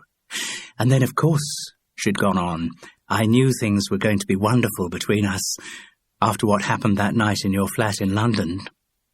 For Charles Parris, remarks like that weren't helpful. That night in your flat in London remained a closed book to him, and however much he scoured his memory, it refused to give up its secrets. He was left in one of those awkward situations, like having forgotten someone's name, not admitting to the fact straight away, and then getting so far into conversation with them that the admission that you didn't know who they were became insulting. Except with Cookie, it was worse than a name. To have forgotten someone's body, to have forgotten making love to someone, not even to be sure whether or not you had made love to them, now that was really insulting. And the longer Charles put off owning up to his uncertainty, the more potentially insulting it became. Unfamiliarity with the circumstances of its commencement was not the only problem he had in his relationship with Cookie Stone. Perhaps it was a hangover from the days when he'd still been cohabiting with Francis. But so far as affairs were concerned, Charles Parris's inclination was always to tick the box for no publicity. Why, he had been heard to say speciously, do we want the whole world to know about something that's only important to us? Cookie, on the other hand, did want the whole world to know. Charles couldn't possibly have anticipated the weight of expectation she brought with her.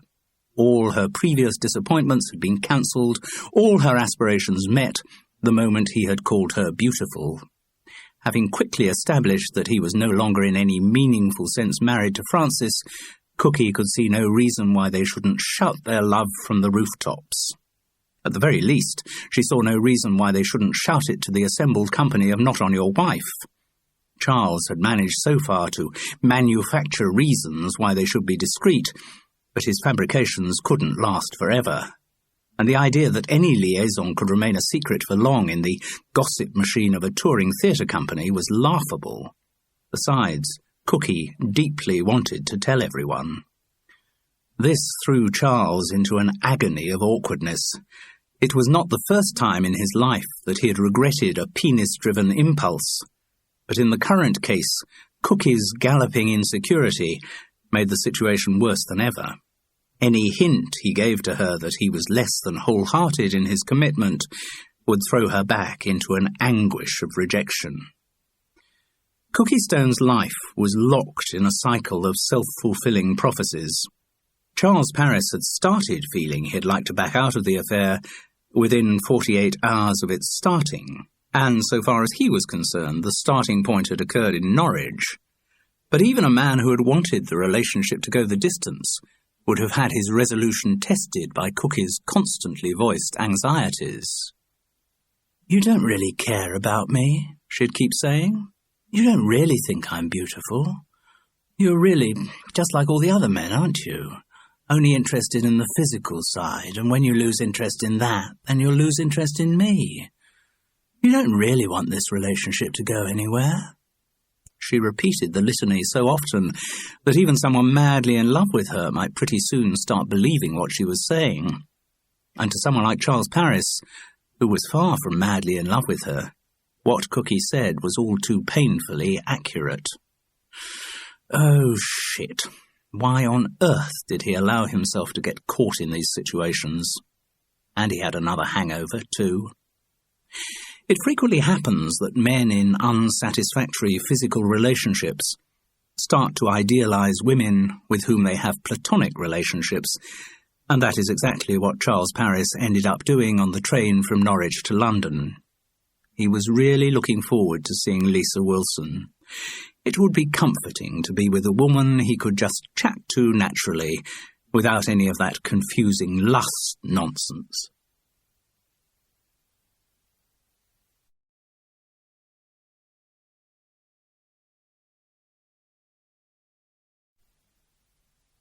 Unfaithful, Charles read without intonation, and left the statutory 2-second pause. Perfidious, 2-second pause.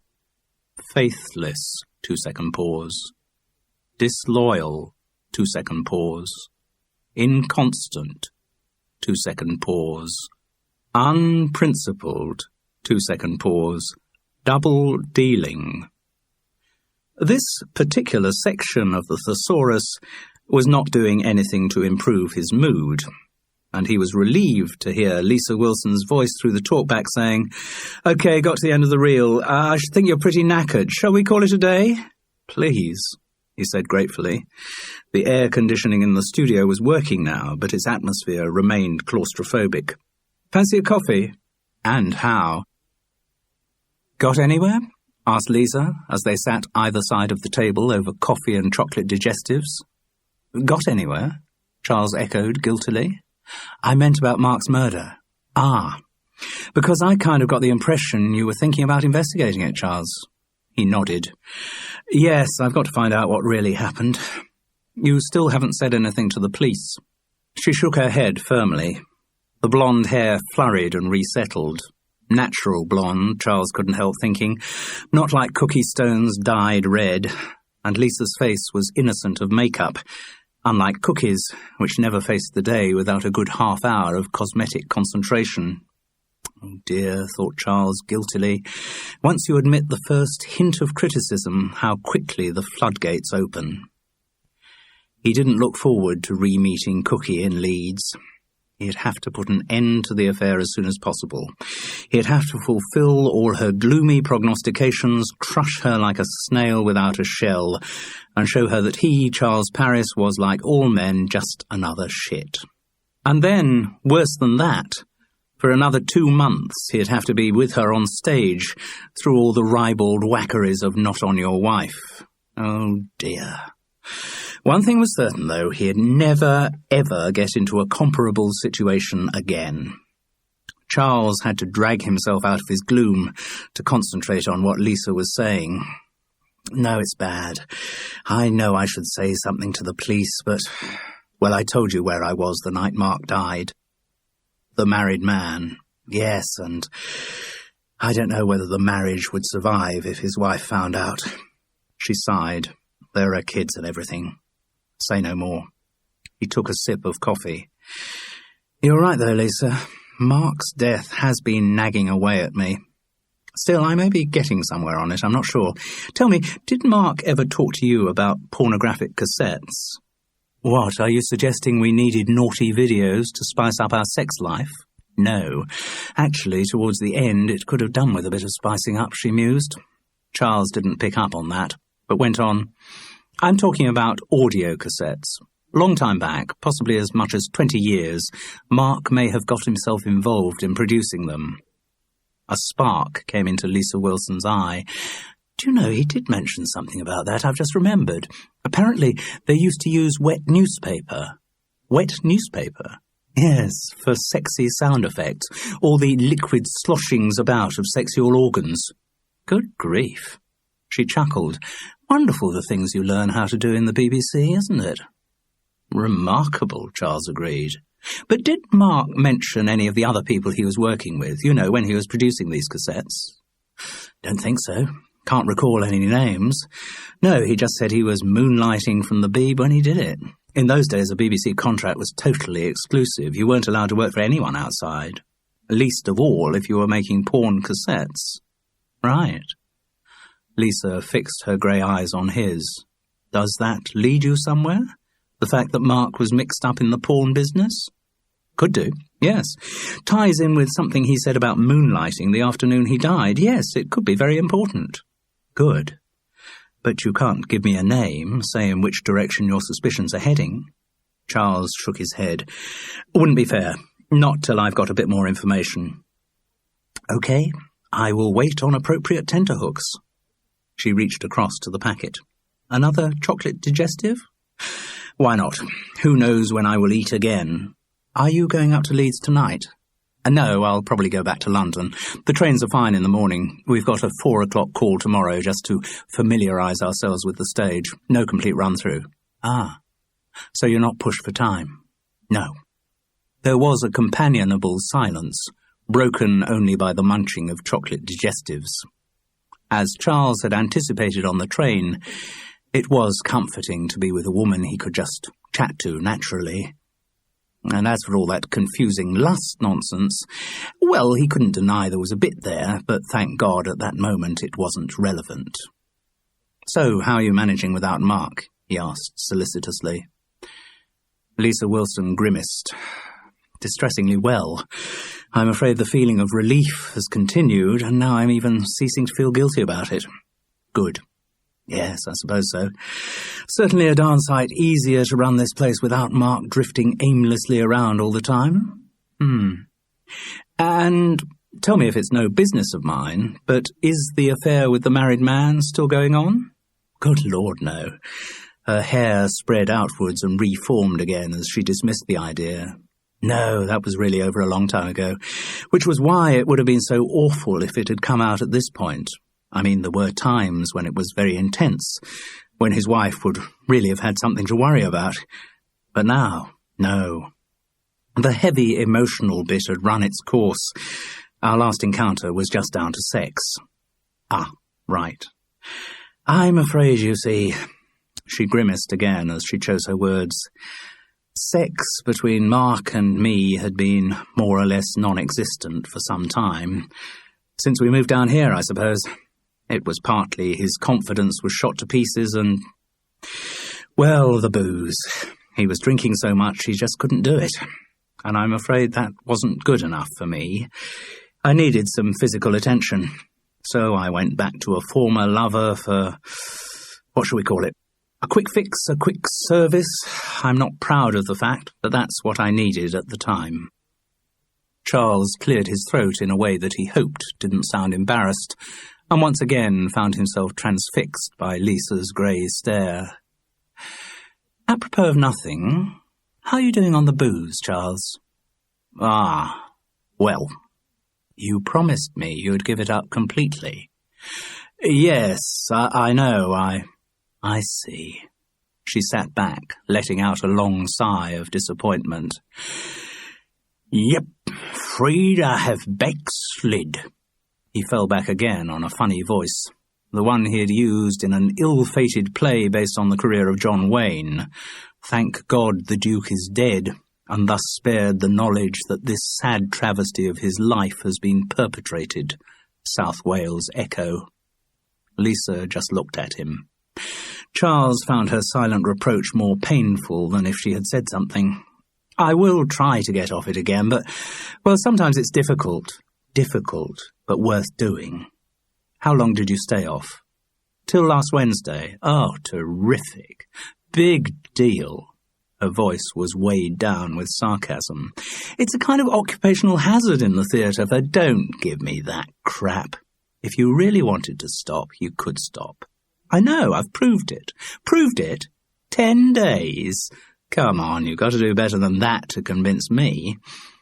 "I think I could do better than that. I'm sure I could do better than that, but I don't think I could do it forever." "Why not?" "I don't know. Just forever sounds so final." "It is final." He shook his head ruefully. "No, never going back on the booze. I'm afraid that's unthinkable." "Why?" asked Lisa. "Well, I mean, it's just, there are certain things, there are certain occasions which one cannot imagine without a bit of alcoholic lubrication." "One cannot? Or you cannot? All right, I cannot." "Like?" "Well, okay, sex. I mean, I cannot imagine going to bed with a woman without having had a few drinks first." "Why? Are women that terrible?" No, he said hastily, before noticing the twinkle in Lisa Wilson's eye. "No, I suppose, I mean, it's just, I don't know, a matter of relaxation. A couple of drinks, a bit of... I guess for me, drink has always been a part of foreplay. The trouble is, that kind of foreplay can so easily mean there's no afterplay, as I found with Mark. Yes, okay, I don't mean too much. I just mean a couple of drinks to calm the atmosphere. There are other forms of foreplay." I know that.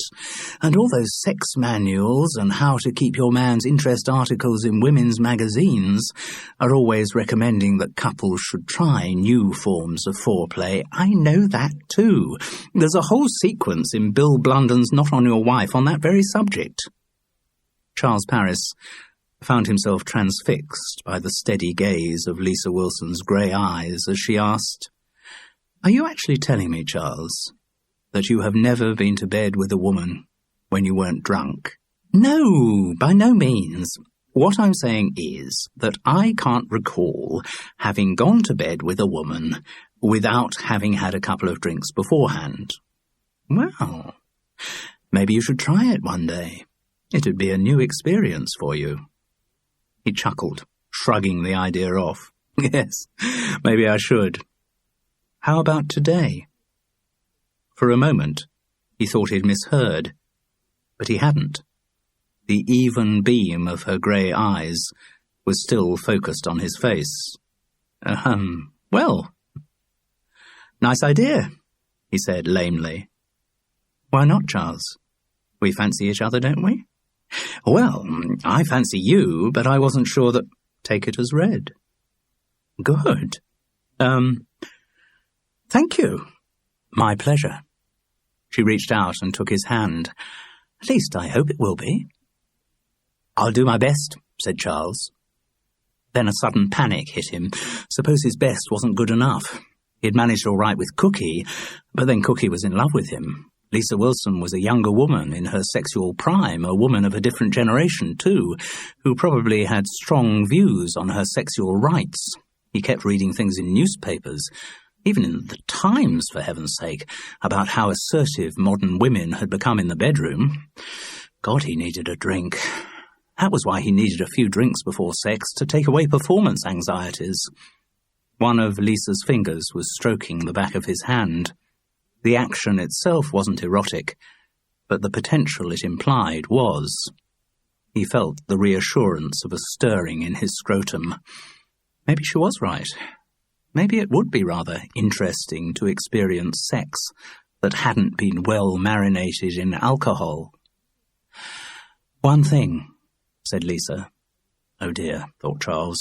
He had grown up in a generation for whom women saying "one thing" before sex usually presaged some mini-lecture on men not taking advantage and women not being cheap and commitment being terribly important and other antaphrodisiac caveats. "Yes," he responded with foreboding. "I don't want any commitment involved here. We're talking about physical pleasure, two people who fancy each other, giving and receiving pleasure. No emotional entanglement. Okay?" What man had ever heard more heartwarming words? It was the ultimate masculine fantasy come true. "Okay," Charles Parris agreed enthusiastically. They went back to her flat. It was wonderful. Perhaps, heretical though the concept might be, it really was better without the booze. When he left for the station early on the Monday morning, Charles Parris was more than a little in love with Lisa Wilson.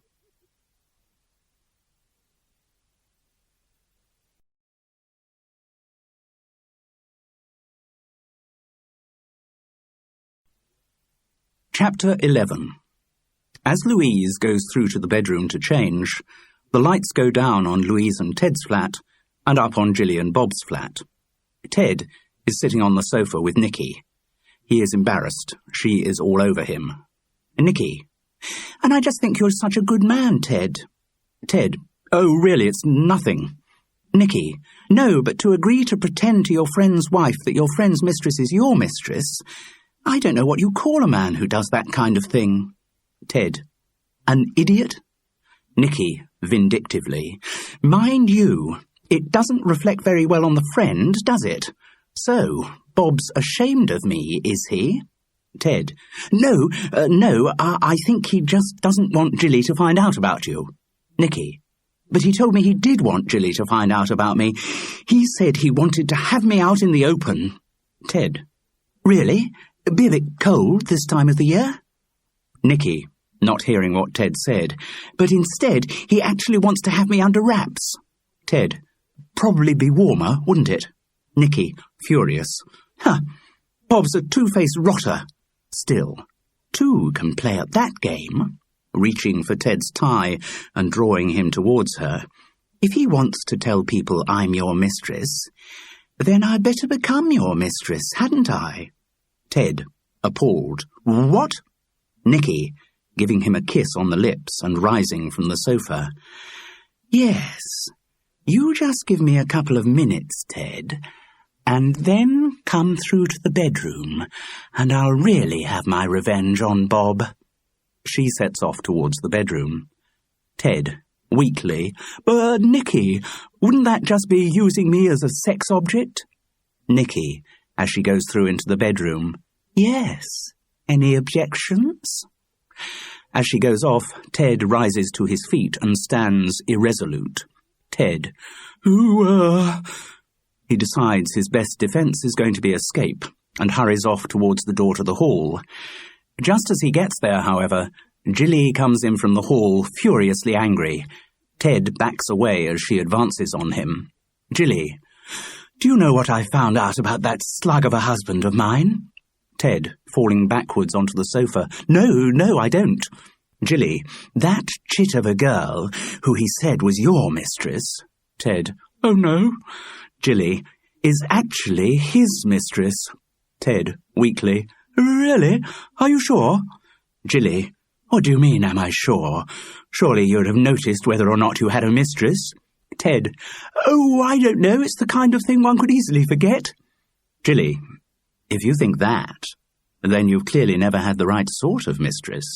Ted, I've never had any sort of mistress. Jilly, intrigued. No. Goodness, Ted, your life must have been very dull. Ted, miserably.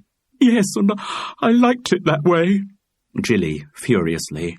Oh, Bob's made me so furious. She sits beside him on the sofa. Do you know, I've half a mind. Ted, that's about all I seem to have at the moment. Jilly, thoughtfully. I've half a mind to get my own back on Bob in the appropriate way. Ted, with foreboding.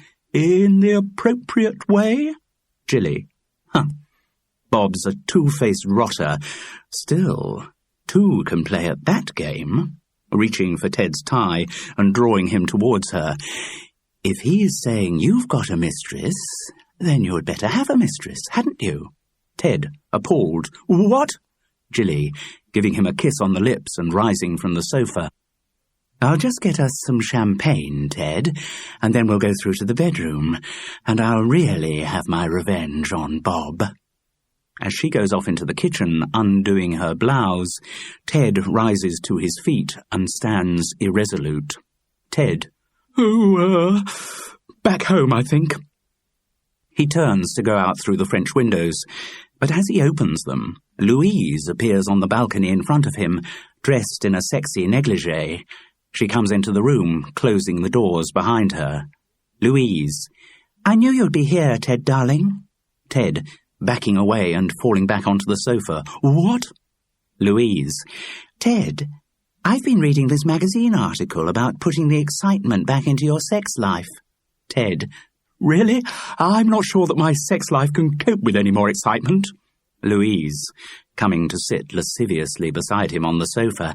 And it says that couples who've been together a long time should liven things up by making love at unexpected times in exciting new places. Ted, I'm quite happy with the boring old places, Louise, darling. Louise, taking hold of his tie and pulling him towards her. I'd have thought a neighbour's flat was definitely an exciting new place. She suddenly reaches for the buckle of his belt and starts to undo it. Ted struggles to get free. Ted, Louise, darling, I don't want to make a big thing of this. Louise, I do. And what's more, I seem to be succeeding. Ted manages to break free from her and stands in the middle of the room, clutching at his trouser belt. Louise stands up and throws off her negligée to reveal that she is dressed in sexy bra and pants. Louise, Ted, you don't always have to have a boring sex life, you know. Ted. Who? At that moment, Nicky appears from the bedroom door dressed in sexy bra and pants. At the same time, Jilly appears from the kitchen door holding a bottle of champagne and also dressed in sexy bra and pants. Louise, Jilly and Nicky all at the same time. Come on, Ted, I'm ready for you now. Ted. Ooh, He throws up his hands to his face. Unsupported, his trousers fall down around his ankles. The three women watch in amazement as he falls over backwards in a dead faint as the curtain falls for the end of Act 1.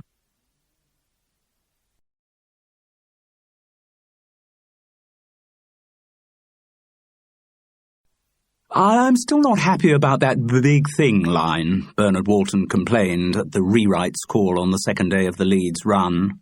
It's getting the laugh, Bill Blunden countered. Well, it isn't actually. The laugh comes on Louise's line, I do, and what's more, I seem to be succeeding. I'm sorry, Bernard.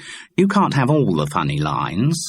This insinuation really offended the star's professionalism. I am not asking to have all the funny lines, Bill. I am a team player, always have been. Ask anyone in the business and they'll all tell you Bernard Walton works as part of an ensemble. The rest of the Not On Your Wife company, who worked on stage every night getting no eye contact or feedback from Bernard, might have questioned the accuracy of this, but none of them would have dared voice what Bill Blunden said next. I haven't seen much evidence of it. Your performance as Ted seems to me entirely self-centred. You're in a hermetically sealed little world of your own.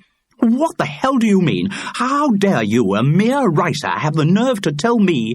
Tony Delaunay moved quickly to stem Bernard Walton's fury. The company manager was ever present, ever watchful, always ready to ease over any little difficulties the current Parrot Fashion production might encounter in its circuit of the country. Sorry, can we just cool it, please? Bernard, if you just say what your problem with the line is... My problem with the line, the star replied in a voice of icy restraint, is that it's been shoehorned into the script with no real logic and motivation, and that all it basically is just a knob joke. I don't want to make a big thing of this. I do, and what's more, I seem to be succeeding. What's that about if it's not about an erection? Of course it's about an erection, said Bill Blunden. That's why it's getting the bloody laugh. All right. Well, I suppose I'd rather be in a play that got its laughs from genuine wit and character rather than from jokes about erections.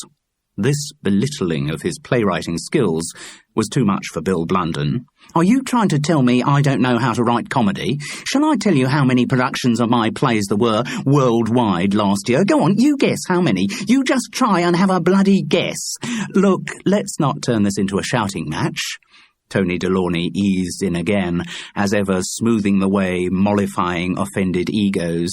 Is your problem with the line itself, Bernard, or the fact that it's you who says it? Well, all right, I suppose it is the fact that I'm involved in the exchange, the star conceded. My audience doesn't expect to hear Bernard Walton doing primary school smut.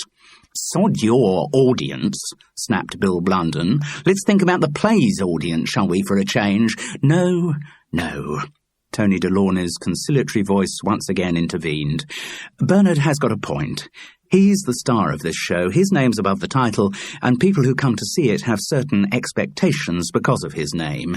He shouldn't be having to deliver lines which are at odds with his public image. Thank you, Tony.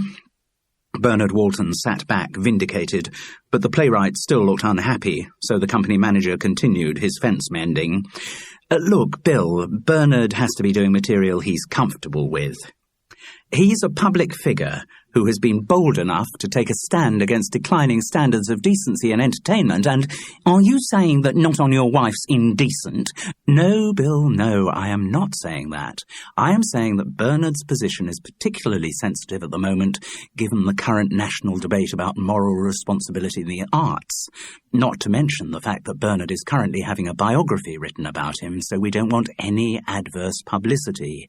You know how the tabloids love the kind of anti-porn campaigner spotted in sex club type of story, and we Are you comparing my play to a sex club? No, I'm not.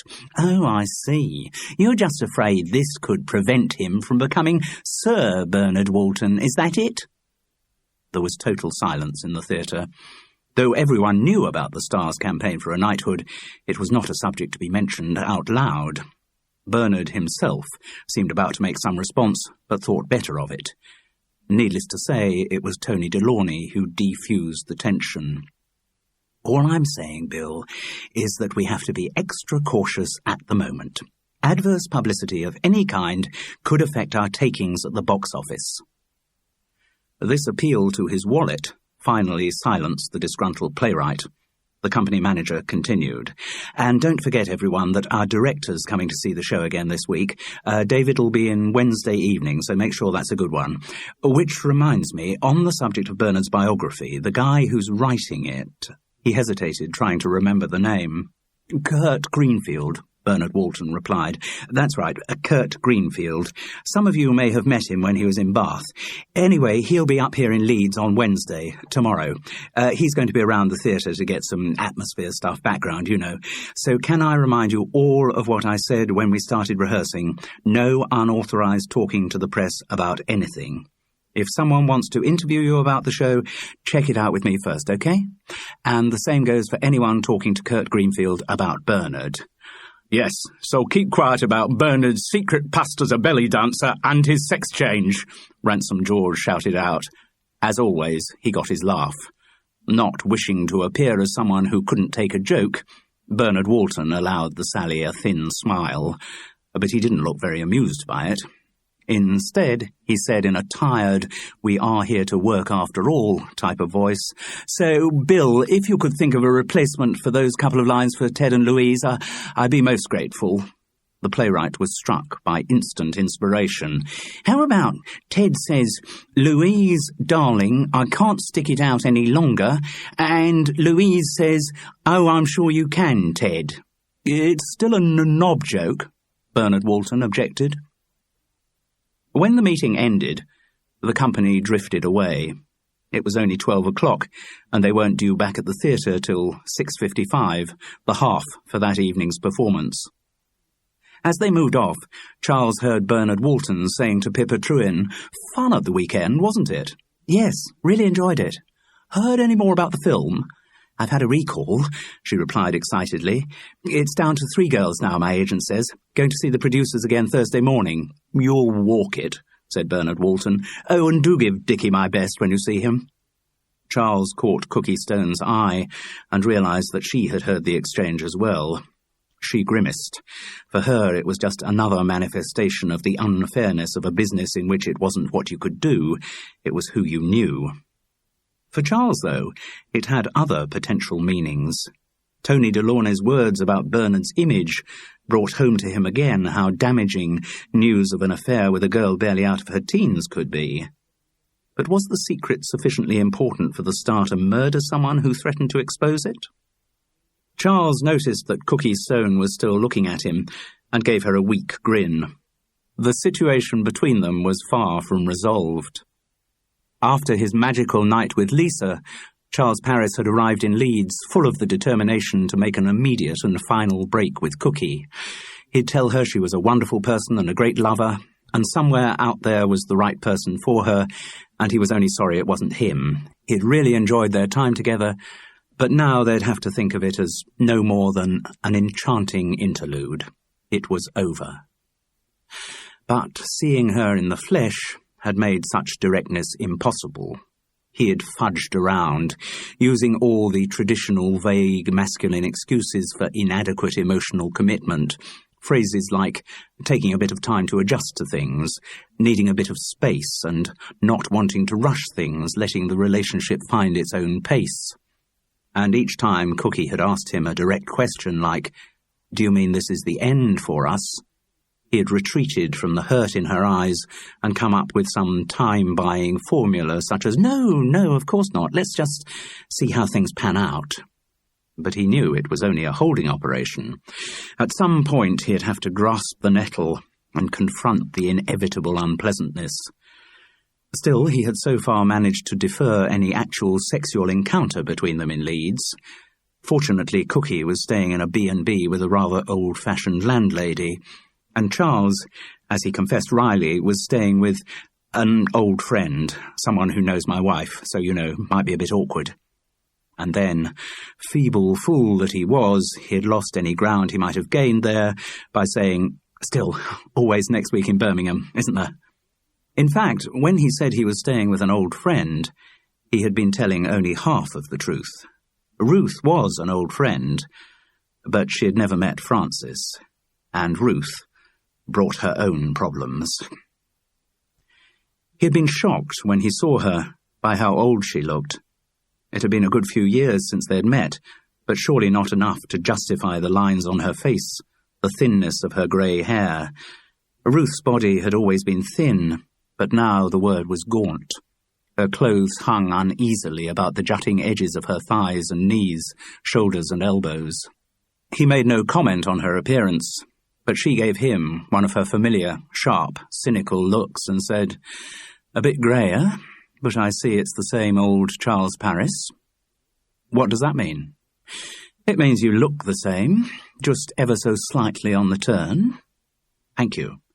And it probably means you are the same. Still drinking too much?" "I have been cutting down on that recently." She barked out a short, disbelieving laugh. "Won't last. And I assume you're not back with the wife?" "Well, I see. Still juggling with a series of women, are you?" At most times during recent years, he could have denied the allegation hotly, but given what had been happening the last couple of weeks, silence seemed the best option. "I see," she said again, in a tone of despair at the unerring predictability of humankind, or of mankind, or of Charles Parris, anyway. "You're in the show with Bernard Walton." "That's right. Not on your wife. He's good, Bernard Walton. Makes me laugh on the telly." "Well, of course I can organise tickets for any night of the week you fancy." "Thanks. I'd enjoy that. Free most evenings these days, but I'll let you know." "Fine. Are you still working?" No, I stopped that." "Ah, and you aren't in any kind of a permanent relationship?" That got the derisory laugh it deserved. Though there had been quite a few men in Ruth's life since her divorce from a central heating system salesman, none had raised her opinion of the subspecies. The look she fixed on him was as it had ever been, expecting nothing, because she knew that expectations with someone like Charles Parris could only lead to disappointments. After the first performance in Leeds, Charles didn't have a drink with the company, and when he got back to Ruth's semi in Headingley, he saw that her bedroom light was on and the door ajar. On previous occasions, those signs had been tantamount to an invitation, and he did hover on the landing for a nanosecond of indecision. But no, God no, his life was complicated enough at the moment. The last thing Charles needed was to start hurting someone else. He had spent the previous night with Lisa. Then he'd had a rather sticky confrontation during the day with Cookie, and somewhere, lurking in the mists of guilt that filled his mind, was an indistinct image of Francis. Charles Parris went straight to his own bedroom.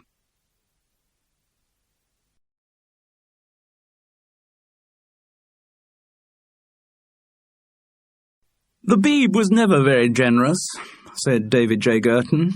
"Almost mythic reputation for meanness, actually. All the comedians used to come on and say to the audiences, 'I'm wearing my BBC suit today. Small checks. Boom, boom.'" He and Charles were in the theatre bar after the Wednesday night's performance. The director had managed to fit in a large dinner at the Queen's Hotel before the show, so all he was now in need of was a few little drinks. He was on the red wine again, a Chilean Cabernet Sauvignon he got the barman to open specially. Very acceptable, David J. Girton had opined after the first sip. Charles Parris, who was sharing it with him, did not disagree. "No," the director went on, "everyone was strapped for cash in those days, so although it was deeply against BBC rules and potentially a sacking offence, a lot of moonlighting went on. Pop music was really booming, for one thing, and some of the Radio 1 stage managers made a very healthy living from producing commercial sessions for various bands. And was Mark Lear into that? Charles prompted. No, music was never really Mark's thing. All the stuff he produced was speech-based. Mind you, he got involved in his own unofficial don't-say-a-word readies-in-the-back-pocket work as well. An interrogative movement of the head was all Charles Parris needed to make David J. Girton continue. The porn industry was also expanding exponentially at the time. Mark got very involved in producing dirty audio cassettes. Good to have it confirmed. Morris had been getting very close to the truth. Might be bugger all use as an agent, but the quality of his gossip was impeccable. And presumably, for that kind of work, Mark would have been paid a fee per session. I assume so. As I said, readies in the back pocket. Nothing official, nothing that ever appeared on the old taxman's books, that's for sure. No, of course not. Charles took a long sip of red wine before remembering that he had told Lisa he'd stay off the stuff. Oh well, too late to make changes that evening. And it was only wine, after all, not spirits. He went on, "Tell me, David, I heard a rumour that Mark actually got involved in the management side of the pawn tape business, put money into the company. Ring any bells?" David J. Girton shook his head. "No reason I would have heard if he had done, though." "No. You've no idea what other actors and actresses he might have been working with on these tapes, have you?" "No idea. Anyone who was around at the time, I would imagine. Not many young actors would object to picking up the odd unofficial tenor for a quick session at the microphone, would they? And with that kind of stuff, there wasn't much danger of them ever being identified from their performances." "Why not?" "Not many actual words involved, I would imagine. Lots of panting, groaning, and the odd grunt of 'I'm coming,' hardly Shakespeare. No, not to mention the wet newspapers." "Ah, you heard about that." The director chuckled. "Yes, Karen Cohen was telling me about that." "Karen Cohen? Actress who's in Neighbourhood Watch. Don't you know her?" "Know the name." "Well, she's what shall we say? She's a larger-than-life character. Larger than life in every way. Foul-mouthed, utterly disgusting, very funny. She's always telling us at rehearsal about her wicked past. I'm sure she makes half of it up, just to shock people, but it can be very entertaining. Anyway, she mentioned that wet newspaper thing. She says she did a lot of porn tapes back in the early 1970s, and I think she's probably telling the truth about that." "Well, could you ask her if she's got any names for other actors who were involved?" "Sure." David J. Girton looked at him with curiosity, and with something else as well. A caution, a guardedness had come into his manner. "Why do you want to know all this?" he asked. "Are you writing the definitive history of moonlighting in the BBC?" "No, no." Charles came up with a quick lie. It was distressing how glibly he could sometimes lie. "No, I was just talking to Mark's girlfriend about it. You remember Lisa Wilson from the studio in Bath? I didn't meet her." No, of course you didn't. She wasn't there that Thursday afternoon. Anyway, she just wants to find out all she can about Mark's past. I suppose it's her way of coping with the bereavement." He felt marginally guilty about attributing these spurious motives to Lisa. On the other hand, in the cause of finding out how Mark died, she probably wouldn't mind. David J. Girton's anxiety had passed. He had decided that his own moonlighting wasn't the subject of Charles Parris's investigations. Relaxed, he chuckled at another recollection. "Karen's very funny when she gets going on her days as a porn star, because she did a lot of video work as well as the audio stuff, featured in lots of little epics catering for those whose tastes run to the bigger woman." "Ah. Well, if you'd ever seen Karen, you'd know it was perfect casting." He giggled. She said some of the bigger men she worked with were so fat she had difficulty actually finding their dicks, let alone doing anything with them. And she's not ashamed of talking about that stuff. You try and stop her. No, shame and inhibition are two words Karen Cohen just does not understand. She takes great delight in talking on chat shows about the most intimate details of her life, whereas other actors might try to cast a veil over some of the things they did just for the money. Too true. Oh, come on, Charles. I'm sure there must have been a few jobs in your past you wouldn't exactly boast about. In my case, that's rather an understatement, David. Charles Parris tried to think which of the many had been absolutely the most embarrassing. Could it have been his performance as a burnt chip in an advertisement for cooking oil, or his rendering of the role of a turd in an experimental work entitled Sewer Fantasies, an evening of which I would like to flush away all memories? Time out. Charles wasn't even sure whether he'd boast about recording over 100,000 words and phrases for a thesaurus on CD-ROM. And with those tapes that Mark Lear produced, David J. Girton went on, there might be even more reason for the actors involved to keep quiet. Why? Just because they were porn? No, Charles, because they were gay porn. Ah.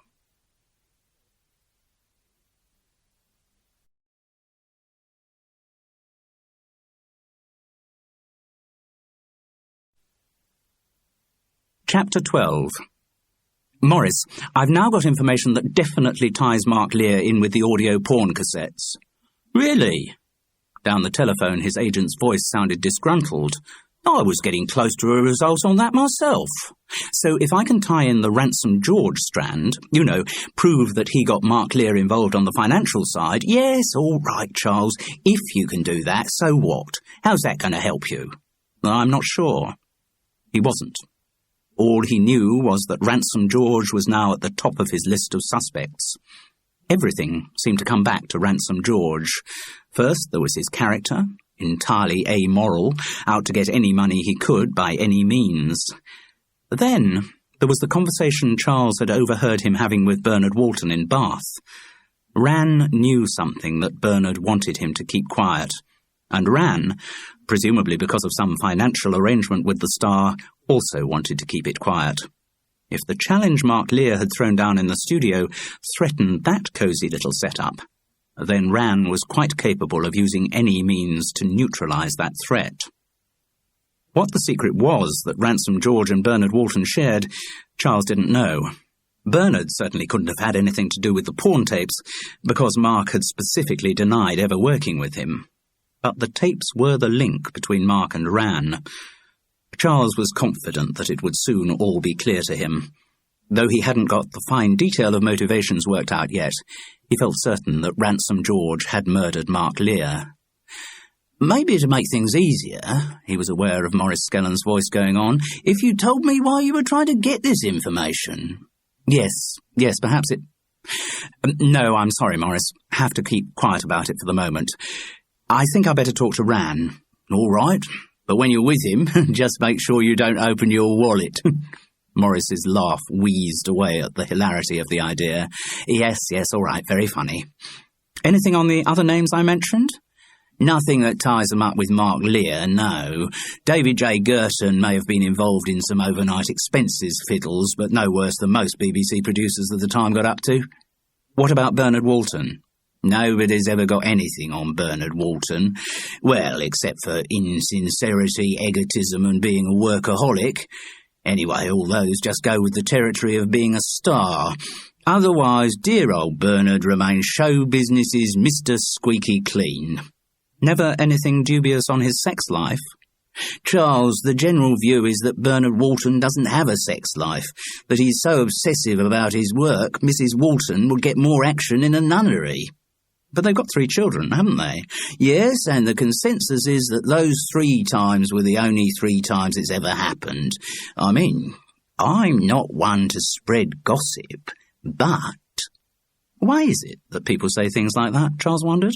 Why do they say exactly the opposite of what they mean? Why do the shiftiest characters in the world always begin sentences with honestly and trust me? But, as Maurice Skellen rambled on with more details about the supposed aridity of Bernard Walton's sex life, Charles Paris was reminded of something else he had to check up on. He must find out precisely what place Pippa Trewin had in the star's life. He finally located Ransom George in the pub near the stage door before the show that evening. He indicated Ran's gin and tonic glass. Another one of those? If you're buying, Charles, I would be honoured. He did it in his obsequious, funny voice. Had there been other people there to hear it, the line would have got its certain laugh. They settled with their drinks. Instinctively, Charles had bought himself a large Bell's. It was only as he was carrying the glasses back to their table that he remembered his pledge to Lisa. Oh well, time enough. If he didn't drink on the Friday or Saturday, then when they met on the Sunday, he'd have survived nearly 3 days without booze. Anyway, he was conducting an investigation. He had to relax the person he was pumping. If Ran noticed Charles wasn't on the bells, that might put him on his guard. Even as he shaped these justifications, Charles Paris knew they were nothing more than the casuistry of the alcoholic. He raised his glass to Ran. "Cheers. Down the hatch." Again, the timing and the voice were funny. It was difficult to consider someone who could be so consistently funny in connection with a murder inquiry. But then so impermeable was Ransom George's humorous defence that it was difficult at times to think of him as a human being, or to get near the real human being who must lurk somewhere in the middle of all the funny faces and funny voices. "Was talking to my agent about poor old Mark Lear," Charles began. "Uh-huh." Ran's reaction was entirely without attitude. He didn't sound anxious or guilty, he didn't sound anything. "Who's your agent?" "Maurice Skellen." Ransom George just giggled. "Maurice used to know Mark way back in the early 1970s, Charles lied. "I gather you did some work for him back then." Ran didn't deny it. "Odd little bits here and there, yes." "Agent mentioned something about some audio porn tapes?" "So? Do you remember making those?" "Vaguely. I've done all kinds of stuff over the years. Never been out of work for more than the odd month. Lucky you. Partly luck, partly grafting away, following up leads, making the right friends. You know how it is." "Oh, yes. Were you actually involved in the production company that made the porn tapes?" For the first time, there was a wariness in Ransom George's eye. "May have been. Why are you asking?" "To be quite honest, I think there was something funny about Mark Lear's death." "Funny?" "Not to put too fine a point on it, I think someone may have helped him on his way." Ran nodded slowly, weighing the idea. "I suppose it's possible. What's this got to do with the porn tapes?" "Well, that afternoon Mark talked about writing a book, exposing things that went on in the BBC or amongst people who had BBC connections. Do you remember?" "Uh-huh." "And in retrospect, I've come to the conclusion that what he was actually doing was issuing a threat. He was saying he would expose something he knew about someone." "Oh, well, that's what I don't know. Obviously someone who was in the studio that afternoon." Ransom George caught his eye. "You're not looking at me, are you? I never worked for the BBC. Not on the staff, I know, but you did the odd radio as an actor." "Very few. Pretty quickly realised my face was going to be my fortune and concentrated on the telly." Charles took another sip of his whiskey. It did taste good. The idea that he could ever give the stuff up permanently seemed more remote than ever. "I've just a feeling, Ran, that what happened to Mark is somehow tied in with events at the BBC in the early 1970s. Ransom George shrugged, without much interest in the subject. "Maybe. So I want to find out all the detail I can, particularly about the time when Mark was involved in producing those porn cassettes." "Well, good luck. I don't see that it has anything to do with me." "You were involved in making those cassettes, so you could fill in a bit of the background." "Yes, possibly I could. Doesn't mean I will, though, does it?" "Why not?" Ran didn't answer that straight away. Instead he asked, "What kind of stuff do you want to know?" "Anything. Everything. Names of the other actors involved for a start." "It'll cost you." "What do you mean it'll cost me?" "I'd have thought the words were clear. We live in a consumer society. Most things have a price. Information's certainly a marketable commodity. I've got information you want, so to get it, you're going to have to pay me." "How much?"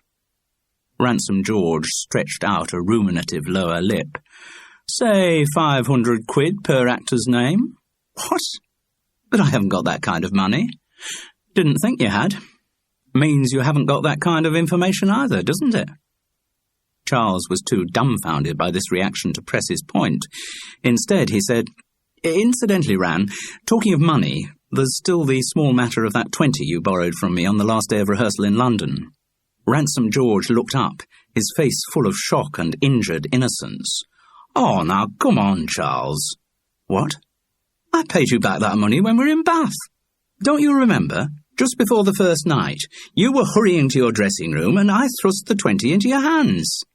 I don't remember that. Ransom George hit his head with the heel of his palm in annoyance. Oh, no, you must have left the note in the pocket of your costume. I bet one of those little sluts in wardrobe nicked it. The awful thing was that for a moment, Charles actually believed it. He had underestimated Ransom George as an actor.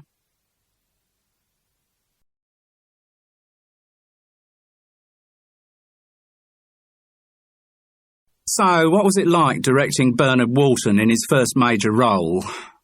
There was something creepy and slightly unwholesome about Kurt Greenfield. He was late 30s, a showbiz journalist who had developed a lucrative second string as a paste and scissors biographer to the stars. An uneven beard straggled round his chin. His clothes were sweatshirt, denim jacket, jeans, and incongruously new-looking cowboy boots. Kurt Greenfield had no social graces, made no attempt at small talk. He hadn't offered coffee or a drink when Charles appeared in the theatre bar for the interview officially sanctioned and arranged by Tony Delorney. All Kurt Greenfield wanted was quick, quotable answers to his questions. Answers that could be shoved straight into his book with the minimum of editing. Well, he was quite inexperienced, Charles replied, but he had got something. Star quality, asked Kurt Greenfield, ever eager for the cliché. I wouldn't say that, more a stage presence. Even back then, when he was on stage, the audience found it difficult to concentrate on anyone else. Charles saw the biographer write down star quality, then look up and ask, "Why in particular did you cast him? What was it about Bernard that so impressed you?" Well, his stammer was certainly part of it. So you'd say Bernard Walton's speech impediment, something which to many people might appear as an obstacle, in his case proved the springboard to stardom. No, I'm not sure that I would say that, said Charles, reluctant to have his views reduced to journalese. Kurt Greenfield ignored the objection. And was the Cardiff production when you first met him? You didn't know him as a child, you didn't know any of the Miles family, or... I met him first at the London auditions for that production of She Stoops to Conquer, by which time he was already Bernard Walton the actor. I suppose you could say that. He hadn't got much experience at that stage, but he had been around a bit. Kurt Greenfield didn't reckon any of that was worth writing down. His hopes for charming, winsome reminiscences of the star's boyhood were not to be realised. Anything else? He asked restlessly. Any little anecdotes, any stories that show what a popular member of the Cardiff company Bernard Walton was? No, I can't think of any of those. The biographer shrugged. Oh, well, if I put something like Bernard Walton's infectious high spirits made for a relaxed and convivial backstage atmosphere, that should cover it. Not really. I think that'd give rather a misleading impression of, and he's been generous to you over the years, I gather. What do you mean? Helping you out? Seeing you got the odd small part in shows he's been involved in? Not forgetting the lesser figures who helped him on the way up? No, I wouldn't put it like that. I'd say... But Charles knew his protests were in vain. Kurt Greenfield had arrived with his interview virtually written. Nothing that was actually said was going to change it. The biographer closed his notebook with an air of finality. That's it. I'll see any quotes I use are attributed to you by name. But will the words be what I actually said? Kurt Greenfield looked at Charles in total incomprehension. He didn't understand the question. Then he sat back with a reptilian expression and said, By the way, you know what I'm writing about Bernard is like the official authorised biography? I got that impression. Be closer to a hagiography, I gather. A hagiography is the life of a saint. Ah, a biography devoid of criticism. Oh, right, get your drift. I'm with you. And because it's that kind of book, that's why your nice camp little company manager, Tony Delorney, Charles supplied. That's right. Well, that's why he's been so cooperative to me, setting up all these interviews.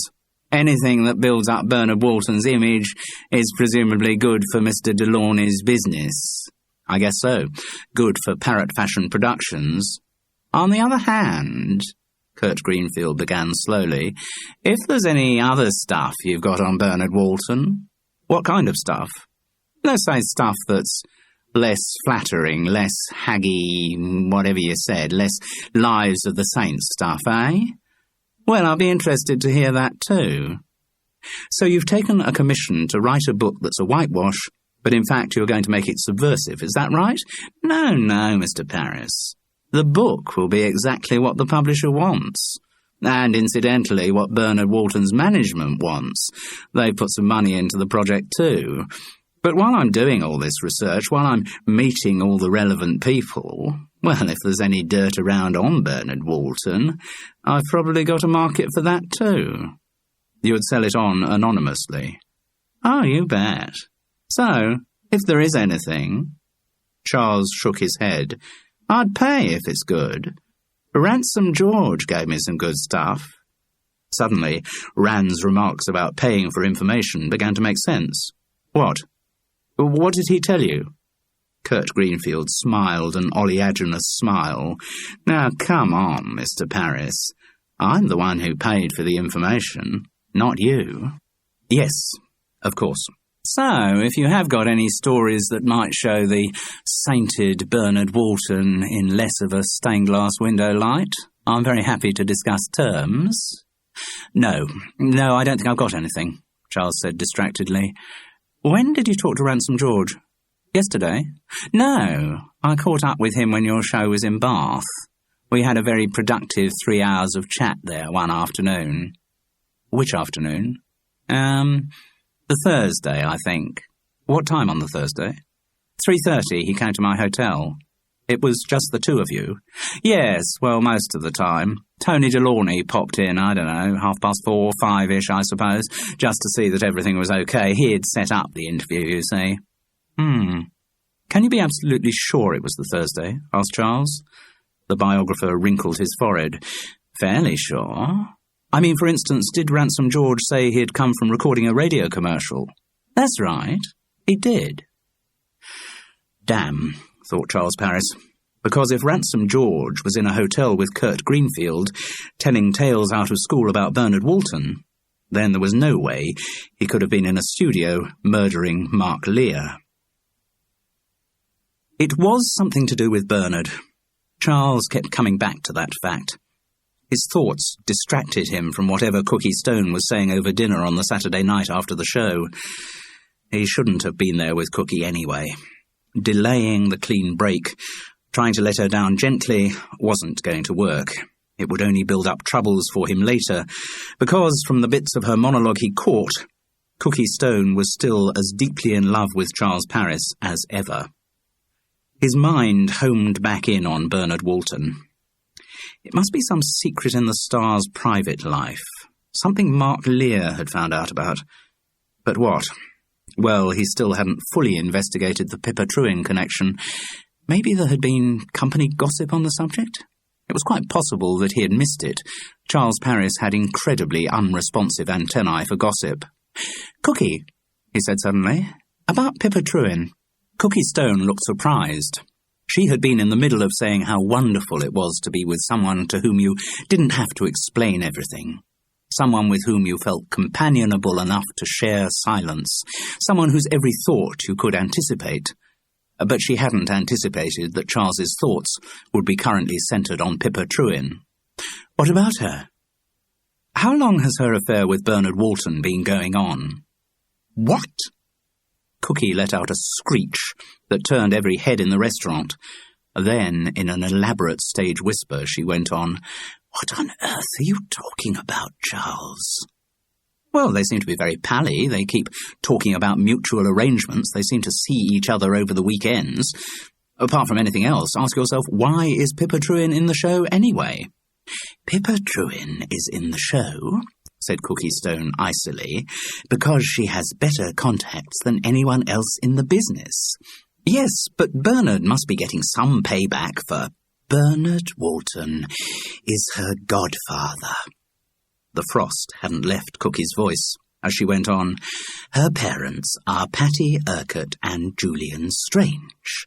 That is why she's with a top agency. That is why she's got a fast track to television casting directors and movies. That is why her career is set fair, and why, for the rest of her professional life, she will continue to take parts that should be going to other, more talented actresses who happen to have been born to different parents. Oh, said Charles Paris.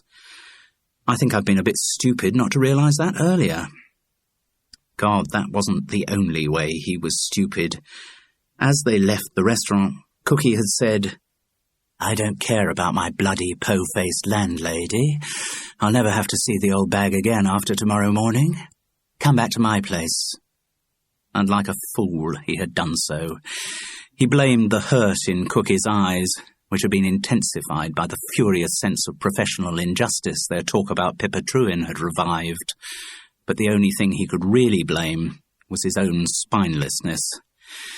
And then, because of his tiredness, because of the prospect of seeing Lisa Wilson the next day, because of his confusion about Mark's death, Charles hadn't been very good in bed. And, though that was completely his fault, Cookie had blamed herself, and started asking questions on, "Don't you love me any more? Have you stopped fancying me?" lines. So, amidst all the recriminations and the angst, very little sleeping had taken place that night. Charles's return to Ruth's house, early on the Sunday morning to pick up his things, had exacerbated the feeling of being an emotional disaster area, unable to move in any direction without causing more pain. Ruth didn't pass any comment on his overnight absence, but her expression didn't need words to back it up. All she said was, "There was a message for you last night from a Lavinia Bradshaw. Wants you to ring her. Another of your women, I suppose." "Lavinia Bradshaw? I don't know anyone called Lavinia Bradshaw." "Oh, no," said Ruth, disbelieving. "No, I don't. I really don't." He packed his bits in silence, and they almost parted in silence. But when he got to the door and looked back, Charles was astonished to see that Ruth was crying. Tears poured unchecked down her lined grey face. "What's the matter, love? What is it?" He put his arms around her and felt the unnatural thinness of her body against his. "What is it?" "Oh, Charles, I just thought I thought you, the eternally unreliable, eternally selfish, eternally randy, I thought you would... But now I'm too ugly and sick, even for you to fancy me." She broke into a long wail. "No, no," he said, patting the sharp ridge of her shoulder. "No, of course not. I just didn't think I should take advantage of you. I thought..." There are some situations in which one can do nothing right. Charles Paris had been in a good few of them during his lifetime. He had been exercising restraint, trying to do the decent thing, and all the time Ruth had actually been wanting him to make love to her. God, Charles Paris thought savagely on the train down to London, am I capable of doing anything that doesn't hurt someone?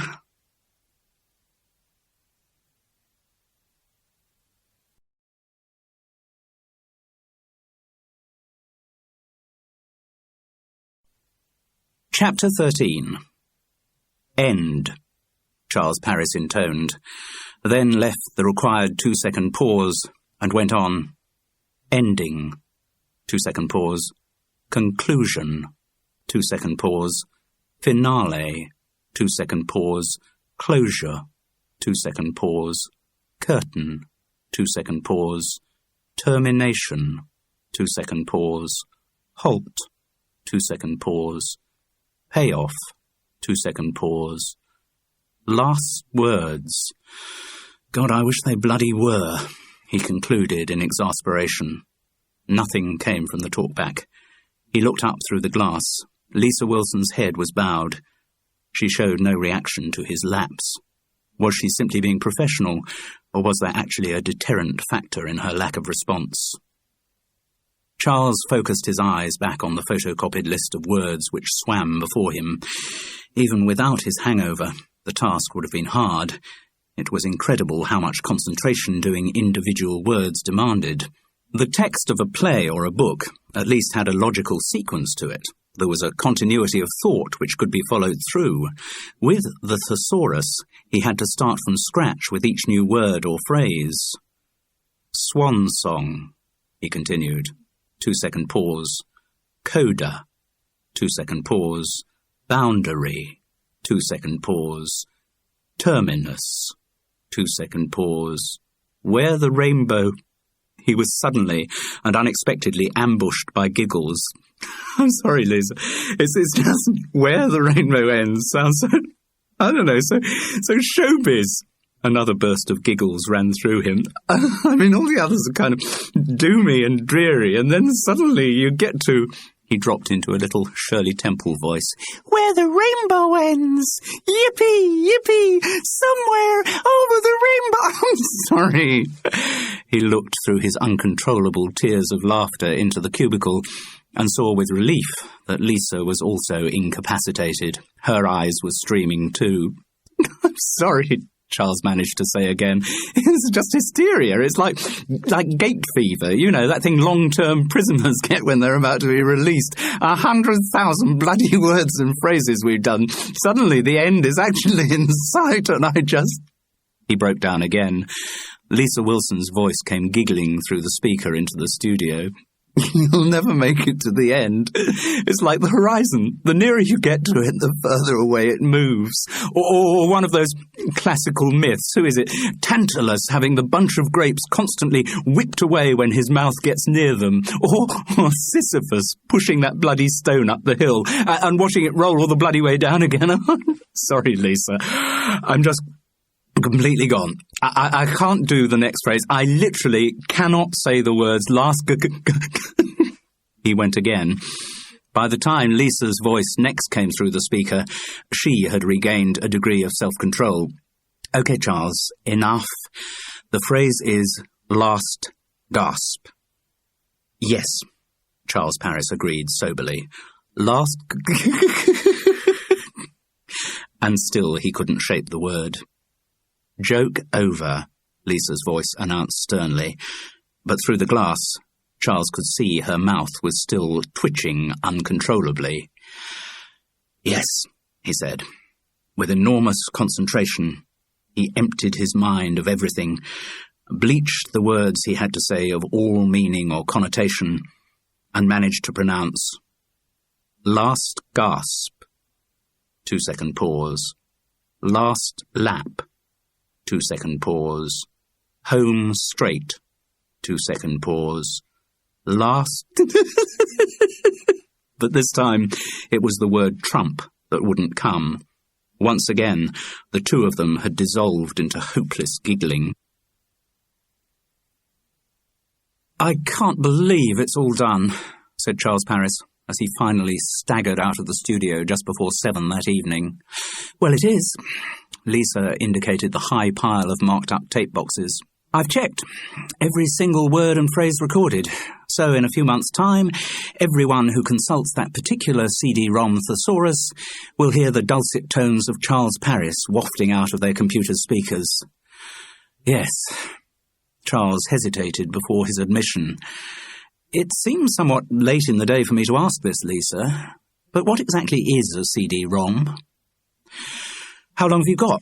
Well, because I could give you an extended scientific description of the technology and potentialities of CD-ROMs, or I could just say they're a means of storing information which can be presented on a computer screen with illustrations in sound and pictures. That'll do. Charles reached out his arms behind him, joined his hands and stretched. God, it really gets you in the small of the back, that kind of concentration. Still, you can stop concentrating now. As I say, all done. Congratulations. Thanks. Oh, he sank gratefully into a chair. Really calls for a drink, doesn't it? I'll make us some coffee, said Lisa Wilson tartly. The police have been round again, she announced when they were settled either side of the table, making inroads into another packet of chocolate digestives. Really? She pursed her lips. Still hasn't been an inquest yet. The first one was adjourned for a month, to give the police time to make more inquiries. So we're not the only ones to suspect murder. I'm not sure about that. I think they're concentrating more on suicide. Oh? Well, you see, they don't know the one detail that we know, namely that the studio door was locked. Because you haven't told them. Exactly. But if you rule that out as a consideration, then given Mark's depressed mental state, suicide must look like a possibility. You know, he takes a bottle of scotch, shuts himself into a space which he knows has no air supply. But why's this suddenly come up now? I thought the police were satisfied at the time that it was an accident. I don't think they'd made up their minds, but I reckon they'd have been happy to accept that explanation. No, someone has been stirring things up. Who? Who do you think? Charles shrugged. Search me. Oh, come on, it's obvious. The widow. Mark's ex, Vinnie. Sure. But I thought she'd given up all interest in him. All interest in him as a human being, yes. But not all financial interest in him. In response to Charles's puzzled expression, she continued, Mark was heavily insured, and the beneficiaries of the insurance are his children. That situation wasn't changed by the divorce. I think his widow's view, not unreasonably, is that since it was her money that paid all the premiums, she should ensure that her kids get what's due to them. Ah. But if Mark was found to have committed suicide, Lisa Wilson nodded, then the insurance company wouldn't pay up. I reckon Mark's widow must have started making the claim, and then the insurance company, who, like all insurance companies, would do anything rather than actually shell out any money, became suspicious about the circumstances of his death. And I reckon they're the ones who've got the police taking another look at what happened. That'll make sense. Has Vinnie talked to you about it? Lisa gave a firm shake of her blonde head. No, she wouldn't talk to me about anything. She may not have wanted Mark any more for herself, but she was damned if anyone else was going to have any rights in him. So you never even met her? No. And, of course, I've only heard Mark's side of the story, but I do get the impression that she is one very strong-willed lady. Yes, I suppose she always was. I didn't meet her that often, but she was strong, you're right. I think a lot of people who are born with money are strong. Of course, when I knew her, she was channeling all that strength into keeping the family together. I gather she still is. Mark's no longer part of the equation. He ceased to be from the moment she walked out on him, but I think she'll still be ferocious in support of her offspring, the old lioness with cubs syndrome, which is why she'll fight any suggestion that Mark committed suicide. She'd regard it as him having the last laugh on her, and there's no way she's going to allow that to happen. No. From everything I've heard about her, said Lisa, she's a truly terrifying woman. I don't envy Mr. Bradshaw. Mr. Bradshaw? That's her new married name. Of course, she's Lavinia Bradshaw. Lisa looked at him curiously. Yes? So? It's just that a Lavinia Bradshaw has been trying to make contact with me. Ah, she's probably found out that you were here the afternoon Mark died. She'll want to see if she can get anything from you to scotch the suicide theory. Well, I'll let you know what she says. Thanks. There was a silence. Lisa's grey eyes locked onto him as her hand reached across and rested lightly on top of his. Talking of scotch, Charles, how have you been doing this week? On the booze front? He grimaced wryly. Well, I cannot put my hand on my heart and say it's been a week of total abstinence. Ah, why not? I'm sorry, I've had pressures, and I see, she said in a tone that meant yes, she saw, but no, she didn't approve. She withdrew her hand from his. The thing is, don't worry, Charles. She let out a little sigh of exasperation. You don't have to explain. Remember, I've lived with 2 alcoholics. I am not an alcoholic. Her grey eyes challenged him. No? No. I can stop. I just don't stop, she supplied. Or at least not for long. No. Well, Lisa Wilson stood up from the table. Which train are you getting back to London, Charles? He was dumbfounded, as all the carefully fostered fantasies of the previous week crumbled around him. Well, I wasn't sure that I was going back. I thought, Charles, said Lisa firmly, what happened last Sunday night was good. We both enjoyed it. It answered a need in both of us, but it was never intended to be the start of anything long-term. No, I know that. he said miserably. As I recall, I spelt out our terms of engagement at the time. No commitment, no emotional entanglement, and I also seem to recall that you were very keen to accept those terms. They're the terms men have been trying to get from women since the race began. Exactly. And also, generally speaking, the terms men have tried to impose on women since the race began. All right, possibly. So you can't really complain when I act according to those terms, can you? Look, are you making a political point here? Is this part of some kind of feminist agenda that you— No, Charles, it isn't. What I'm saying is that what happened last week was very good.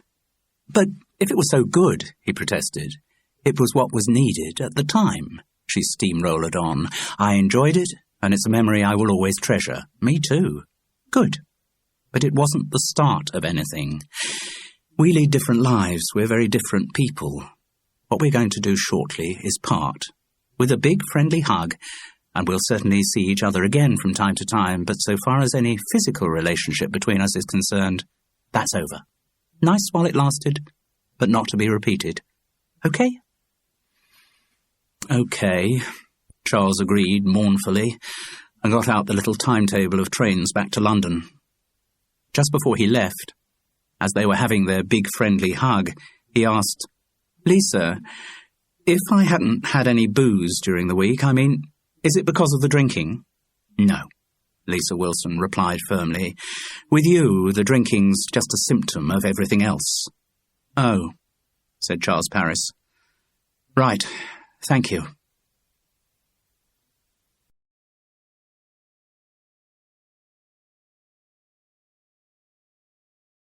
The digit 2 was glowing on his answering machine when he got back to Hereford Road.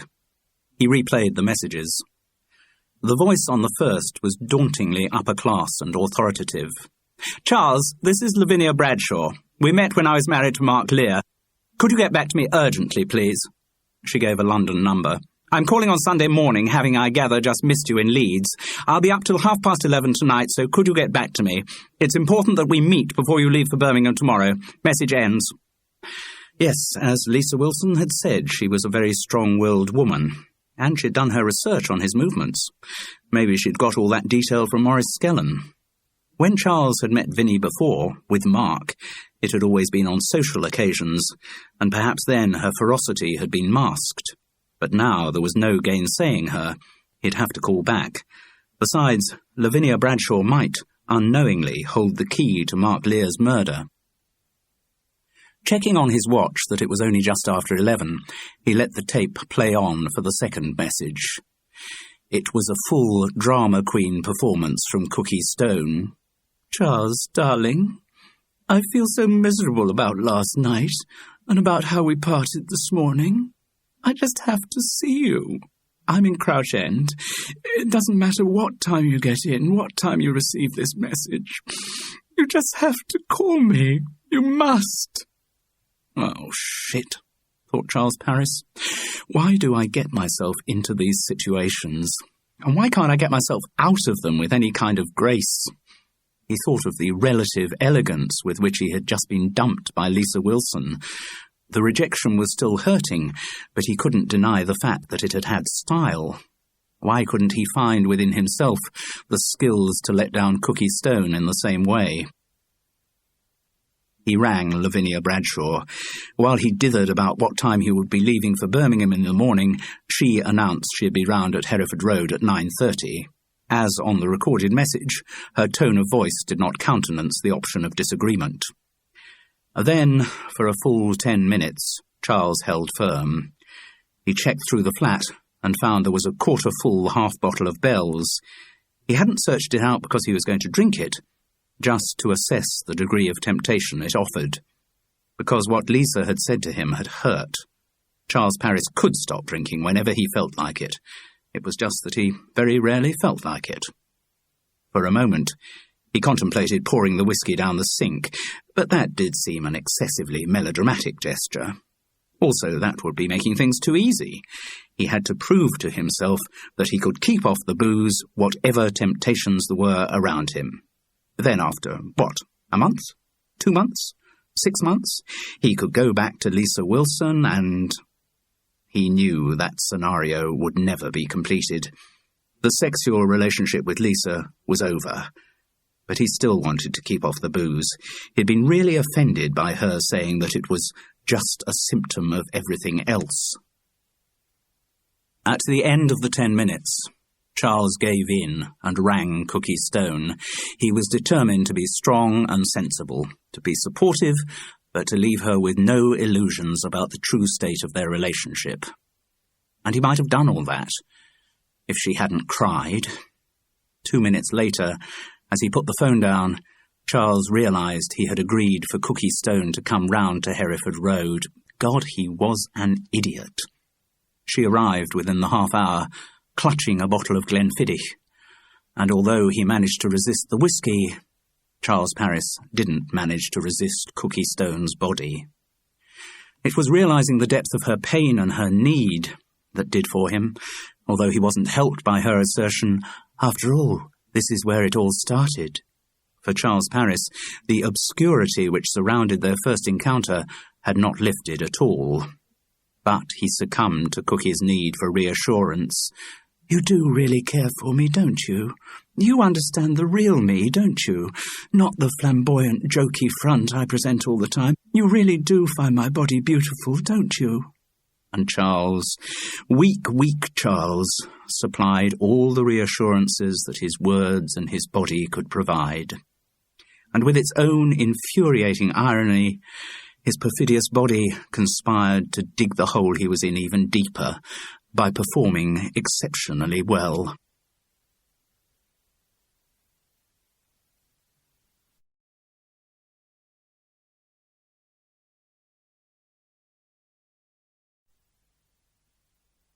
Chapter 14. Charles woke up at 7:15 in the morning, which meant that some sleeping must have taken place in the course of the night, but it didn't feel that way.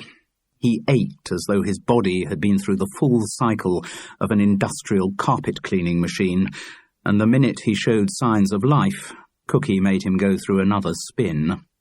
Again, he was surprisingly effective, but his performance didn't give him the warm glow it might sometimes have done. Sex without love is never good, but sex without love with someone who's in love with you is worse, intensifying the accompanying guilt and self-hatred. Why is it, Charles pondered, not for the first time, that women so often identify sexual attention with love?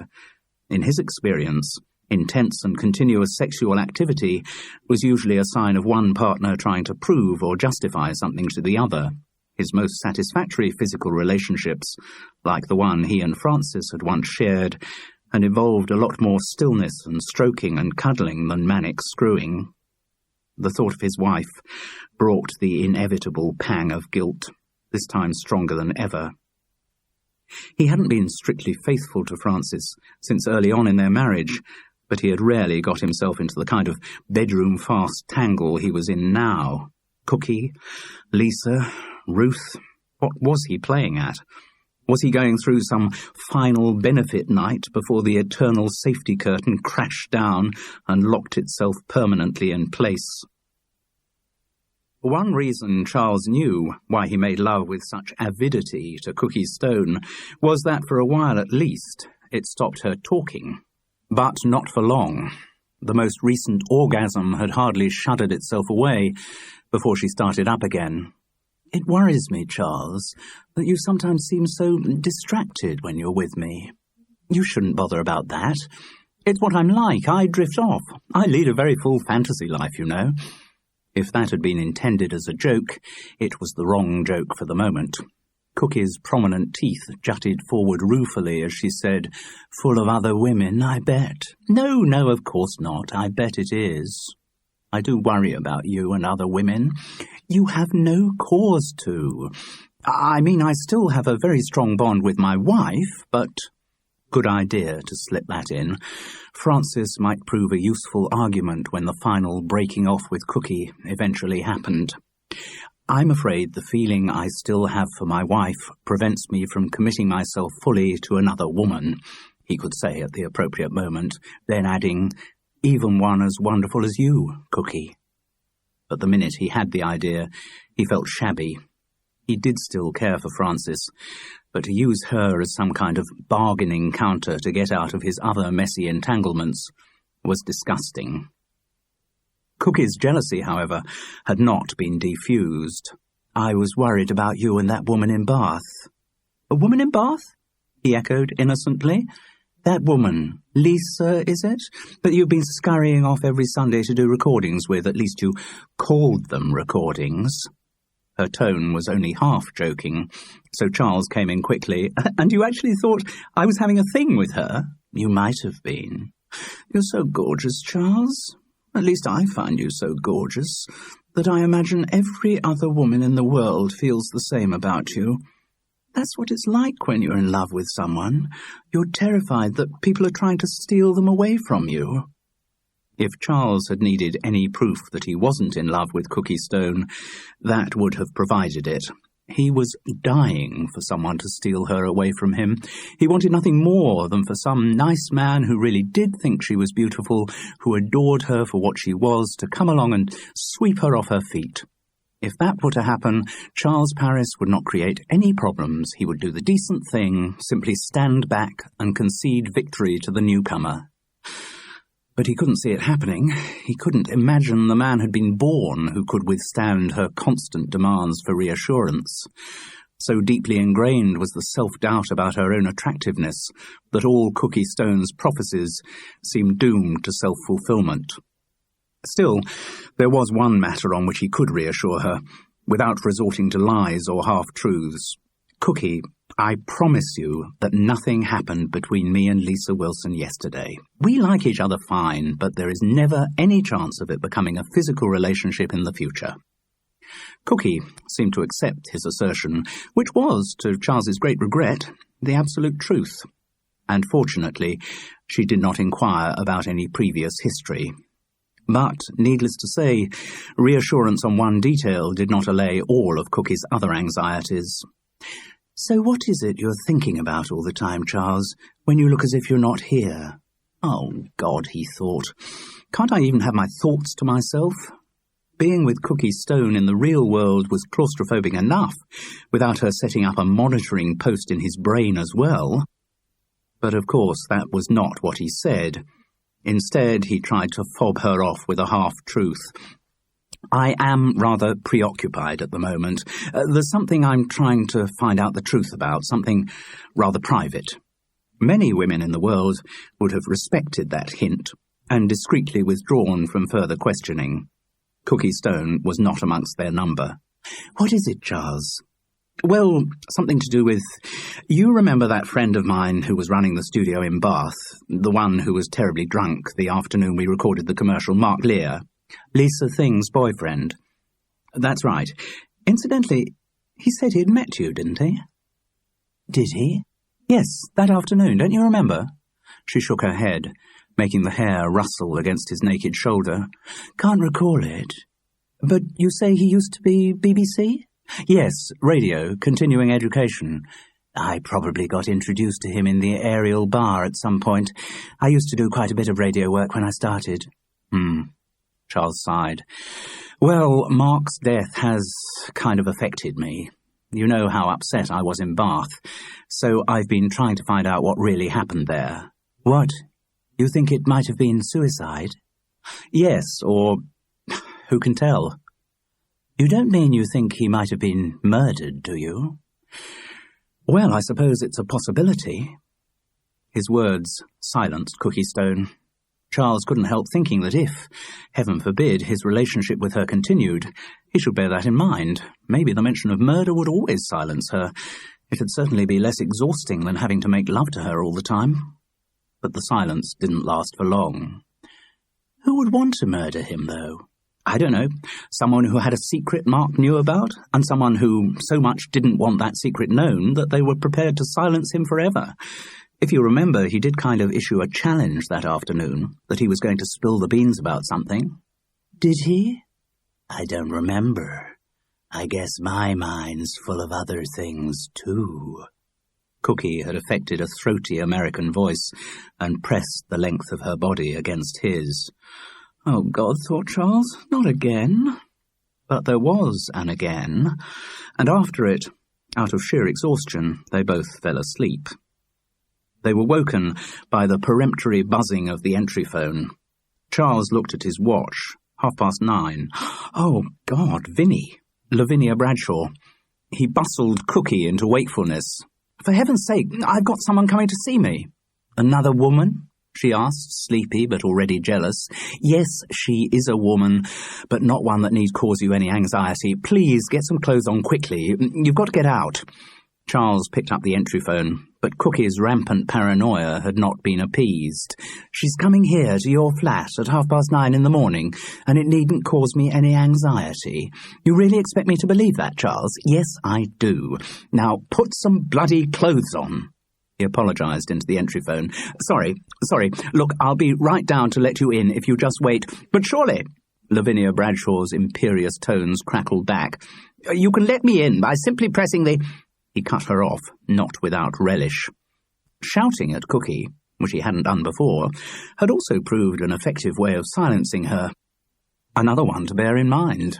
She sat on the bed, resentfully pulling on tights, while Charles stumbled into his trousers.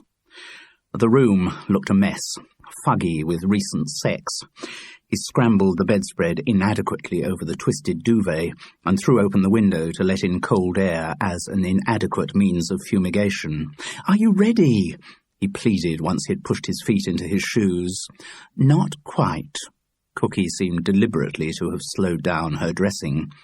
The entry phone buzzed again, seeming to echo the shrillness of Lavinia Bradshaw's tone. Look, I've got to go and let her in. I'll try and delay a bit on the doorstep, but you get down as soon as you can.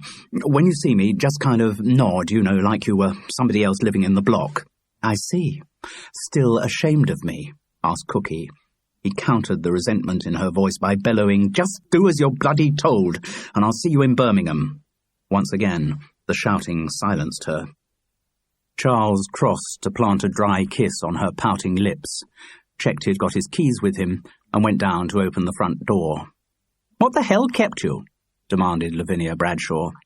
She was expensively dressed, her image sharpened up considerably from the child-bound Earth Mother Charles recalled from their earlier meetings. Whatever her real age, plastic surgery had put her back firmly into her late 30s, and though the reddish gold of her hair couldn't possibly be natural, it contrived to look natural. Sorry, Vinnie, sorry. I didn't wake you, did I? Asked Lavinia Bradshaw, to whom the idea was entirely incongruous. Good heavens, no, I just, Charles loomed aimlessly, blocking the doorway. Aren't you going to invite me in? It is quite cold out here. Yes, sorry, Still he hovered, preventing her entrance. Then he heard the welcome sound of footsteps behind him. He turned with relief to see a fully dressed Cookie tiptoeing demurely down the stairs. She was not an actress for nothing. Good morning, Mr. Paris, she said without interest as she passed him. On the doorstep, Cookie came face to face with Mark Lear's widow. I know you, don't I? Said Lavinia Bradshaw.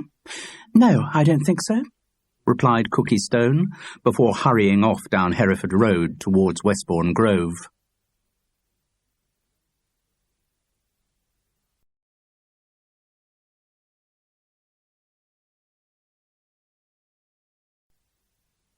Chapter 15. When it came to sniffs of disapproval, Lavinia Bradshaw left Charles's Bath landlady standing. Sniffs of disapproval were what her face did best.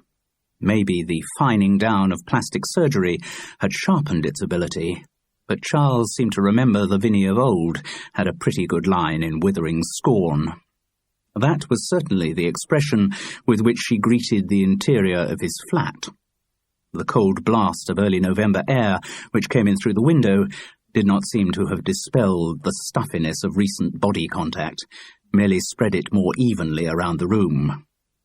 Lavinia Bradshaw focused her disapproval on the window. I'm all in favour of fresh air, Charles, but there is a limit.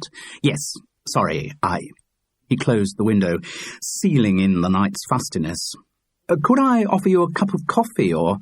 No, thank you. Lavinia Bradshaw's refusal may not have been prompted by the room's insalubrity, but that was certainly the way it came across. "Okay, fine." He gestured to a chair for Lavinia. She looked at it dubiously. He hurried forward to remove a few weak shirts and socks. Very gingerly, Lavinia Bradshaw sat down, allowing her skirt minimum contact with the chair's doubtful surface. Charles perched with unconvincing insouciance on the edge of the bed. "So, what can I do for you?" "Needless to say, it's about Mark. I hope you don't mind my interrupting, Vinnie." She clearly did. If her face hadn't already given him that information, he would have got it from the coldness with which she said, "I'm no longer called Vinnie. Everyone calls me Lavinia these days." "Oh, sorry, Lavinia." "No, well, the thing is, before you start, just a quick question. That girl, that woman who came down the stairs when I let you in, or seemed very unwilling to let me in and kept me waiting on the doorstep." Yes, all right, I'm sorry about that, but that woman, you seem to know her."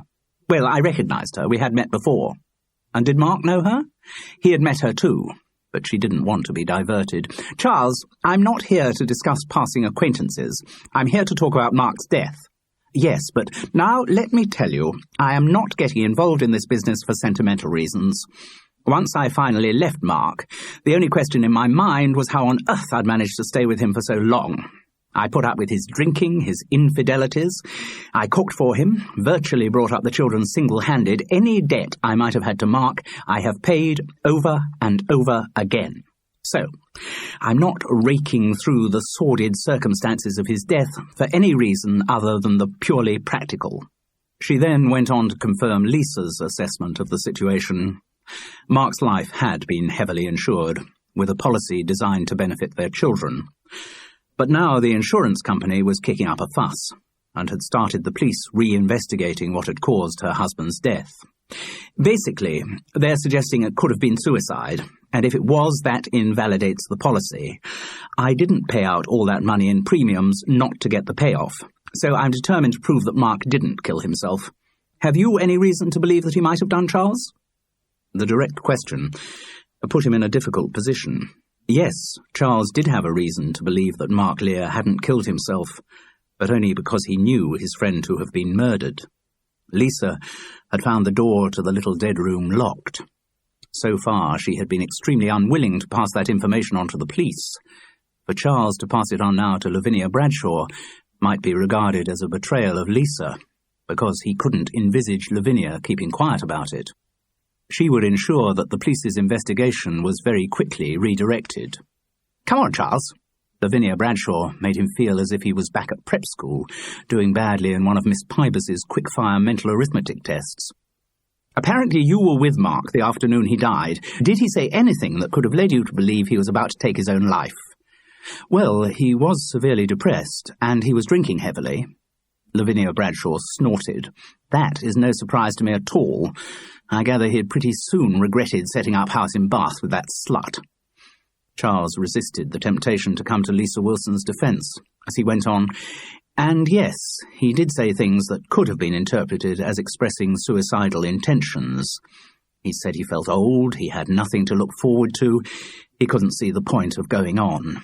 That prompted another derisive snort. In the course of their married life, Lavinia had heard Mark maundering on similar lines far too often to take it seriously. Charles endorsed her reaction. But though, quoted out of context, those words might have come from someone who was genuinely suicidal, you know and I know that Mark often said things like that. Yes, and I always treated them with the contempt they deserved. Do you know he even rang me that afternoon? The afternoon he died? Yes. What did he say? Oh, the usual maudlin rubbish. He was extremely drunk.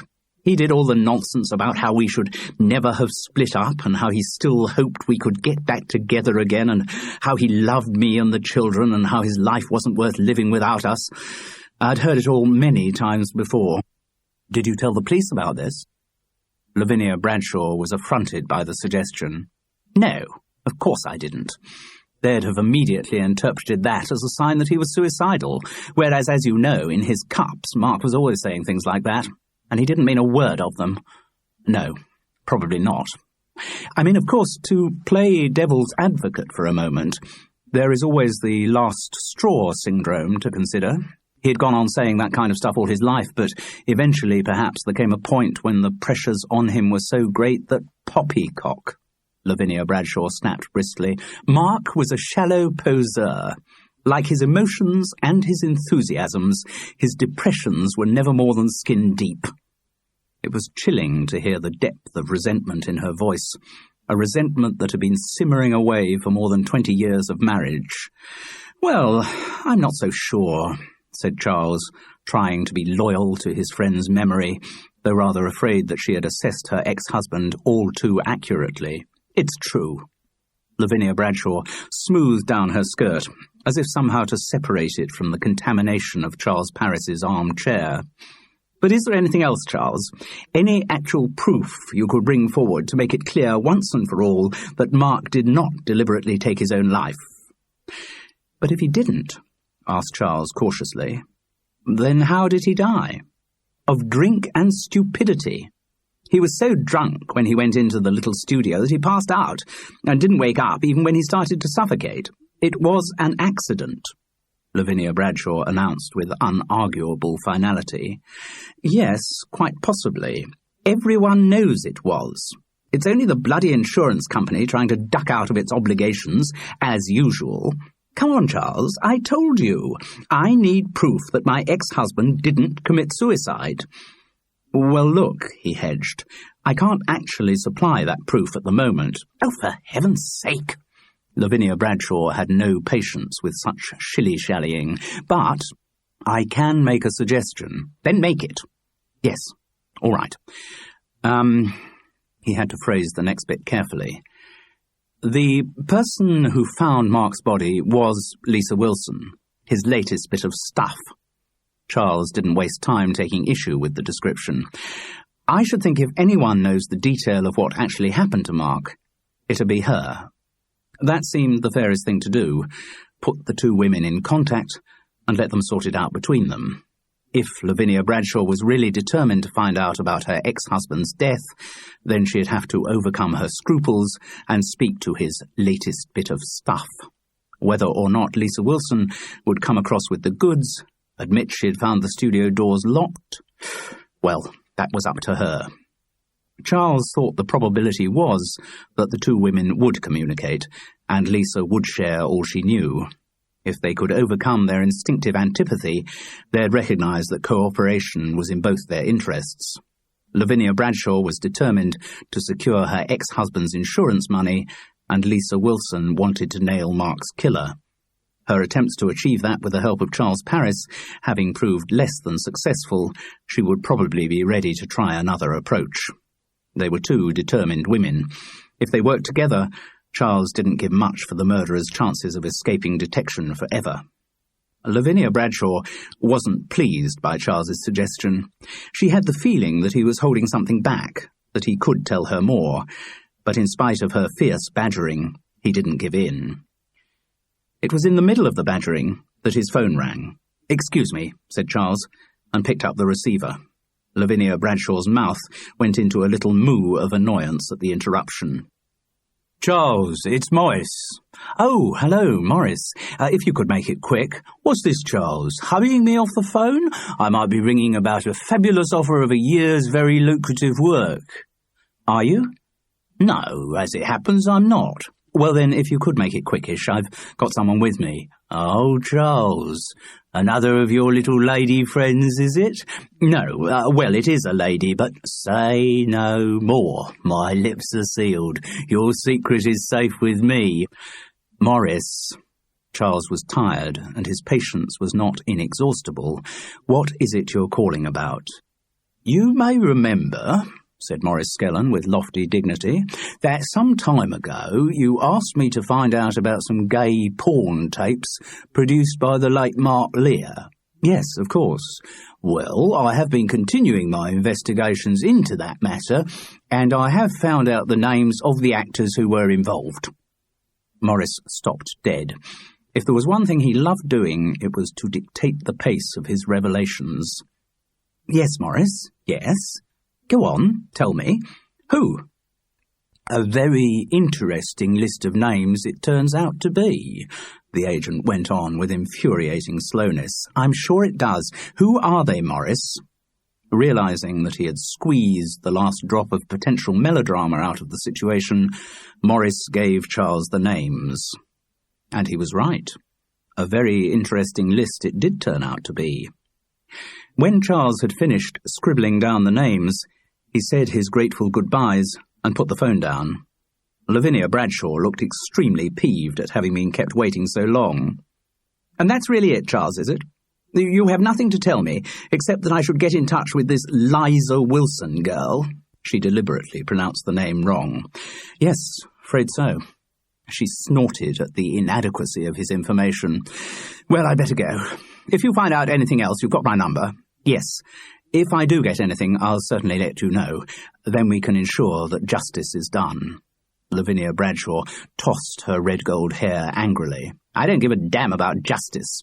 I just want the insurance money. Charles Parris was seeing her off on the doorstep when another thought came to him. That phone call Mark made to you the afternoon he died. Yes, what about it? How did it end? Did you put the phone down on him? No, I was about to because I had to go out for a hairdresser's appointment. But in fact it was Mark who ended the conversation. He said he had to ring off because someone had just come into the studio. Really? Did he say who that person was? Now, let me think. Lavinia Bradshaw tried to piece the recollection together. He did call out, hello, and then I think he said a name, but try to remember. It could be very important. Why? Suddenly Charles realized that, through all her bluster, Lavinia Bradshaw was in fact not very bright. Because, he explained, whoever it was probably the last person to see Mark alive. Yes, she said thoughtfully. And you haven't mentioned how the phone call ended to the police. No, of course not, Charles. Really, you are dense. Suppose that person, whoever it was, got more of Mark's drunken ramblings of self-pity, then they might have got the impression that he was suicidal. That's true. Have the police actually talked to you about the phone call? Because presumably they could check who Mark did ring that day. They haven't been in touch yet, no. A sly look came into her eyes. And if they are, I have a perfectly good cover story ready. Mark rang me to check what one of the girls wanted for her birthday. Which of the girls? Claudia. It was her birthday the next week. Oh, is she the one who's ill? Mark mentioned Claudia is absolutely fine, thank you, she said sharply. The slyness came back into her face and was transformed into self-satisfaction as Lavinia Bradshaw went on. People about to commit suicide do not, on the whole, spend their last hours planning what they're going to give their children as birthday presents, do they? No. The glee at her own cleverness gave way to a sudden recollection. Oh, I've just remembered the name Mark said, the name of the person who had come into the studio. It didn't mean anything to me. No, but then you don't know any of the people who were doing the recording that afternoon. That's true. So tell me what Mark said. The name might mean something to me. She told him the name. It did mean something to Charles Parris. One other thing, Lavinia. They had said their goodbyes and she had started off down Hereford Road. What now? She asked crossly. That woman who was coming out of the house when you arrived, what about her? Where was it you and Mark met her? It was in the hospital. Hospital? Private clinic, I should say. God, the prices they charge in those places. You pay out all that money in medical insurance, but they still have the nerve to... I hope you don't mind my asking, Lavinia, but what were you in the clinic for? No, I don't mind. Unlike some women, I'm very proud of my new body. So you were in for plastic surgery? That's right. Bags under the eyes, breasts, bum, the whole shooting match. And Cookie, the woman we saw this morning, was in the clinic at the same time. And that's when Mark met her. Yes. God knows why he bothered coming to see me. I'd made it abundantly clear by then that there was nothing left between us, but he insisted on turning up and whinging away in the lounge for an hour or so. And that woman was in the lounge at the same time. Some of it, yes, I introduced them, casually, the way one does. She looked at her watch with irritation. I'm sorry, Charles, I really must be... Just one more question, Lavinia. Do you happen to remember why Cookie, that woman, was actually in the clinic? She let out a harsh little laugh. Well, of course I remember. She was having the same as me. Bags under the eyes, breasts, bum, the whole shooting match. Exactly, said Lavinia Bradshaw, and set off briskly down Hereford Road.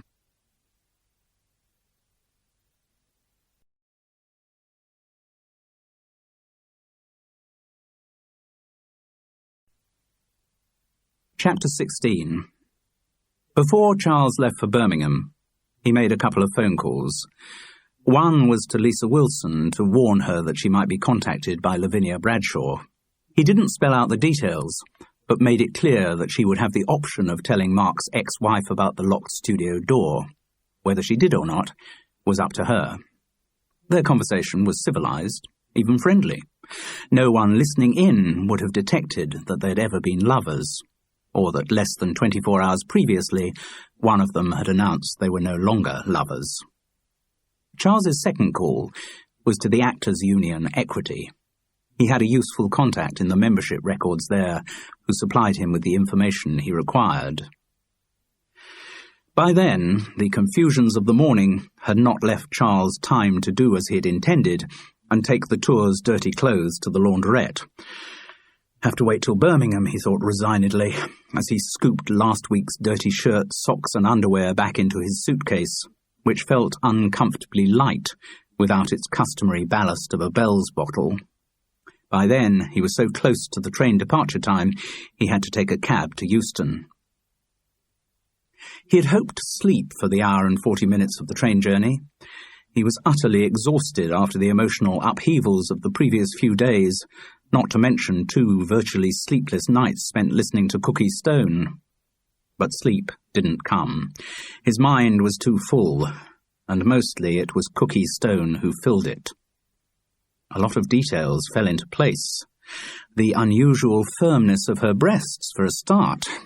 Charles Paris wondered whether, unwittingly, he had recently had his first encounter with silicon. But his other thoughts about Cookie Stone were more serious. She was an extraordinarily neurotic woman. Of that there could not be any doubt, and she was deeply anxious about her attractiveness, or lack of it, to the opposite sex. She was also, regrettably, in love with Charles Paris. He wondered just how deep Cookie's insecurities went, and what kinds of erratic behaviour they might drive her to. Finding out that she'd had plastic surgery fitted the overall picture, filled in a few more pieces in the jigsaw of her personality. Except in cases of extreme deformity, the decision to have plastic surgery can never be a random one. The patient must be expecting some payback for the pain and inconvenience. In most cases, there must be some level of expectation that the transformation of the body will lead to some kind of transformation in the life. Lack of self-esteem, based on feelings of unattractiveness, the theory runs, will vanish when the external appearance has been adjusted. And clearly it could work. For Lavinia Bradshaw, the plastic surgery of which she was so proud had been part of the reinvention of herself. Vinnie, wife of Mark Lear, the coping earth mother in droopy cardigans, had been transformed into Lavinia Bradshaw, designer clothes horse with a new body to complement her new lover. But had Cookie Stone's transformation been so effective? From hints she'd dropped, Charles gathered Cookie's sex life had been pretty inactive in the months before she met him. It was even likely that he was her first post-operation lover. Maybe for her, to have ensnared a lover, and a lover who called her beautiful, was an endorsement of her decision to have the plastic surgery. It had worked. But how would someone as deeply insecure as Cookie Stone react to the danger that her lover might find out what had happened? Did Charles believe that the body he evidently enjoyed making love to was the real thing? Would his discovery that it was in fact a patched-up, reconditioned body make him go off her? That was Cookie's greatest fear. That was the phrase that occurred most often in her monologues of self-doubt. "Are you sure you haven't gone off me, Charles? That hasn't made you go off me, has it, Charles? You would say if you'd gone off me, wouldn't you, Charles?" Yet again, Charles Parris asked himself the recurrent question, how on earth did I manage to get myself into this? How can I ever break it to someone who's paranoid that I'm about to go off her, that I was never really on her in the first place? And with this came the even darker, more uncomfortable question. What lengths would someone like Cookie Stone go to prevent her lover from finding out that she had had plastic surgery? Mark Lear had definitely recognised her that afternoon in the studio. At the time, he didn't seem to know where he recognised her from, but his words might have been enough to set Cookie's ever-present paranoia racing. And the challenges he was flinging out about uncovering people's secrets could have applied as much to her as to anyone else in the studio. Charles didn't like the thought. So long as there were other possibilities to be considered, he'd rather not think it. But the thought wouldn't leave his mind and troubled him all the way up to Birmingham. He walked from New Street Station to the theatre. It was not so much that he needed the exercise, though he undoubtedly did, but that he wanted to compose his mind for the confrontation ahead. Now so many pieces of the puzzle had slotted into place, Charles Parris didn't want to screw up on the final details. He felt very low. He didn't really notice the splendours of Birmingham city centre, so totally transformed since the last time he had been there. He was too full of his own thoughts. He passed a lot of pubs, most of which were open all day. The pull of a large bell's was almost agonisingly strong, but he resisted it. After the confrontation, maybe. After that night's show. After the end of the Birmingham run. Then perhaps he'd have a drink. He knew that was how alcoholics had to think, one step at a time. Give yourself small targets and try to meet them. Meet one target and set up another one a little bit further away, and so on. God, it was a boring prospect. But Charles Parris was determined to keep trying. What Lisa Wilson had said to him the night before had really hurt. He stopped in a square, now dominated by a modern fountain above a large circular pool. He sat on the low wall of the pool and took out of his pocket the list of names he had scribbled down that morning at Maurice Skellen's dictation. The names of the actors who had been involved in the gay porn tapes Mark Lear had produced more than 20 years before. There were 6 names: Henry Heaney, Stanley Murphy, Bernard Miles, Geoffrey Thomas, Robert Stevens, and Ransom George.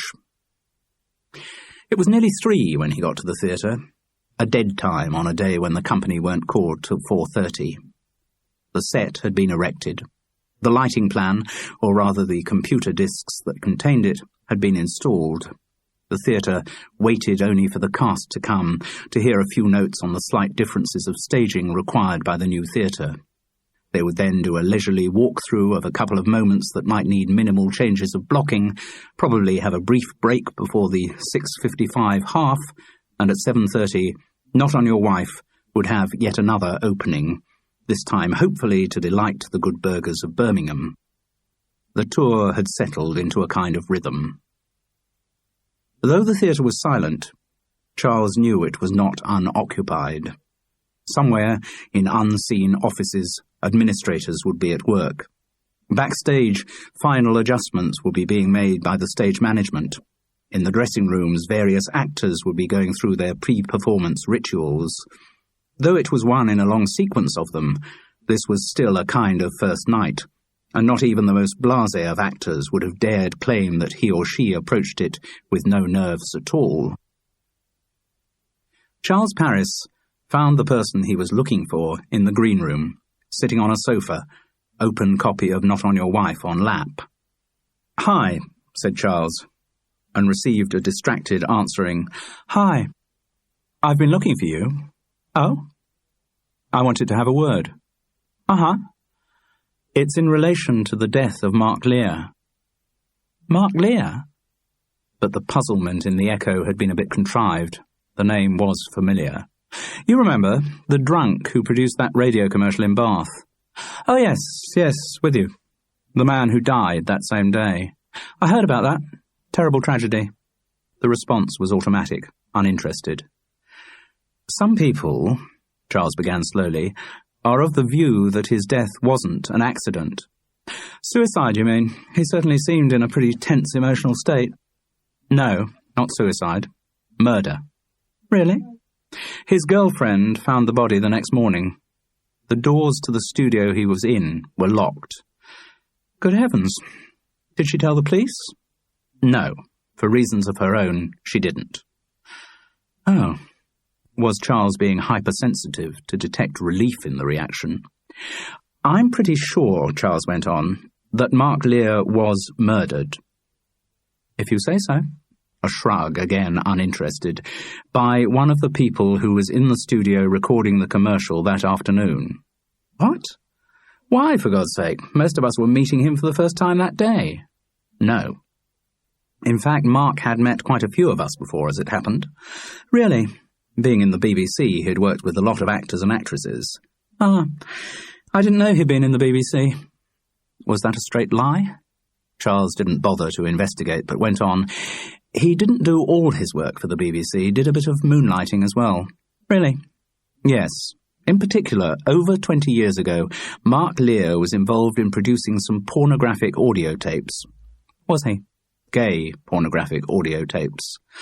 I'm surprised there's a market for that kind of thing. I can understand people wanting videos, but there was a market then. Video hadn't really caught on in a big way. Anyway, Charles Paris plunged boldly in. It's my belief that that afternoon in the studio, Mark Lear recognised somebody who had worked on those tapes with him all that time ago. And when he said he was going to write a book exposing the things that went on in and around the BBC, that individual took it as a direct threat. He was so worried about his secret being exposed that, later in the afternoon, he returned to the studios, persuaded Mark Lear to go into the small dead room, perhaps even supplied him with a bottle of scotch to take in there, and then locked the doors on him. Interesting theory, was all he got by way of response.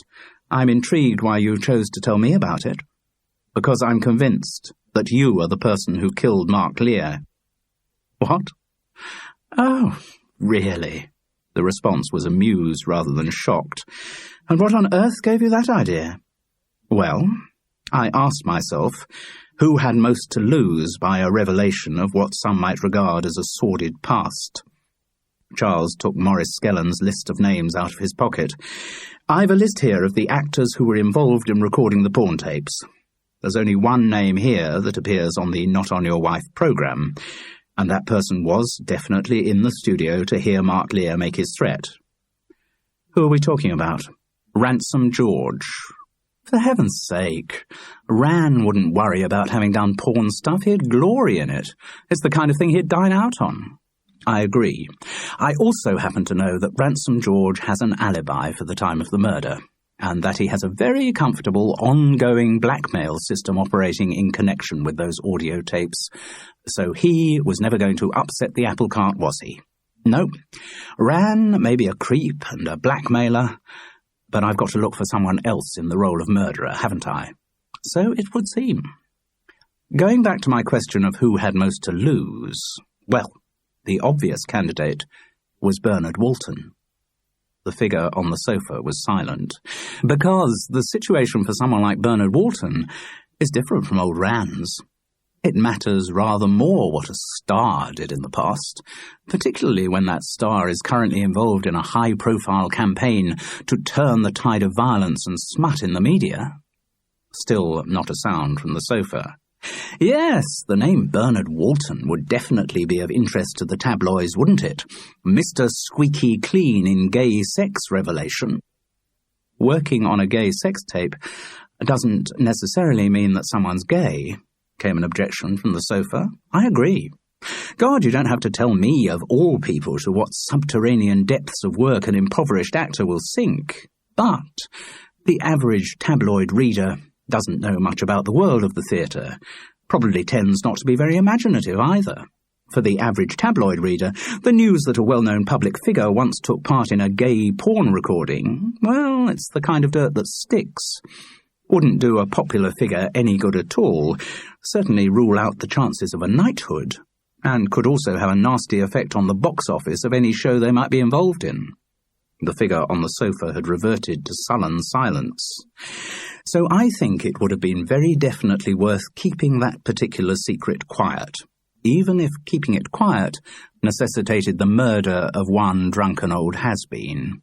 Better surely that Mark Lear should die than that the precious image of Bernard Walton should be sullied.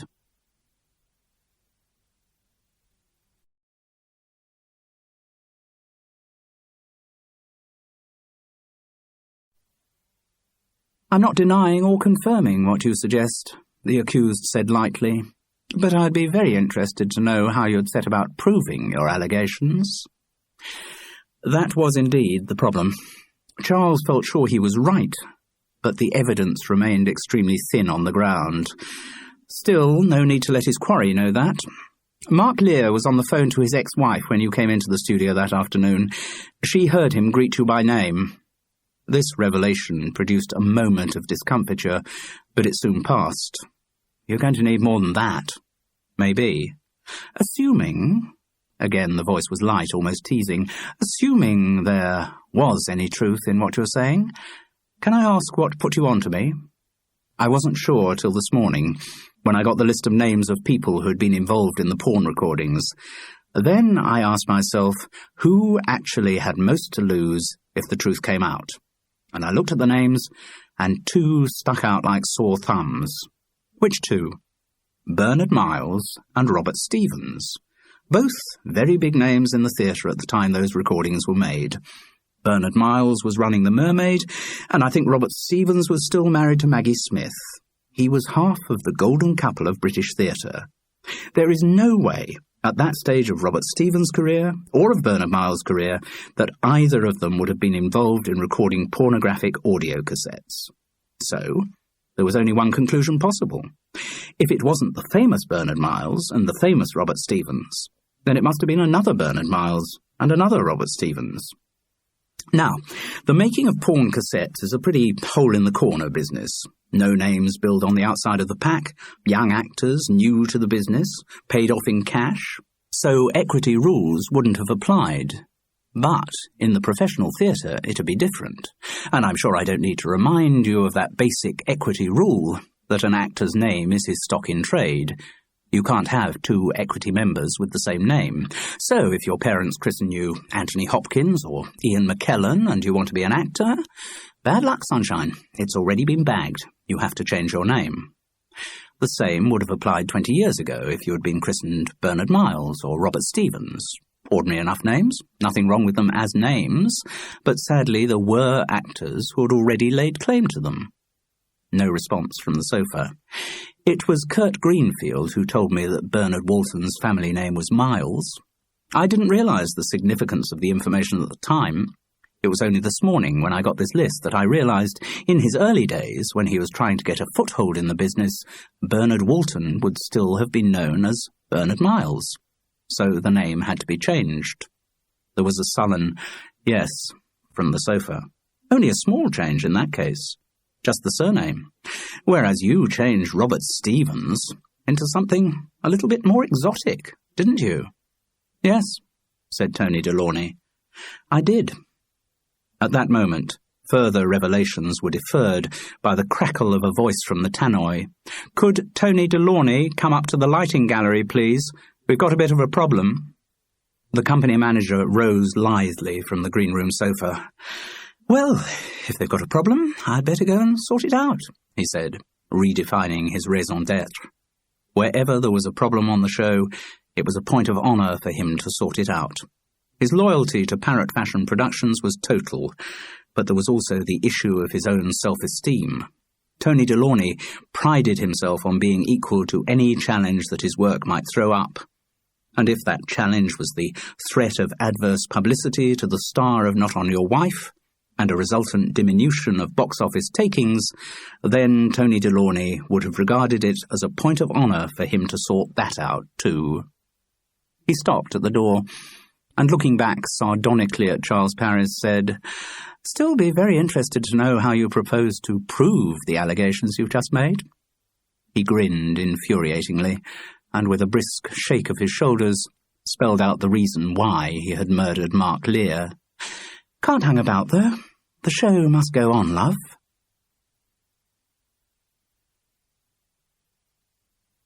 Chapter 17. Charles Parris's frustration was intense. He knew he was right.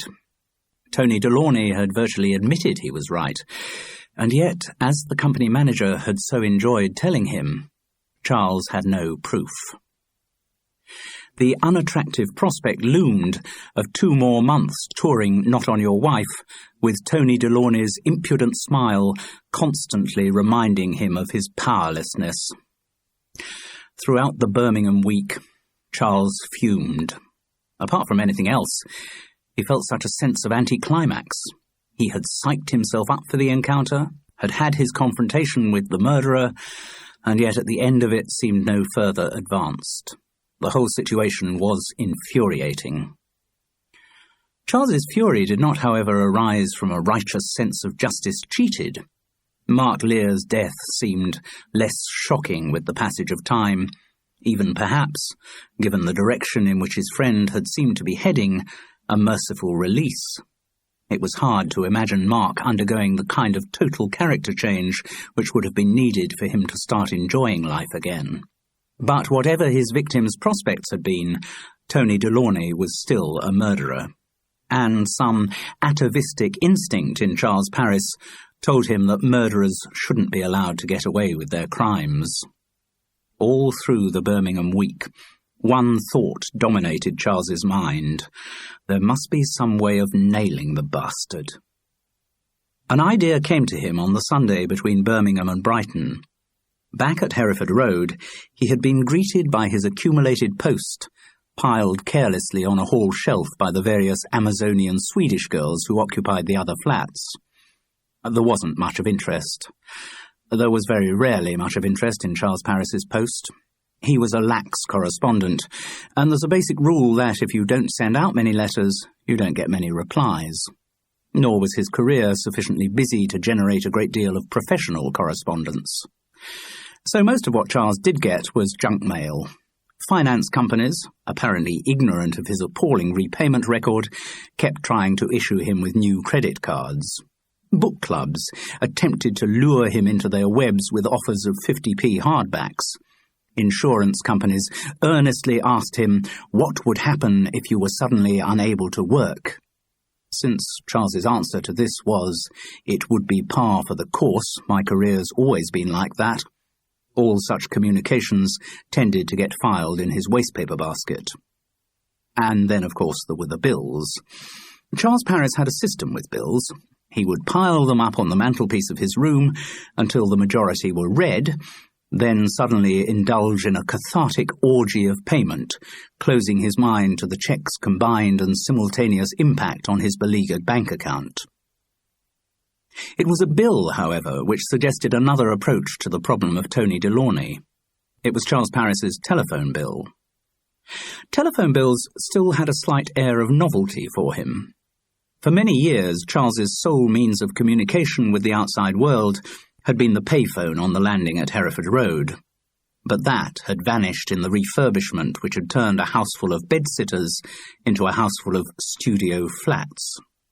So, along with facing considerably increased rent demands, Charles had also been forced into organising himself a phone line. An answering machine quickly followed, and he was no longer reliant on the erratic message service of the Swedish girls. Charles Parris had at last put a tentative toe into the waters of modern technology, and he was repeatedly astonished at how he had ever managed to conduct his life without it. He didn't reckon he used the phone that much, but every time a bill arrived it was still a nasty shock. On this occasion, however, the size of the sum owing wasn't what struck him. It was the fact that his bill was itemised. There is no defence against that list of figures. The total demanded may seem outrageous, but when one sees every transaction laid out in such detail, argument becomes impossible. Itemised bills, Charles had decided, must have had a profound influence on the nation's morals. Together with the last number redial facility and the 1471 method of monitoring the most recent incoming call, itemised bills, must have severely clipped the wings of the average adulterer. But it wasn't moral considerations that were uppermost in Charles's mind at that moment. He realised that an itemised phone bill might help him to reconstruct Mark Lear's last hours. Charles looked at his watch. It was early on the Sunday afternoon. Though he had spent a night at her flat, Lisa Wilson had never volunteered her home phone number to him, but Charles thought it was worth trying the studio. Lisa seemed prepared to work every hour there was to get her business up and running. Sure enough, she was there, doing some tape editing. She didn't sound particularly surprised to hear from him, or indeed particularly interested. Charles leapt straight in. "Lisa, I've been thinking about the phone." "What?" "The phone calls Mark made on the afternoon he died." There was a sudden change in her tone. "How did you know?" she asked sharply. Charles was bewildered. "What? How did you work it out?" "Well," he floundered, "it just seemed kind of logical that we know he used the phone, and do you think I should tell the police?" I mean, if I didn't tell them that the doors were locked, I can't really tell them about the phone either." "What about the phone?" he asked helplessly. But Lisa Wilson was so caught up in her own thoughts, she imagined Charles knew more than he did. "The fact that I found the cordless phone in the little dead room with him." "And you moved it?" "I had to." "Why?" "Redial." "I checked redial on the phone." A sob came into her voice. "And the last number Mark had dialed, probably when he was dying, was the number of the married man who—" "The one you spent the night with?" "Yes." Her voice was taut with pain. "I told him all about this guy. You know, when Mark and I started going out together, so he knew the name. I didn't know he got the phone number. He must have copied it out of my address book. And when he was dying, that was the last number. He must have known I was deceiving him. He must have been trying to contact me." She was too upset to say any more. Charles asked gently, "And did he get through? Did he talk to your friend?" "No. The guy's a writer. The number's the office where he works. He wasn't there. Mark must have got the answering machine." "But so far as you know, he didn't leave a message?" "No, I'd have heard." "So you took the phone out of the studio and put it back on its base so that the police wouldn't get on to your friend?" "Yes. And I dialed another number so that the redial wouldn't give it away. But the police would still be able to find out what calls he had made. It's all logged somewhere." "I know. I wasn't thinking very clearly. I'd just found Mark dead. I was feeling so guilty." "And the calls would be on your itemised phone bill anyway?" "Right. Of course they would." "Have you had a phone bill recently? I mean, a phone bill that covers the day Mark died?" "Yes. One came last week. I didn't check it. I didn't think. Have you got it there? Look for calls after 3:30. There was a rustling of papers. "I never thought of looking at this." After a moment's silence, she announced, "He only made 3 calls after 3:30 that day, and the last one was to your friend." "Yes. That was at 17:02, for under a minute. He must have just listened to the answer phone message and hung up." "When were the other calls?" "One at 15:42, and that was presumably to..." Charles reeled off Lavinia Bradshaw's number. "Yes, that lasted 6 minutes 12 seconds, and was interrupted by the murderer coming into the studio." "Was it?" "Charles, how do you know—" "Don't worry, I'll explain in a moment. What was the third call?" "That was at 16:37. It lasted 12 minutes 9 seconds. "And what was the number?"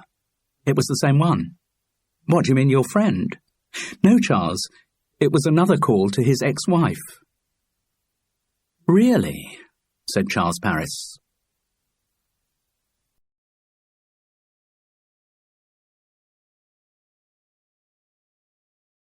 The Bradshaws' house was in Blackheath, large and imposing. Lavinia's second husband also had money. Pooling their resources had made for a very lavish lifestyle indeed. The husband was away on business that weekend, but Lavinia was quite happy for Charles Parris to come round. "Anything that's going to help get this wretched insurance business sorted out," she said when he rang her. But no, she hadn't yet got round to talking to Lisa Wilson. It was clearly not a task she relished, though her greed would probably not allow it to be deferred forever. The sitting room into which she ushered him demonstrated the impersonal luxury that only an interior designer can bring to a house. It seemed to be for demonstration purposes only, too neat ever to be lived in by real human beings. The curtains billowed too lavishly, the cushions were scattered too artlessly, the gas flames licked too politely around the unchanging ceramic lumps of coal. It was late afternoon. Lavinia Bradshaw offered him tea or coffee, but nothing stronger. Charles declined. "I want to check about the phone calls Mark made the afternoon he died." "Well, I told you. He rang me and maundered on as usual, all that self-pitying nonsense. And then he was interrupted by the arrival of Tony Delaunay. Tony somebody, certainly. He definitely said Tony. Perhaps you should talk to this Tony." "I have talked to him." "And did he say anything that proved it wasn't suicide?" Well, Charles had to remind himself that Lavinia knew nothing of the suspicions of murder. He would have to edit what he said carefully. "Before we go on to that, could I just check about the phone calls?" "Phone calls? There was only one. I had to go out to the hairdresser's. I had an appointment at 4. Mark called this number again at 4:37. Well, I wasn't here. He certainly didn't talk to me again. He talked to somebody for 12 minutes and 9 seconds. The line of Lavinia Bradshaw's mouth hardened. "Oh, did he?" She rose briskly from the sofa. "I'll go and get her." The girl looked ghastly. The loose print dress, worn undoubtedly on her mother's orders to obscure the precise outlines of her body, perversely had the opposite effect.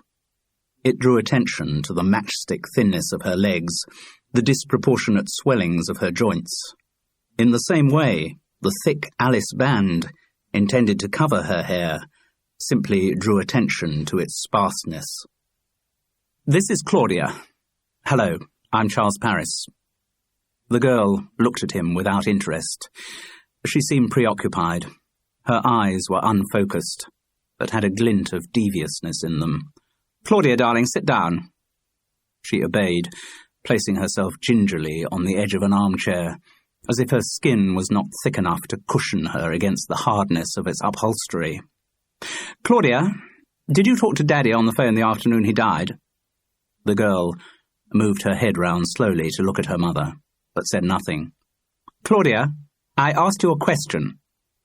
Still silence. "Come on, darling, this is important for you.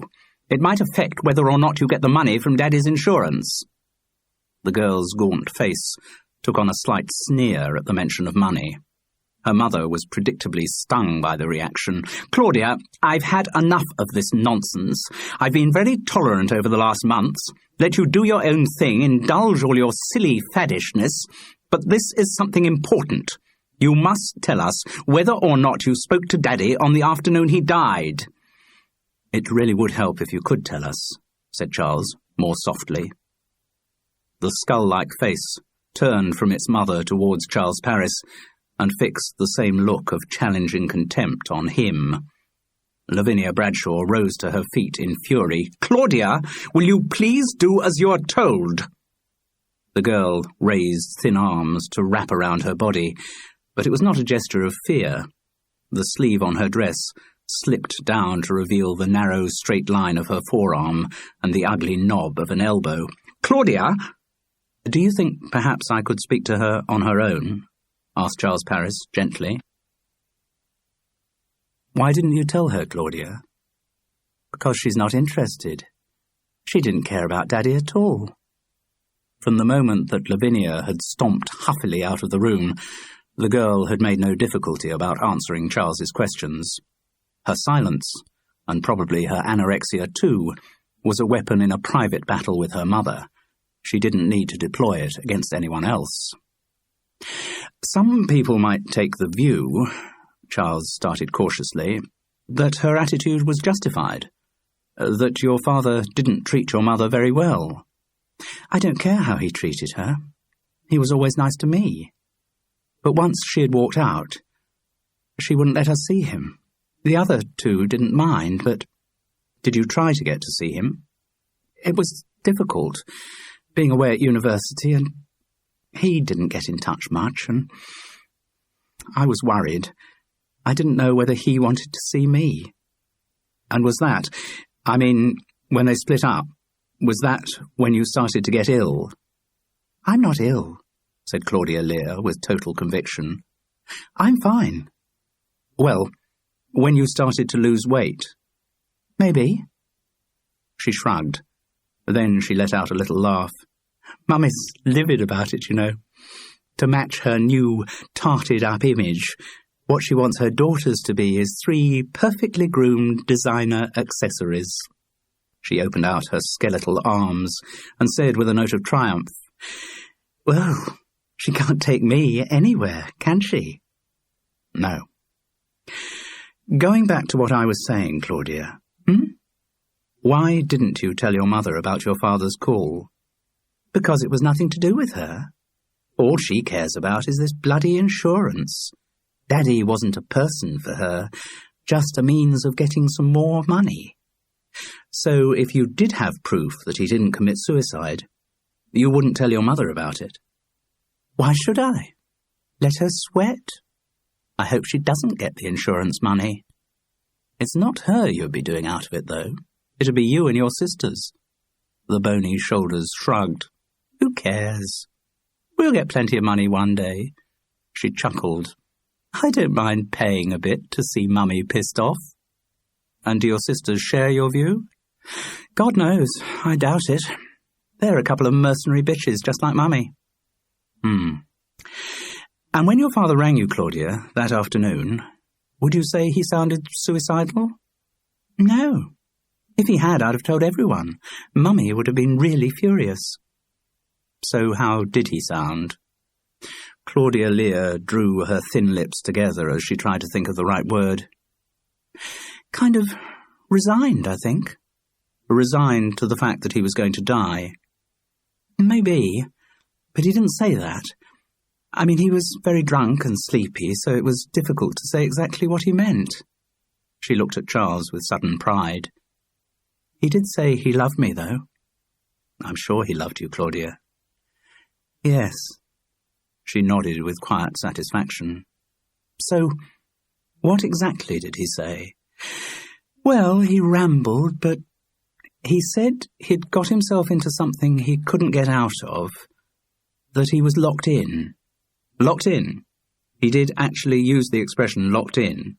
Yes, I suppose he meant some business thing he'd got involved in.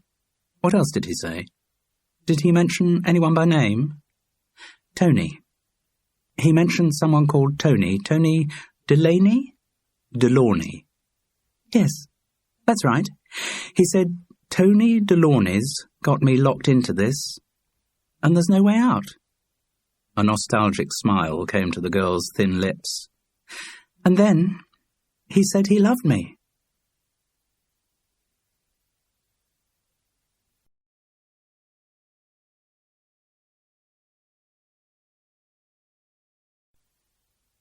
Chapter 18.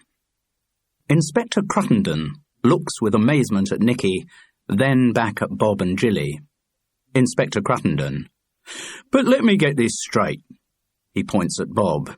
If you're not having an affair with this young lady Nicky, who are you having an affair with? Bob looks round the stage in desperation. He looks hopefully at Willie. Willie. No, you can't be having an affair with me. He smiles winsomely at Ted. I'm having an affair with Ted. Ted. No, you're not. This whole thing's a ghastly misunderstanding. Willie, taking his hand. Don't you worry your pretty little head about it. Ted. Inspector Cruttendon to Bob. So who are you having an affair with? Bob. Brainwave. I'm having an affair with Ted, too. Willie, slapping Ted's face. You two-timing slut. Ted. Ooh, Willie, turning on Bob. And you're no better, you, Slapping Bob's face. you Judas. During the ensuing dialogue, Ted creeps away to hide out of sight under the table, which he approaches from behind. Louise. Look, for heaven's sake, can we get some sense into all this, please? Ted is my husband. Inspector Cruttendon, taking out his notebook to make notes. Right. Jilly. And Bob is my husband. Inspector Cruttendon, making a note. Right. Louise, turning to look at Nicky. And Nicky is... Jilly, also turning to look at Nicky. Yes, Nicky is... Inspector Cruttendon. Come on, the young lady must be somebody's mistress. Louise. Yes, she's, Jilly. I say, you wouldn't like her to be your mistress, would you, Inspector? Inspector Cruttendon, looking lasciviously at Nicky and really attracted by the idea. Well, I wouldn't say no. Wouldn't mind a bit of... Recovering himself and going back into his mournful mode. No, I am very happily married to Mrs. Cruttendon. Worse luck. Turning beadily on Louise and Jilly. Now, come on. Who's this young lady's lover? Suddenly, as if goosed from behind, Aubrey shoots out from under the tablecloth where he has been hidden since Act 1. He still has his trousers round his ankles. Aubrey. Oof! Jilly and Louise, triumphantly turning to point at Aubrey. He is. During the ensuing dialogue, Ted emerges from beneath the table. Pulling the tablecloth over him, as if it can make him disappear, he tiptoes towards the French windows. Aubrey. What am I? Jilly, pointing to Nicky. You're this young lady's lover. Aubrey. Am I? Looking at Nicky, and very much liking what he sees. Whew. You know, I've always fancied the younger woman. Nicky, looking at Aubrey, and very much liking what she sees. And I've always fancied the older man. They go into a clinch. Jilly, beaming at Inspector Cruttendon. So, everything's turned out all right. Louise, also beaming at Inspector Cruttendon. Yes, and you can go back to the station. Inspector Cruttendon. Yes. He turns to go to the front door, then suddenly stops and has a thought. He turns back. Except... Jilly. Except what? Inspector Cruttendon. I came here looking for an escaped convict. Louise. Ginger Little. Inspector Cruttendon. That's right. Who is known to be in this vicinity, dressed as an Arab terrorist. Louise. Oh, yes. By this point, Ted has just reached the French windows and is about to open them. With the tablecloth over his head, he does indeed look like an Arab terrorist. Jilly, pointing at him. Look, there he is. Ted tries to escape, as the rest of the cast chase him round the stage. He trips, and all the rest of the cast pile up on top of him in a breathless heap. Ted's head is covered with the tablecloth. There is a moment's silence. Then Ted lifts up the edge of the tablecloth and looks out at the audience. Ted. The curtain falls for the end of the play. That was the 5th ending they'd tried. They'd introduced it for the Brighton week, which followed on from Birmingham. It didn't work any better than the previous 4 endings. Bill Blunden, however, was not disheartened. He knew his plays took a long time to get right. If Not On Your Wife didn't come together this time round, he was quite reconciled to the thought of its doing another tour the following year. For Charles Paris, the continuation of the tour was not relaxing. Though he'd spelled out in considerable detail to Cookie Stone that their relationship wasn't working and needed to end, she seemed unable to take this idea on board. He would still continually find her looking at him wistfully with her soulful, surgically debagged eyes, waiting for some sign of his relenting. She clearly believed it was only a matter of time before he saw the error of his ways and came back to the haven of her waiting arms. Being out of a relationship with Cookie was, in its own way, as exhausting as being in one. Charles Parris couldn't wait for the tour to come to an end.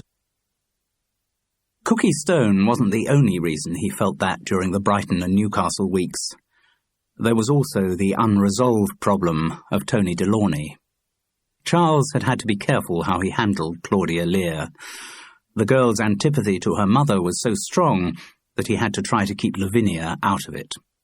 Eventually, he decided his only possible approach was complete honesty. He shared his suspicions with Claudia, told her he thought that Mark Lear had been murdered by Tony Delaunay. It was a risk, but it paid off. Though the girl had had no suspicions of foul play, once the idea was planted in her mind, it generated fury and a strong desire for revenge. She was determined to bring to book the man who had killed her neglectful but beloved daddy. So, that very Sunday evening, while Charles was still there and her mother still out of the room, Claudia Lear had rung the police in Bath. And then, nothing happened. Or at least, so far as Charles Parris was concerned, nothing seemed to happen.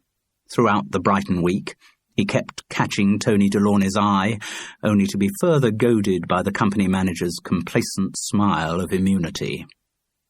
One early evening, towards the end of the Brighton week, Charles tried to enlist Ransom George's help to nail the murderer. Ran had been involved in the original recordings. Surely he'd be prepared to investigate further. Charles bought his fellow actor a pre-show drink and tentatively raised the topic. "Forget it," Ran said with a complacent smile. "I'm doing very nicely as it is. No way I'm going to upset the apple cart." "What do you mean, doing very nicely as it is?" Ransom George gave the grin that later in the evening would bring the house down halfway through Act 2, and confirmed Charles's long-held suspicions. "Look, I've known about Bernard Walton's involvement in those recordings for years, haven't I? And the more famous he's got, the more it's been in his interests for me to keep quiet about it. That's what I mean by doing very nicely." "So you don't deny that you're blackmailing Bernard?" "Ugly word, blackmail," said Ran, in a way that would drag a laugh from the most recalcitrant audience in the country. "Let's just say we have an agreement." "How many other people do you have agreements with? I suppose you've been blackmailing Tony Delaunay for years as well." "No. It wouldn't matter to Tony. He's gay anyway, and apart from that, he's not a star. Nobody's that interested in what a company manager gets up to. Even when it's murder," thought Charles. "But with Bernard," Ran went on, "it works just fine, has done for years. Mind you," he looked with sudden suspicion at Charles, "now you know all the details. I wouldn't advise you to start trying to do the same thing." "What, blackmailing Bernard, you mean?" Charles was affronted by the suggestion. "I can assure you, Ran, there is no danger that I would ever do that." "Good." Ransom George sat back with another sleek, complacent smile. "Because at the moment, the deal I have with Bernard is perfect. I get regular money. Never ask too much, you know. Doesn't do to be greedy in this sort of business. And then he sees to it I get parts in a lot of his shows, too. Same kind of deal as he does for you, eh, Charles?" Charles Parris was so flabbergasted by the accusation that before he realized what he was doing, he had lent Ran a tenner.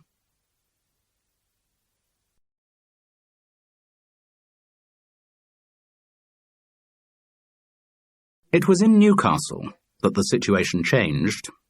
For the first few days, Charles's frustration at his own impotence was as great as it had been in Brighton. Then, suddenly, on the Wednesday, Tony Delaunay wasn't there. He'd been around for the matinee, but by the time the evening performance started, he had gone. By the beginning of the following week, in Cardiff, a new company manager had been appointed by Parrot Fashion Productions. Details of what had happened to Tony filtered slowly through the Not-On-Your-Wife company. Plainclothes policemen had apparently arrived at the theatre in Newcastle to interview him, and he had left in their company.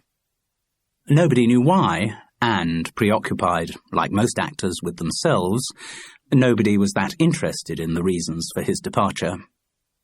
By the time Tony Delaunay came to trial, charged with the murder of Mark Lear, the tour was over.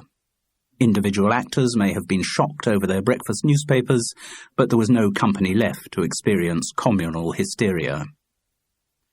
Not for the first time in his life, Charles Parris wondered how closely the police investigations had been shadowing his own. Even though their official inquiry didn't possess Lisa Wilson's information about the studio doors having been locked, some kind of researches must have been going on, to be presented at the adjourned inquest on Mark Lear. The police, too, must have been checking out the phone calls he made on the day of his death, and surely they, too, in time, would have made contact with Claudia Lear. Charles didn't talk to the girl again, though he often wondered about her, and how, if at all, her self-destructive relationship with her mother would be resolved. Lavinia Bradshaw had tried to reinvent herself, but Claudia's anorexia was part of the cost of that transformation, a constant reminder that the past can never be completely cut off. Charles did speak to Lavinia once again. She was delighted by the news that her husband had been murdered. That meant there was no longer any threat to her insurance money. Charles also heard from Lisa Wilson a few times over the next months. She had been given a fairly rough time by the Bath police for withholding information. At one stage there had been talk of charges against her, but in the event none materialised. Once that threat had dissipated, her telephone conversations with Charles became less frequent and finally ceased. Lisa Wilson seemed to be managing to make a new start. Business at the studio, she told him in one of her last calls, was really picking up. At the same time, she mentioned casually that she was into a new relationship, which seems quite promising. At least he's a teetotaler for a change. So was Charles at that point, but he didn't think it worth mentioning the fact to Lisa Wilson. Whatever there might have been between them was now long gone. Besides, although she had been the motive force which had made him give up drink, now he was doing it for himself.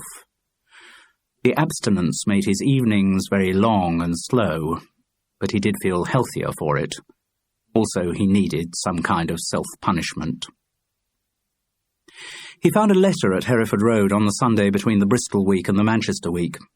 He didn't recognise the name or address on the notepaper. Dear Mr. Parris, I am writing to inform you of the death of my sister, Ruth. As you probably know, she had been in and out of hospital for some months, and so in some ways her passing on must have been a relief to her. I have been through her address book and am writing to all the people in it to inform them of the sad news, and also to say that a funeral service will be held. But the date had passed. Charles felt bad. He had had no idea Ruth was so ill. It compounded his general sense of being an emotional cactus, someone whom no woman could approach without getting hurt. He kept meaning to ring Francis, but he didn't. The Manchester Evening News gave his performance as Aubrey one of those notices that Charles knew he would never be able to flush out of his mind. Charles Parris, it ran, acts as if having a love affair is only marginally preferable to an attack of piles.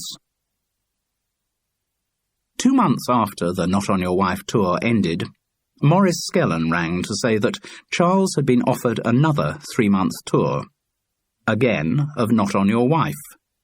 Bill Blunden's slow process of perfecting the comic machinery of his play was set to continue for another crawl around the provinces. Charles Parris's first reaction was to say no, and he knew his first reactions were always right. He was sick of the play, for one thing, and he couldn't face another 3 months of reproach from Cookie Stone. On the other hand, he had no alternative prospects for the year ahead. The bank balance was dwindling, and 3 months' work remained 3 months' work. Then again, as Maurice Skellen said, "There's always the chance it'll come in, Charles. When you're on West End money, you won't regret all those endless months of touring, will you?" So Charles Parris said yes. In fact, sure enough, a year later, Not On Your Wife, finally rewritten to Bill Blunden's satisfaction, did come in to the West End for the start of what proved to be a very long and successful run. There were a few cast changes, though. Pippa Trewin hadn't even done the second tour because she was playing the lead in a movie. And for the West End run, Cookie Stone was replaced by an actress straight out of drama school. The girl was really not old enough for the part, but she was Pippa Trewin's younger sister. Mind you, she had changed her name to Samantha Driver. Like Pippa before her, she didn't want anyone to think she was getting preferential treatment just because she was the daughter of Patty Urquhart and Julian Strange. Oh, and in the West End, the part of Aubrey was played by an actor called George Birkett. Charles Parris was philosophical about all this, bloody annoyed, but philosophical. He had long since given up the expectation that life would be fair. Possibly to compound its unfairness, in the Queen's next birthday honours, Bernard Walton was knighted for charitable work and services to the theatre. The day Charles Parris agreed to do the second tour of Not On Your Wife, he felt in need of a little celebration. It wasn't that he was celebrating the decision, more that he wanted to shut his mind to the fact that he'd made the decision. And he had done nearly 2 months off the booze. That was almost unprecedented. He had proved he wasn't an alcoholic. He could take it or leave it, stop whenever he wanted to. He deserved a little treat. So that evening, Charles Parris went out and got drunk. 2-second pause. Merry. 2-second pause. Tiddly. 2-second pause. Tipsy. 2-second pause. Blotto. 2-second pause. Pissed. 2-second pause. Rat-assed.